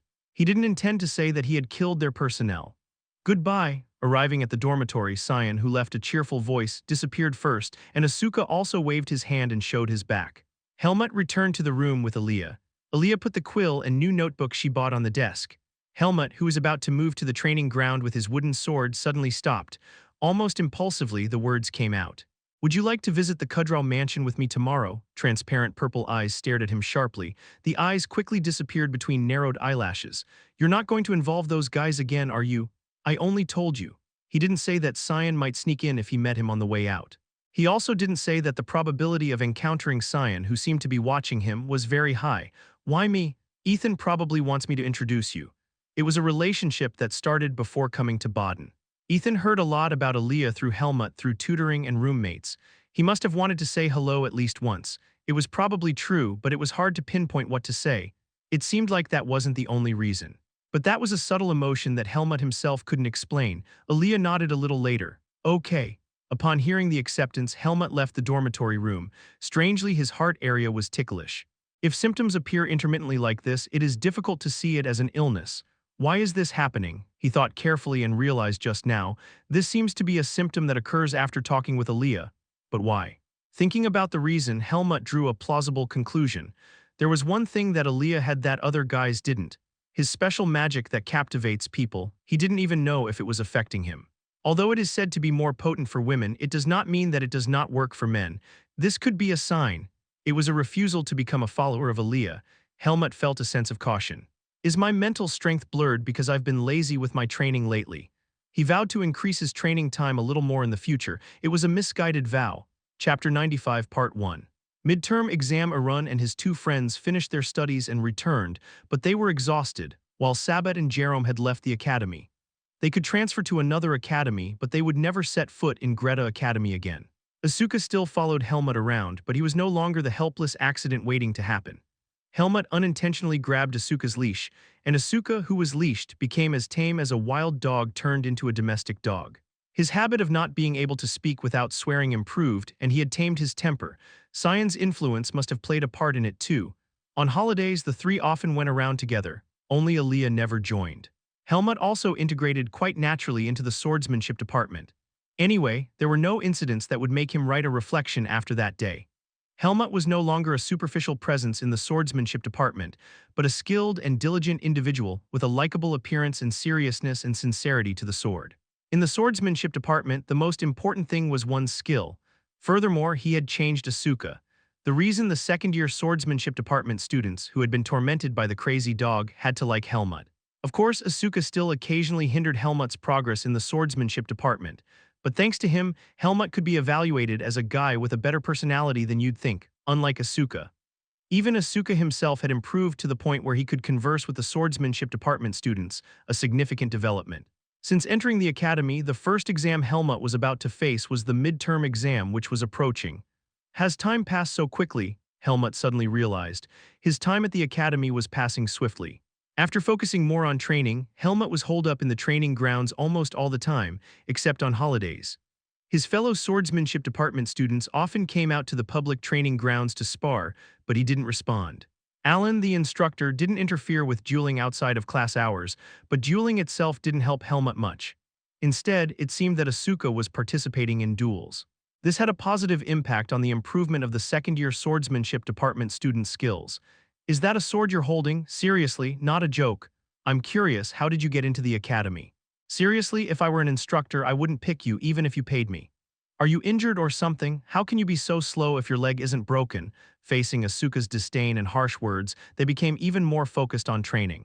Perhaps Asuka had developed a taste for tormenting his fellow students under the guise of dueling, but he never challenged Helmut to a duel. Perhaps he knew he would lose anyway. Hey there, Cyan waved to Helmut as he returned from class. While Aaliyah often arrived later than Helmut, Cyan always returned to the dormitory earlier. Helmut couldn't figure out how he did it. Cyan had some mysterious tricks up his sleeve. Is it because he's a spirit magician? Are the midterm exams coming up soon? Cyan casually asked. Yeah, it's your first exam. Are you confident? Is there a reason not to be? Helmut has secured first place in the practical exam, which accounts for most of the score. The written exam is thoroughly reviewed to a level that is not difficult compared to the transfer exam. There seem to be no issues. You mischievous boy, but I'm worried. You've been playing too much this semester. Cyan, who was friendly with everyone but not particularly close to anyone, voiced his concern. So he didn't have much to hang out with, but he got interested in Helmut in front of him, who played hard all semester. Cyan thought he wasn't very greedy. Aaliyah took care of the top, and he just had to take the second place. But this time, it seemed difficult to maintain that second spot. Greta Academy, where only the elite gathered. Among the swordsmanship department, magic department, and academic department, the reputation of the magic department was the highest. Because the dean is a mage. Other students spend the night in the lab or library as a daily routine, but Cyan has hardly been to the library since this semester. With his ability to control light spirits, his practical exam score would likely be high due to his specialization in spirit magic, but the written exam was the issue. Helmut pointed out sharply, "You're worried, but you're still playing right now." Is that how you're going to put it? Our departments are different, and we don't even have any general education courses together, so we only see each other on occasions like this. You should remind me so I don't forget. My memory isn't that bad. If you're worried about your grades, you should study. Helmut responded coldly and without any warmth or empathy. Why did you play too? Why am I the only one feeling pressure about grades? This doesn't seem fair. You had holidays and I only played on holidays. Cyan grumbled in the end, his face sulking in response to the truth that hit him like a hailstorm. Seriously, you're too much. Is your future hope to be a drill instructor? I'm leaving now. Helmut turned his back on Cyan. He knew half of it was a whine. As far as Helmut knew, Cyan was smarter than he thought. Chapter 95, Part 2, You Came. Aaliyah raised her eyebrows slightly and greeted. If Asuka is a dog, Aaliyah is a cat. Helmut had felt that the distance between them had subtly narrowed over time, but that's just a little bit. There was a wall between them. Neither Helmut nor Aaliyah were the type to break down that wall. There were reasons for that, for both Aaliyah and Helmut. Aaliyah was not at the level of an archmage, but she was an excellent magician. She might even earn the title of an archmage someday. The archmage Antial sensed the seed of darkness in Helmut. If that's the case, Aaliyah might sense it someday too. Before she could sense it, Helmut had to say goodbye to Aaliyah. If they weren't roommates, they would have erased each other's existence, so this was the product of a remarkable coincidence. Aaliyah cast a glance at Helmut, a smile touched her lips. Midterms are coming up. Are you confident in taking the top spot in the swordsmanship department? The scale of the question itself was different. She wasn't asking if he was confident in doing well on the exam, she was asking if he could take the top spot. As if it were a given, of course it was a given to Aaliyah. She had been confident in taking the top spot in the magic department this time too. In the practical exam. You're not confident in the written exam. I didn't get a perfect score on the transfer exam, did I? It meant that things didn't always go his way. Aaliyah tilted her head. Isn't the written exam easier? You can make mistakes in the practical, you know. Actions can lead to mistakes, but knowledge cannot be wrong. That was Aaliyah's logic. The premise of that logic was that he knew the answers to the exam questions. Unlike Cyan, Aaliyah looked relaxed as the midterm approached. Cyan didn't even bring up the question of whether Aaliyah was studying well for the exam. Studying for exams, I don't really need to do that. It's all in my head already, Helmut thought, expecting an unlucky response like that.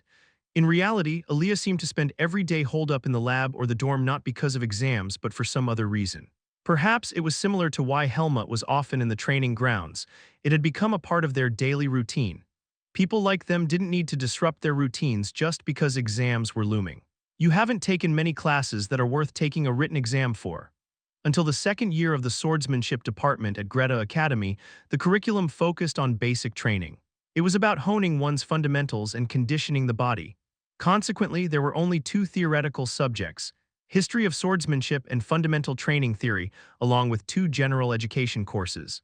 As a transfer student, Helmut faced a disadvantage in choosing general education courses.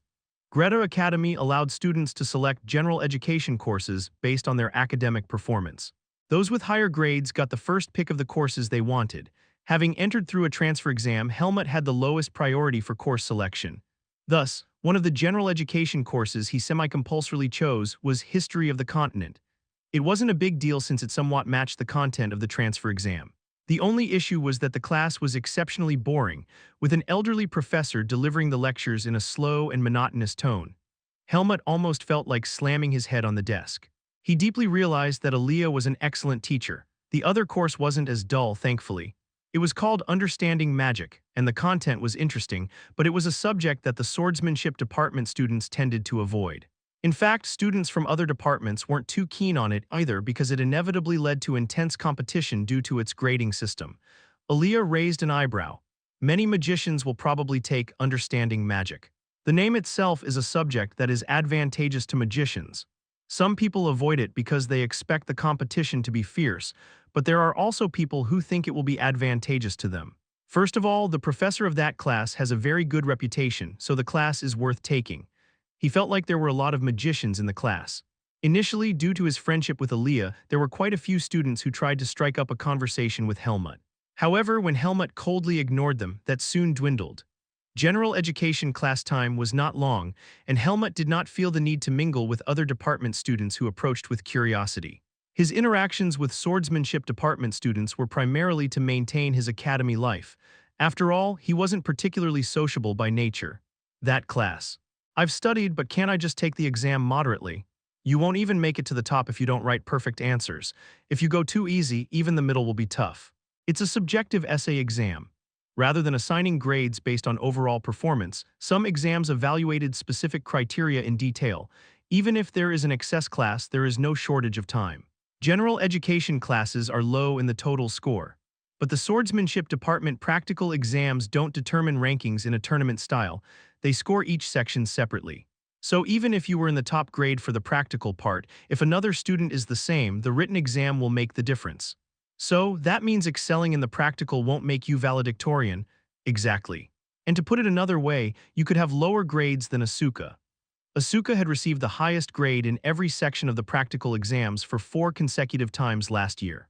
He was penalized, which affected his score negatively, leading to him not being able to attend the class and eventually failing the written exam. He ended up at the bottom of the class in the comprehensive rankings. Helmut's expression changed. He felt a slight sense of crisis. That's quite unacceptable. Losing to Asuka was an incredibly unpleasant thought. Aaliyah, who noticed Helmut's reaction, said with a hint of amusement, "Maybe that will change that guy's attitude." Chapter 96, Part 1. It was a statement with implications. Asuka, in his subtle way, bent slightly towards Helmut, but if his grades turned out to be higher, he might change his attitude and become condescending. The Department of Swordsmanship had a ranking system, and Asuka also valued hierarchy. Currently, he instinctively ranked Helmut above himself, but there was no harm in that since he had the temperament of a child. In reality, Asuka was surprisingly sharp-witted. He lacked patience but excelled in talent and knowledge. That's why the students in the Department of Swordsmanship disliked him even more. If you don't want to see that sight, you should work harder, right? Aaliyah couldn't let go of her mindset as a private tutor. For some reason, she was concerned about Helmut's grades, as if his performance was a matter of personal honor. Well, I'm also a top student, so it's not a bad thing if my roommate becomes a top student too. Aaliyah justified it briefly. What I mean is, practical exams are about showing your usual skills, right? If you're confident you can do it perfectly, it would be better to focus on the written exam. Right, Helmut nodded, but you know I have a good idea. Aaliyah's eyes glittered with determination. That look gave an unsettling premonition. I could help you with that exam. In exchange, how about one wish? You'll help me. It was surprising that she volunteered to be a private tutor, but there was no such thing as a free lunch from Aaliyah. Helmut looked at her suspiciously. I took that class last year too. I mean, the curriculum should be similar, so I could probably guess the exam questions. Even if they change it from previous years, the scope is limited. You know the test range for understanding magic is wide, right? Besides, you've never taken a written exam. That's why he wasn't confident he could get a perfect score. Helmut frowned. You already have one wish from me. It didn't make sense to stack up wishes like inventory. And it's not like Helmut had sworn an oath or anything, so what was she trusting? But Aaliyah had her calculations too. Helmut was a skilled swordsman with a mercenary background. Having a debt owed to her could be advantageous. It was an impulsive thought, but it seemed plausible. Aaliyah smirked slightly. That's right. But isn't one wish different from two? Does this mean she's going to make a difficult wish worth two? He had a bad feeling about this. Let's hear your wish first, then decide. It's a secret. I have something in mind, but it's not certain yet. Aaliyah raised her eyebrows slightly. There's no need to overthink it, you just have to accept. I'll be straightforward, I'm the only one who can give you what you want. She said it confidently, as if stating a fact. If it was for Asuka, maybe he would have a different opinion about what Aaliyah claims about herself. Most of the academy students wanted to befriend Aaliyah, but Asuka had evaluated her differently. Why not just give up on being the top student in the Department of Swordsmanship? He briefly considered it, but he couldn't bring himself to do so. For some reason, he couldn't give up on that side of himself that had solidified as Aaliyah's roommate, who constantly talked about being a top student. Ethan also seemed to have some expectations. He had asked, "Are you confident you will do well on the exam?" a while ago. If the student he had recommended performed well, it would reflect positively on him. One thing was for sure.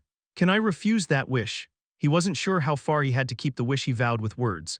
Even though Greta Academy valued honor, it didn't mean that he had to stake his life on keeping a promise no matter what. There's some flexibility. If you want to refuse, go ahead. I won't ask you a wish where you run around the field on all fours barking like a dog anyway. You know, of course not. Aaliyah had a cold personality to the extent that she could ask for something like that, but she also had a practical side that wouldn't waste a wish like that. The analogy was weird. Anyway, once it was clear that there was a choice, the decision was easy. Then, okay, Chapter 96, Part 2, shall we start right away? This corner is narrow, so pull back the curtains in the middle and move your desk to the center. While Helmut pulled his desk and moved it, Aaliyah gave him instructions without lifting a finger. From now on, she was the teacher and Helmut was the student. A bit to the left, stop right there. The desks provided by the academy were designed to be assembled separately, with one end fitting into a bookshelf and the other supported by a drawer. However, there were separate assembly legs to use them independently. When he assembled and placed the desk legs, a long desk that the two could use was installed in the center of the room. The vertical width wasn't that wide, but the horizontal width was generous enough that two people could sit diagonally across from each other and use it. This should be enough. Aaliyah brought a chair and placed it diagonally across from Helmut. She also brought pens and notebooks. Helmut brought out the textbook for understanding magic. The exam period was approaching, so he had prepared the textbook just in time. How far have you gone with the curriculum? What's the scope of the exam? The scope of the exam is up to the last class's progress. We've gone up to page 232 now. History classes were easy once you memorized them. The transfer exams were also multiple choice, so memorizing was enough. But this understanding magic class was different. The exam was an essay. It couldn't be helped that it was disadvantageous for the swordsmanship department students. The class, which was mainly composed of thoughtful and creative magic, always ended with the professor urging students to reflect on what they had learned that day. The few students from the swordsmanship department looked like their heads were about to explode every time they attended the class. The level of difficulty was overwhelming even for rote learning. First of all, there were many terms that they had never heard before. It was a class that started with the premise that the opponent was a mage. The swordsmanship guys complained that such a common education class was unfair. As expected, it's similar. Professor Luxon has a fixation on this. The exam range is exactly halfway through the textbook. The book is 542 pages long, so we have about 40 more pages to cover, and one of his characteristics is that he never repeated the questions he gave last semester's exam. How do you know that? As far as Helmut knew, Aaliyah had no friends. Really, not a single one. Aaliyah was undoubtedly the least sociable top student in the history of Greta Academy. Oh, there are plenty of guys who tell me even if I keep quiet. Aaliyah replied indifferently. After quickly flipping through the pages, she said, "There's hardly any notes. I don't know what to write. Professor Luxon talked too much and his speech itself was quite fast. It's ridiculous to take notes with a quill." Helmut concentrated on remembering what Professor Luxon said. He heard that magicians also brought magic recorders to record lectures. Your problem is that you don't know how to study. Even though it might be the case for the swordsmanship department guys, students from other departments finish their pre-study before entering the academy. They even learn study skills. It's fortunate that you have a good concentration, Aaliyah added. The point is that in this essay exam, it's important to logically describe your thoughts about the problem. To logically describe it, you need common sense, right? The word common sense was the one Helmut felt the least confident about. Aaliyah prodded him subtly. I can give you history tutoring if you want. How about one more wish? 50,000 marks. That's ridiculous. Just handle that on your own. The deal fell through. Aaliyah unfolded the book and began explaining. Her voice was pleasant to listen to. As Helmut quietly listened, he suddenly raised his head. Come to think of it, they were close. Aaliyah's breath was clearly audible. They hadn't talked from such close proximity often.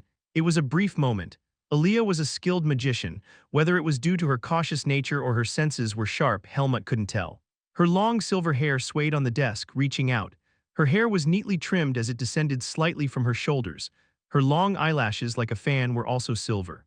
Her eyes, looking into the book, had a deep and subtle shade like amethyst. Her features were flawless like a porcelain doll. Even Asuka, who harbored ill feelings, would have admired her beautiful appearance. It was strange for other academy students who simply believed Aaliyah was a man. To Helmut, Aaliyah was a completely different being, unlike any other human. Cyan and Asuka were different beings from Helmut, but Aaliyah was even more so. It was a feeling that couldn't be expressed in words. Was it because of the characteristics of the magic that Aaliyah had?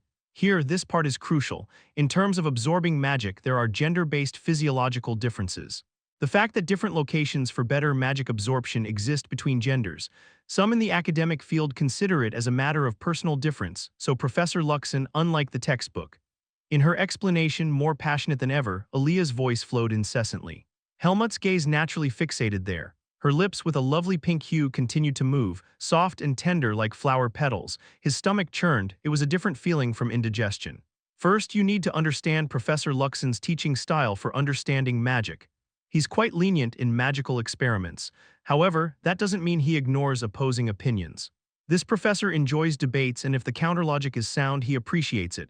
So you're listening right, Helmut snapped back to attention. He had somehow drifted off. His mind felt as if it had been sucked in. Aaliyah closed the book with a cold expression. I don't like explaining the same thing twice. Don't keep getting distracted. I wasn't getting distracted. Was he really getting distracted? Helmut felt bewildered and stopped talking. It was the first time he had completely lost his way, leaving his goal behind. He didn't think this class was particularly interesting, but it wasn't that training was his forte either. He believed he could focus whenever he wanted. So why now? It was an inexplicable phenomenon. It seems like your concentration has waned. You weren't like this when you were studying for the transfer exam. For some reason, his mind felt scattered. Was Aaliyah causing this distraction? But Aaliyah hadn't changed from before. She didn't seem to be using magic either. It must be my problem. Helmut regained his focus. Maybe this was what Cyan mentioned as everything else becoming interesting except the textbook right before the exam. I'll concentrate now, please continue. What mattered now was the midterm exam. He shouldn't let his attention be diverted elsewhere. Aaliyah's explanation continued calmly. Helmut forced himself to listen carefully. Chapter 97, Part 1. Professor Luxon always gives problems and insists that you incorporate your thoughts into the solution. Just writing the answers as you learned or from the textbook won't earn you many points. If the professor provided an explanation opposite to the textbook and you don't mention it in your response, points will be deducted. He would probably prefer if you refute the professor's explanation, but that would require being well-versed in the subject, so let's not think about that. Okay, first, memorize this part and this part. These are probably the parts that Professor Luxon emphasized. Do you remember the class content? Helmut tried to recall. He definitely remembered attending the lecture, but it was vague. Aaliyah, while explaining, glanced at Helmut and closed the book. You seem to lack concentration today. Let's do it next time. Aaliyah, who sighed, handed over the book. She didn't look happy. Normally, he would have asked questions about the explained content and written answers to the expected questions, but it seemed impossible today. Aaliyah's words partly registered in Helmut's ears, while the rest brushed past like a fleeting sound. Is it because you've been swinging your sword so much that you can't study? It wasn't sarcasm, but a serious question. There was a joke that swordsmanship students had their brains muscularized, making it impossible to study flexibly. While there were individuals in the swordsmanship department who excelled in both martial arts and academic aspects, it wasn't common. It's a great thing for a student in the swordsmanship department of Greta Academy, where only geniuses gather, to build up enough knowledge to be recognized in other departments. While the swordsmanship department was training around the field, students in other departments were stuck in front of their desks until they got a headache from looking at thick and difficult books. Magic was a power that could not be used without knowledge, unlike swordsmanship. Aaliyah showed an analytical attitude. Or is it the environment? Maybe studying in your room isn't suitable for you. Maybe, Helmut nodded. Before moving the desk here, studying was going well, so it seemed the issue was with this location. The desk was narrow and everything was too close. Sitting so close face to face. The previous tutoring place had some distance at least. Aaliyah was a powerful magician enough to trigger Helmut's defense instincts. Certainly not an ally, but her presence made him tense involuntarily. Helmut fully accepted that. Otherwise, the situation wouldn't make sense. Then let me find another study room, like the one we used before. It might be challenging during the exam period, but if it doesn't work out, we can go to Kudrow Mansion on holidays. Since the last visit, Aaliyah seemed to have a favorable impression of Kudrow Mansion. Helmut agreed, let's do that. Fortunately, Aaliyah could secure the last remaining study room. It was fortunate because many students frequented the library. Studying in the intense competitive atmosphere was effective for learning. That's why, rather than a lax study room, they deliberately chose the library. However, there were only 4-person rooms. It wasn't suitable for just the 2 of them. After some consideration, Aaliyah added 2 more names next to hers and Helmut's. Cyan Asuka. She wrote it down first and later asked Helmut to get the consent of the parties involved. Since there were limitations on renting other study rooms, those who borrowed the room had a say. Both Cyan and Asuka seemed indifferent to the matter, but a problem arose. Why are you 2 here? Aaliyah asked with an unpleasant expression. The issue was that Cyan and Asuka declared they would study in the study room where only Aaliyah and Helmut were supposed to be. Cyan was slowly gaining composure while studying for the exam, and Asuka was enthusiastic. He seemed determined to get better grades than Helmut. You submitted our names, so why can't we be here? It was a reasonable objection. Cyan shrugged his shoulders in agreement with Asuka's words. The atmosphere in the library is too stern. I got a lot of glares just for dropping a pen. Right, I can't study well in the dormitory, so don't be petty and let's use it together. I didn't even think about a study room like this. It's not surprising, you can't rent a study room alone during the exam period. Asuka pointed out that until last year, he couldn't find someone to share a study room with. Asuka's eyebrows rose sharply. Are you forgetting why I was alone, the crazy dog of the swordsmanship department? Asuka was always ready to bite his opponent. Haha, let's study. There's so much to cover for the exams. It's killing me. Cyan, acting cheeky, hastily opened the textbook. Aaliyah didn't give up and made an excuse. Helmut and I need to discuss while studying, so it might get noisy. It would be better to go to the library. Some noise can help with studying. No problem, make as much noise as you want, as Asuka bluntly retorted, his eyes narrowed. What about that tutoring? Isn't it a bit dangerous? Getting tutoring during the midterm. Helmut, do you have a lot of money? Though common, Helmut had a wealthy guardian named Ethan Kudrow. Money wasn't an issue. However, it seemed strange that the academy instructors, including Ethan, would allow private tutoring. I'm not paying for it. Since that incident in the dorm room, being alone with Aaliyah felt oddly uncomfortable for Helmut. For Helmut, it was better to have Asuka and Cyan in the same room. With the 2 energetic individuals, the atmosphere became much more comfortable. These guys are kind of useful. Helmut recalled the saying that everyone has their uses wherever they are. So, that picky guy volunteering, what did you ask for? Human experimentation? If you're going to study, shut up and read a book. When the 2 showed curiosity, Aaliyah showed irritation. Chapter 97, Part 2. In the end, the tutoring started again. With the regained focus in the bustling space, they were able to make good progress this time. Asuka and Cyan occasionally marveled at Aaliyah's talkative nature, pretended to study but alternately looked at Helmut and her. It was a rare sight, a private lesson from the top student of the magic department. If we took the same class, we could have shared the tutoring, right? But that class is all subjective essay questions, isn't it? Asuka raised an eyebrow at Cyan's words. What, seriously, why is the general education class like that? I heard it's a class that the swordsmanship department students avoid. You didn't take it either, did you? You keep scratching and I'll kill you. Asuka's voice lowered. It was slowly getting tense. Cyan, as always, acted dumb and buried his nose in the book. Aaliyah, on the other hand, continued with the tutoring at her own pace, regardless of the 2's chattering. When enough time had passed and she felt that she had sufficiently memorized the lecture, Aaliyah spread out a piece of paper. Shall we try a test then? It's an essay question, Helmut thought. It was a new experience for him. Helmut stared at the blank sheet of paper with a serious demeanor.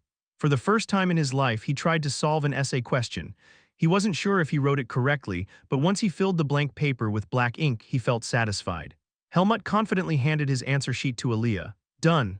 Aaliyah, reading Helmut's answer sheet, seemed at a loss for words for a moment. Cyan, who had been peeking at the answer sheet, wore a serious expression. This. Well, it's not just kind of, it's. Aaliyah placed her hand on her forehead. Her head was throbbing. She didn't know where to begin or how to address this. Helmut's answer was very straightforward. Even the vocabulary used was simple.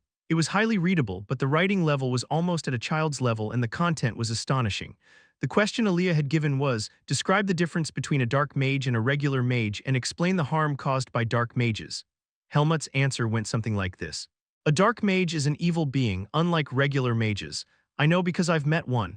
Dark mages dominate and oppress weaker humans. The dark mage I met tried to seduce me with cunning words to make me his subordinate. When I refused and left, he tried to harm me through deceitful means. Helmut had omitted many details about the forest of roots out of fear that Aaliyah might catch on. He must have met a dark mage, he wrote confidently. But judging by Aaliyah's expression, something seemed off. Helmut, what's this I know because I've met one supposed to mean? You told me to write my thoughts. Aaliyah stared at Helmut's answer sheet, speechless. Will it be even possible to reach the middle rank, let alone the top? If Professor Luxon gives some leniency for the swordsmanship department and considers Helmut's sense of humor, maybe it's possible. But for now, in this state, there was no answer. I'm starting to wonder how to approach this tutoring. But have you really met a dark mage? Asuka quickly interjected, his eyes filled with curiosity as he almost slammed his nose into his desk while studying the exam material. I met one. You said you lived in the forest, so how did you meet them? Did the dark mage hide in the forest too? That's right, Helmut vaguely replied. Asuka pressed him for more details. You lived in the forest, yet you say you were dominated and oppressed. Did the dark mage kidnap and use people as slaves? Something like that. While they continued their conversation, Aaliyah thought deeply, resting her chin on her hand. Cyan, who had read Helmut's answer sheet with great interest, commented, I can tell one thing for sure. You've never solved an essay question before, have you? The transfer exam for the swordsmanship department was all multiple choice, right? Aaliyah frowned. I didn't think it would be this bad. But why did you take that class? You should have chosen something easier like me. Asuka, who chose a general education class where he only had to answer multiple choice questions, said cheerfully. Helmut didn't have a choice because he was a transfer student. It's a bit unfair, but transfer students don't have grades from the previous semester, so it's difficult to establish evaluation criteria. That's true. In any case, I think we've reached a conclusion. Asuka flashed a self-satisfied smile. Helmut, just give up. After all, you're confident in your swordsmanship skills, right? Your grades will be good enough, so why be greedy? And you mean you're going to take the top spot in the second year of the swordsmanship department? That's right. In fact, even if I hadn't been expelled last year, I would have been the top student in the swordsmanship department. Asuka boasted. Come to think of it, except for Helmut, all three of them here were top students. Asuka was far from being a model student, but his grades were good, so he ended up in that category anyway. It was an elite group made up of top and second-rank students. Each of them had a distinctive personality, making them a noticeable group. Forget about it and let's have a duel later. You've never fought me before. Since he would be the top student anyway, losing a bit in a duel wouldn't hurt his pride much. But Aaliyah cut it off sharply. Don't make me laugh, she sighed as if it had been a while and her eyes sharpened. I can't let my tutoring student lose to the likes of you. A sense of mission and pride, both were burning fiercely in Aaliyah. Chapter 98 Part 1. Is it really necessary to use the word lose? Cyan muttered nervously. He thought the term lose was a bit too harsh just because he was slightly behind in grades. Sure, since you're used to it, you might not find it a big deal. Aaliyah retorted with a smug look on her face. Cyan could almost hear her saying, you loser, that's too much, isn't it? I'm still second in my class and you're calling me a loser. What does that make the people below me? Is Greta Academy a group of losers? Cyan grumbled. Aaliyah ignored his words and looked at Helmut. We have 2 weeks until the midterm exams, so put aside thoughts of having fun on holidays.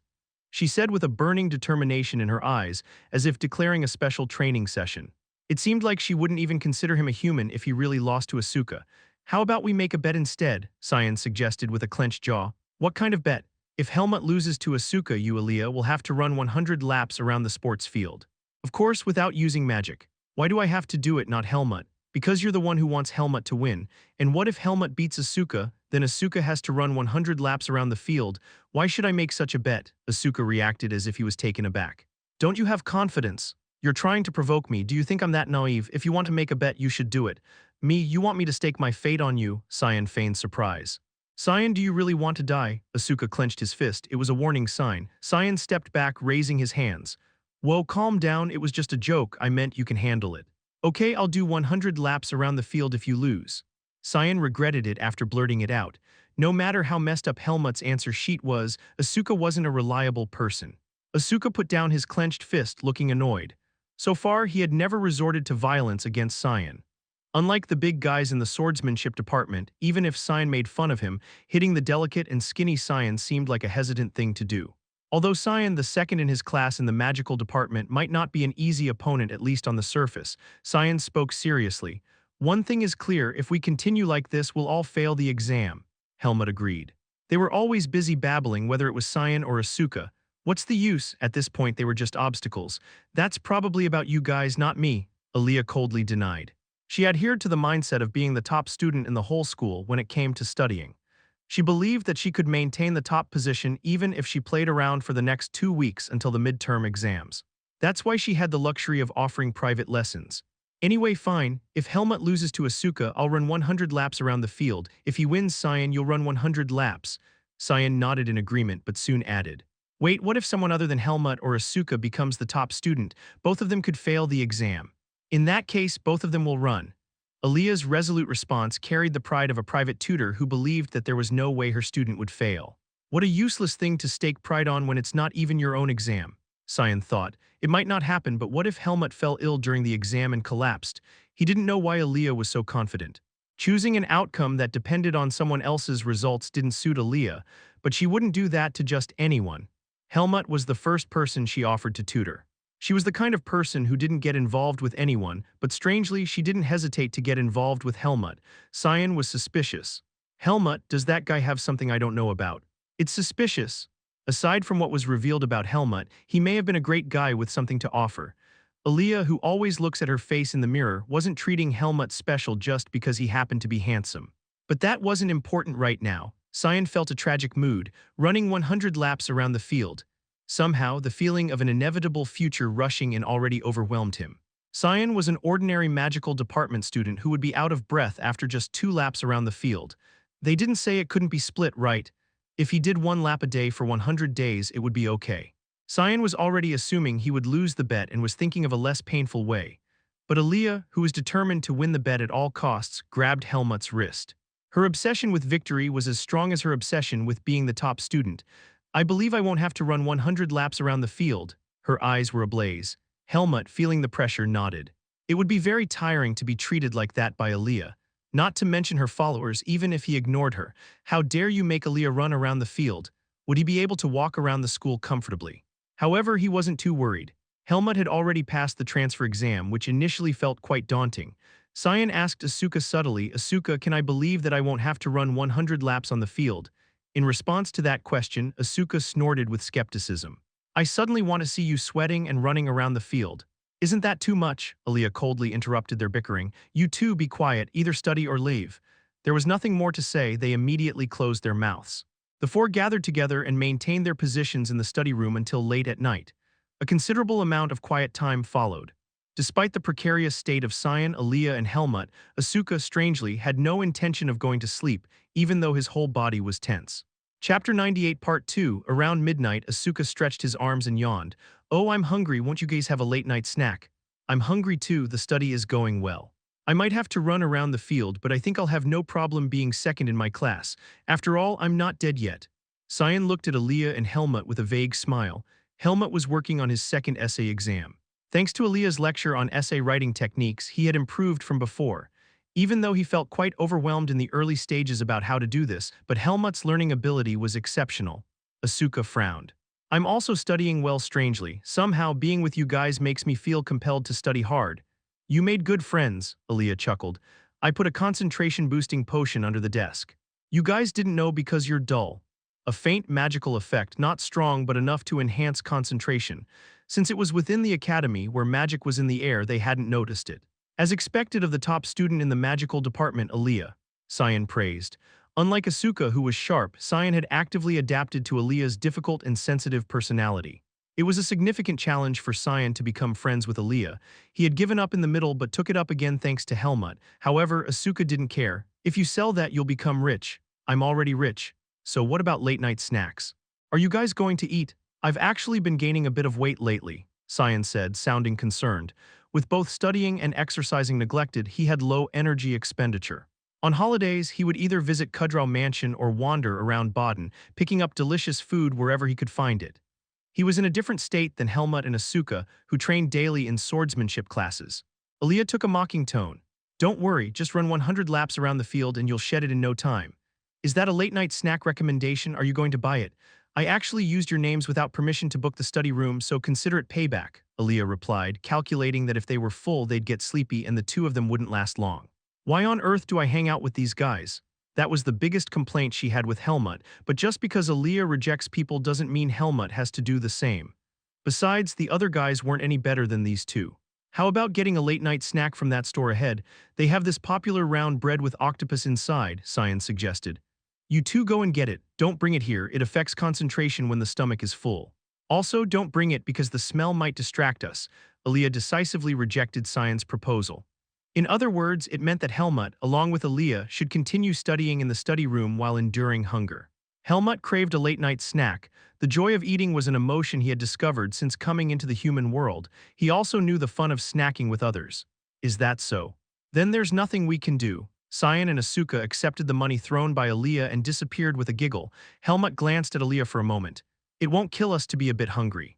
Today's goal is to finish this problem by 3 o'clock and then go to sleep. Helmut could fully grasp the feeling that a certain expression conveyed that day. It was the expression of harshness. However, it was a choice he made for himself, and he didn't complain. Cyan and Asuka didn't return to the study room. They probably ate a lot and went to sleep. Helmut had to stay in the study room with Aaliyah until 3 a.m. The strange feeling in the dorm room had long disappeared. Studying in the study room continued every day. While Helmut was working on his answers, Aaliyah studied for her exams. Cyan and Asuka were excited to leave their seats every midnight.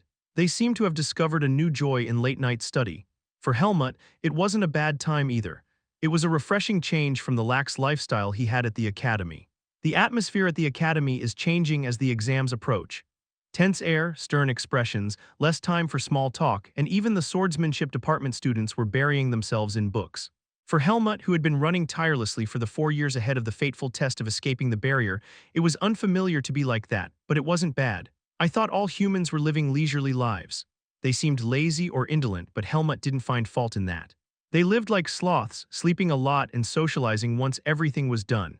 Even in the prestigious Gret Academy, it was rare to find someone with a schedule similar to Helmut's. There was only Aaliyah, who Helmut would acknowledge as a worthy opponent. Gret Academy was prestigious, which meant there were plenty of students aiming for good grades. Although most were nobles who could afford to live comfortably even with poor grades, if they were the kind of nobles who would just play and eat, they wouldn't attend the academy in this far Baden, enduring the uncomfortable dormitory life. Whether it was ambition, family honor, or simply the desire for success for commoners, an internal drive made them fiercely compete. It has to be at least this level. Helmut was satisfied. He didn't come here to play and eat until he graduated from the academy. Even if it's to get used to the human world, Helmut preferred to be in a fierce environment. Chapter 99, Part 1. The rumors about the bet between Asuka and Helmut for the midterm exams seemed to have spread everywhere. Helmut, did you really bet with Asuka? It was during the swordsmanship department's class time before the tardy Asuka showed up. At times like this, even the swordsmanship department students approached Helmut to talk. As soon as Asuka appeared, they would turn away as if a curtain had been drawn. Helmut, who stared intently at the face of an unfamiliar student, soon recalled his name. James. He was someone Helmut saw often, but he was weak, and his impression was vague, separate from his memory. If it wasn't a troublemaker and a foul-mouthed person like Asuka, whose features were clear, it wouldn't be well remembered. In fact, even when he was in the Pace Mercenary Corps, besides the chatterbox Finn and the female mercenary Tanya, he could hardly distinguish anyone. Is it true that if you lose, Aaliyah will run 100 laps around the stadium? It's true, although that won't happen, Helmut spoke firmly. Aaliyah's expression, which seemed to be chewed, began to soften a little. It was evidence that Helmut's essay answer sheet was starting to improve. If you win, does Asuka suffer any loss? James's tone suggested that he very much, desperately hoped that Asuka would suffer a loss. Well, not really. He is the kind of guy who doesn't seem to be offended even if he becomes second chair. James seriously grabbed Helmut's shoulder. We only trust you, everyone is counting on you. You are our hope to defeat Asuka. It was a somewhat powerful statement. Sometimes effort surpasses talent. However, just as there were talents that couldn't be caught up within a short period, there were also talents that couldn't be surpassed by effort alone. Most students at Greta Academy are diligent, but not everyone can make the bone-grinding effort beyond the expression of being diligent. Moreover, lately, Asuka seemed to have become unusually diligent, perhaps influenced by Helmut, who was stuck in the training ground. Effort was being added to his talent. So they're leaving it to me. He didn't feel any particular excitement about unexpectedly becoming the hope of weak guys. Judging by the murmurings, it seemed everyone was interested in his bet. Helmut mainly focused on smoothly getting through academy life, but unintentionally he was a noticeable presence from his appearance. A noble, smooth, and beautiful appearance. Handsome and skilled. Helmut thought that being close to Asuka, a renowned figure in the martial arts department, was attracting attention to him. But that wasn't the whole reason. A transfer student, Aaliyah's roommate, Asuka's friend, a guy who received private lessons from Aaliyah, and even a protege of instructor Ethan Kudrow. Appearance, skills, and epithets, nothing was ordinary. Work hard. It's good that they have expectations, right? Helmut responded positively. Asuka's reputation still seems to be hitting the ground. It's worth it. Perhaps due to staying up late studying, Asuka became sensitive again. He is full of complaints about everything. As soon as Helmut thought of Asuka, a noisy sound came from the other side. As everyone's attention turned, Asuka, facing someone, was raising his voice. Due to staying up late the night before, Asuka, who was yawning and walking from the other side, bumped his face into someone's back. And as soon as he bumped into him, he lost his temper. "What, you brat, what's your problem? If you bump into someone, you should apologize. You're the one who bumped into me." The other person raised his voice in disbelief. "You took a step back too. Why are you blocking the path? This is a sports field. What do you mean by path? You're bound to pass right here when you walk from the building. You should have avoided it. Are you a blockhead? Eek, hey, stop it. The instructor will be here soon. Don't make a fuss." "Asuka, he's making a fuss again from the morning. Why are there all these bastards?" While trying to gloss over the situation, the inner thoughts of the classmates who witnessed Asuka's rampage were like that. Asuka pointed his finger confidently. "Hey, apologize quickly. Why should I apologize? If you don't want to apologize, why don't you spar with me later?" As Asuka grinned, the opponent's face turned red and blue. "He's angry, but if he spars, he'll be beaten one-sidedly. It's unfair, but there was nothing to be done about it. The other party just wouldn't listen." Asuka was a predator of the second year of the swordsmanship department. And he was a very savage and ruthless predator. Around him, they quickly grabbed the arm of the guy who was unlucky to get caught by Asuka and whispered, "The obvious lines that you should endure." But Asuka showed no sign of stopping. "Hey, why are you running away? Are you a coward? Are you going to be wrapped up in your friend's arms like a girl? The more you look, the more suspicious it is. It's not common for a commoner to shout at a noble, let alone pick a fight." There was a clear difference between bowing respectfully to nobles and charging at them. Is that guy really a commoner? For the first time in his life, Helmut had doubts about others. However, contrary to common perception, there's no rule that commoners must suppress their temper in front of nobles. Asuka didn't even seem to know that in front of emperors or royal family members. Helmut wasn't well versed in the human world, but occasionally there seemed to be people like him. Can't make a peep, can't respond to a duel. What can you do if you're pitiful, huh? You try to stop him. Unable to bear it, James pushed Helmut's back. Now this had become Helmut's part, the job of restraining Asuka's leash. Chapter 99 Part 2 Asuka, why make trouble from the morning? "Hey Helmut, you cheeky brat, you should have waited a bit. I came out just a little late." He seemed to be particularly low pressure, and that seemed to be why he was in a bad mood. "So did you pick a fight with that guy because of that?" "No, who said that? He's as big as a mountain and blocking the way." Pierced like a needle, Asuka turned his head abruptly. It might be a scene that many found cute, but Helmut didn't feel any particular charm. He had no talent for distinguishing right from wrong, but Asuka, this guy, was just completely wrong from start to finish. "Don't waste your strength unnecessarily. We have a major announcement today." Instructor Patricia had said so yesterday. He had a hunch what the major announcement was. It would be related to the practical exam. "Oh, don't worry, I'll get a perfect score even at first glance," Asuka declared confidently. Helmut spoke indifferently. "That duel, don't bother those poor guys, do it with me." "Why all of a sudden?" Asuka, who had been nagging for a duel and then stopped and acted on his own, looked at him with wary eyes. "The midterm exam is coming up soon. It wouldn't hurt to loosen up your body a bit." Dueling in class had been banned since the incident with Helmut and Asuka, but there was a hope that it might be allowed from this week with the exam ahead. It was strange in itself that they couldn't duel because there had been a bit of an accident in the swordsmanship department. "You're not scared, are you?" Asuka's eyes, challenging as usual, sharply lifted as he retorted. "Who said I'm scared? Well then, that's good." Helmut nodded his head. If he broke him in front of everyone, Asuka might quiet down a bit. There was that calculation. "Hey, there's the instructor." Instructor Patricia, who appeared just in time, called for attendance. After checking the number of people, she clapped her hands. "Attention, everyone. Having already sensed that something was happening through the chaotic atmosphere, she cast a sharp gaze toward Asuka. She delivered a warning with her eyes and raised her voice. The midterm exams are about to begin. Due to unfortunate incidents, dueling has been prohibited until now, but starting today, we will resume sparring. Oh, the students, who had been dueling secretly among themselves, cheered with anticipation. After all, they didn't feel as tense as they did during official duels in class. The purpose of dueling is solely to prepare for the midterms, so if any incidents similar to before occur, we will strictly crack down. Helmut, that guy, well, he seems to get along pretty well with other guys, but Asuka is the problem. It seemed like a good idea to make a separate request to Helmut, who was rumored to be the boss. Hold the leash a bit. It was a necessary procedure to safely take the midterm exam. Now let's talk about the exams. Listen carefully. Instructor Patricia, slightly pausing, began to speak. In this midterm exam, you will face the first year of the swordsmanship department. Next week, we will have a light warm-up in the first round, and the full-scale exam will be held over the next week. There were objections among the instructors about pitting first and second-year students against each other. However, the opinion that it was a good opportunity to clear up the blurred atmosphere was predominant. An opportunity to erase the lingering conflict among the second-year students and unite the entire grade. The academy's curriculum extended up to the sixth year. As students progressed to higher grades, there was a difference in skill level. Therefore, pitting students against each other was not common. As graduation approached, students devoted more effort to training, and their physical growth was completed, so it's a natural progression. But it was different for lower grades. There wasn't much difference in skill between first and second-year students. Even this year, the average level of the first-year students was higher than usual. Although a dark horse named Helmut appeared in the second grade, all the instructors acknowledged that fact. I will give you 10 minutes from now. Decide on a dual opponent and line up. If you can't find an opponent, come to me, that's it.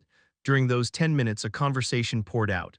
Wow, I didn't know we were going to take the exam with a duel. Was the ban on dueling a penalty? What's the point of losing to first year? Will I lose? No way. Someone sneakily brought up a topic. There's a very pretty freshman in the first year, right? Yeah, the only girl in the swordsmanship department for the first and second years. She was stunningly beautiful. How can such a girl be in the swordsmanship department? Wait, there's a girl in the first year. Why are there no girls in the second year? I suddenly want to beat those first-year guys so badly. They say in the Greta Academy, guys mainly apply to the martial arts department from some time ago. There were a few above the fourth year, but we don't have any in our year. Girls prefer the Mates or Lone Academies over Greta. I heard they only take exams at those two places. Mates and Lone were also academies located in Baden. The two academies were situated on the opposite side of Greta Academy, so encounters were less frequent than one might think. Does Greta Academy have a certain image that's causing this? Is it an image like muscular guys making a lot of noise? There are many girls in other departments. Especially in the magic department. Our academy's magic department is particularly famous, so maybe they apply a lot. The problem is the image of the swordsmanship department. What's wrong with us? Don't you know that Greta Academy is rumored to have only burly muscle masses? Of course, there are guys who aren't like that, but that's how the rumor likes to describe it. The sound of the conversation died down. Their gaze glanced at Asuka. Asuka's notoriety surpassed his appearance, which would have been popular as a pretty boy if his personality wasn't like that. Helmut heard everything with his excellent hearing, but fortunately, Asuka didn't seem to notice. He was mumbling as if he liked the content of the exam, stroking his wooden sword. First year. I'm going to face the first year. Whether he liked the appearance of new guys he could beat up, his fighting spirit seemed full. It's a bit of a dangerous state.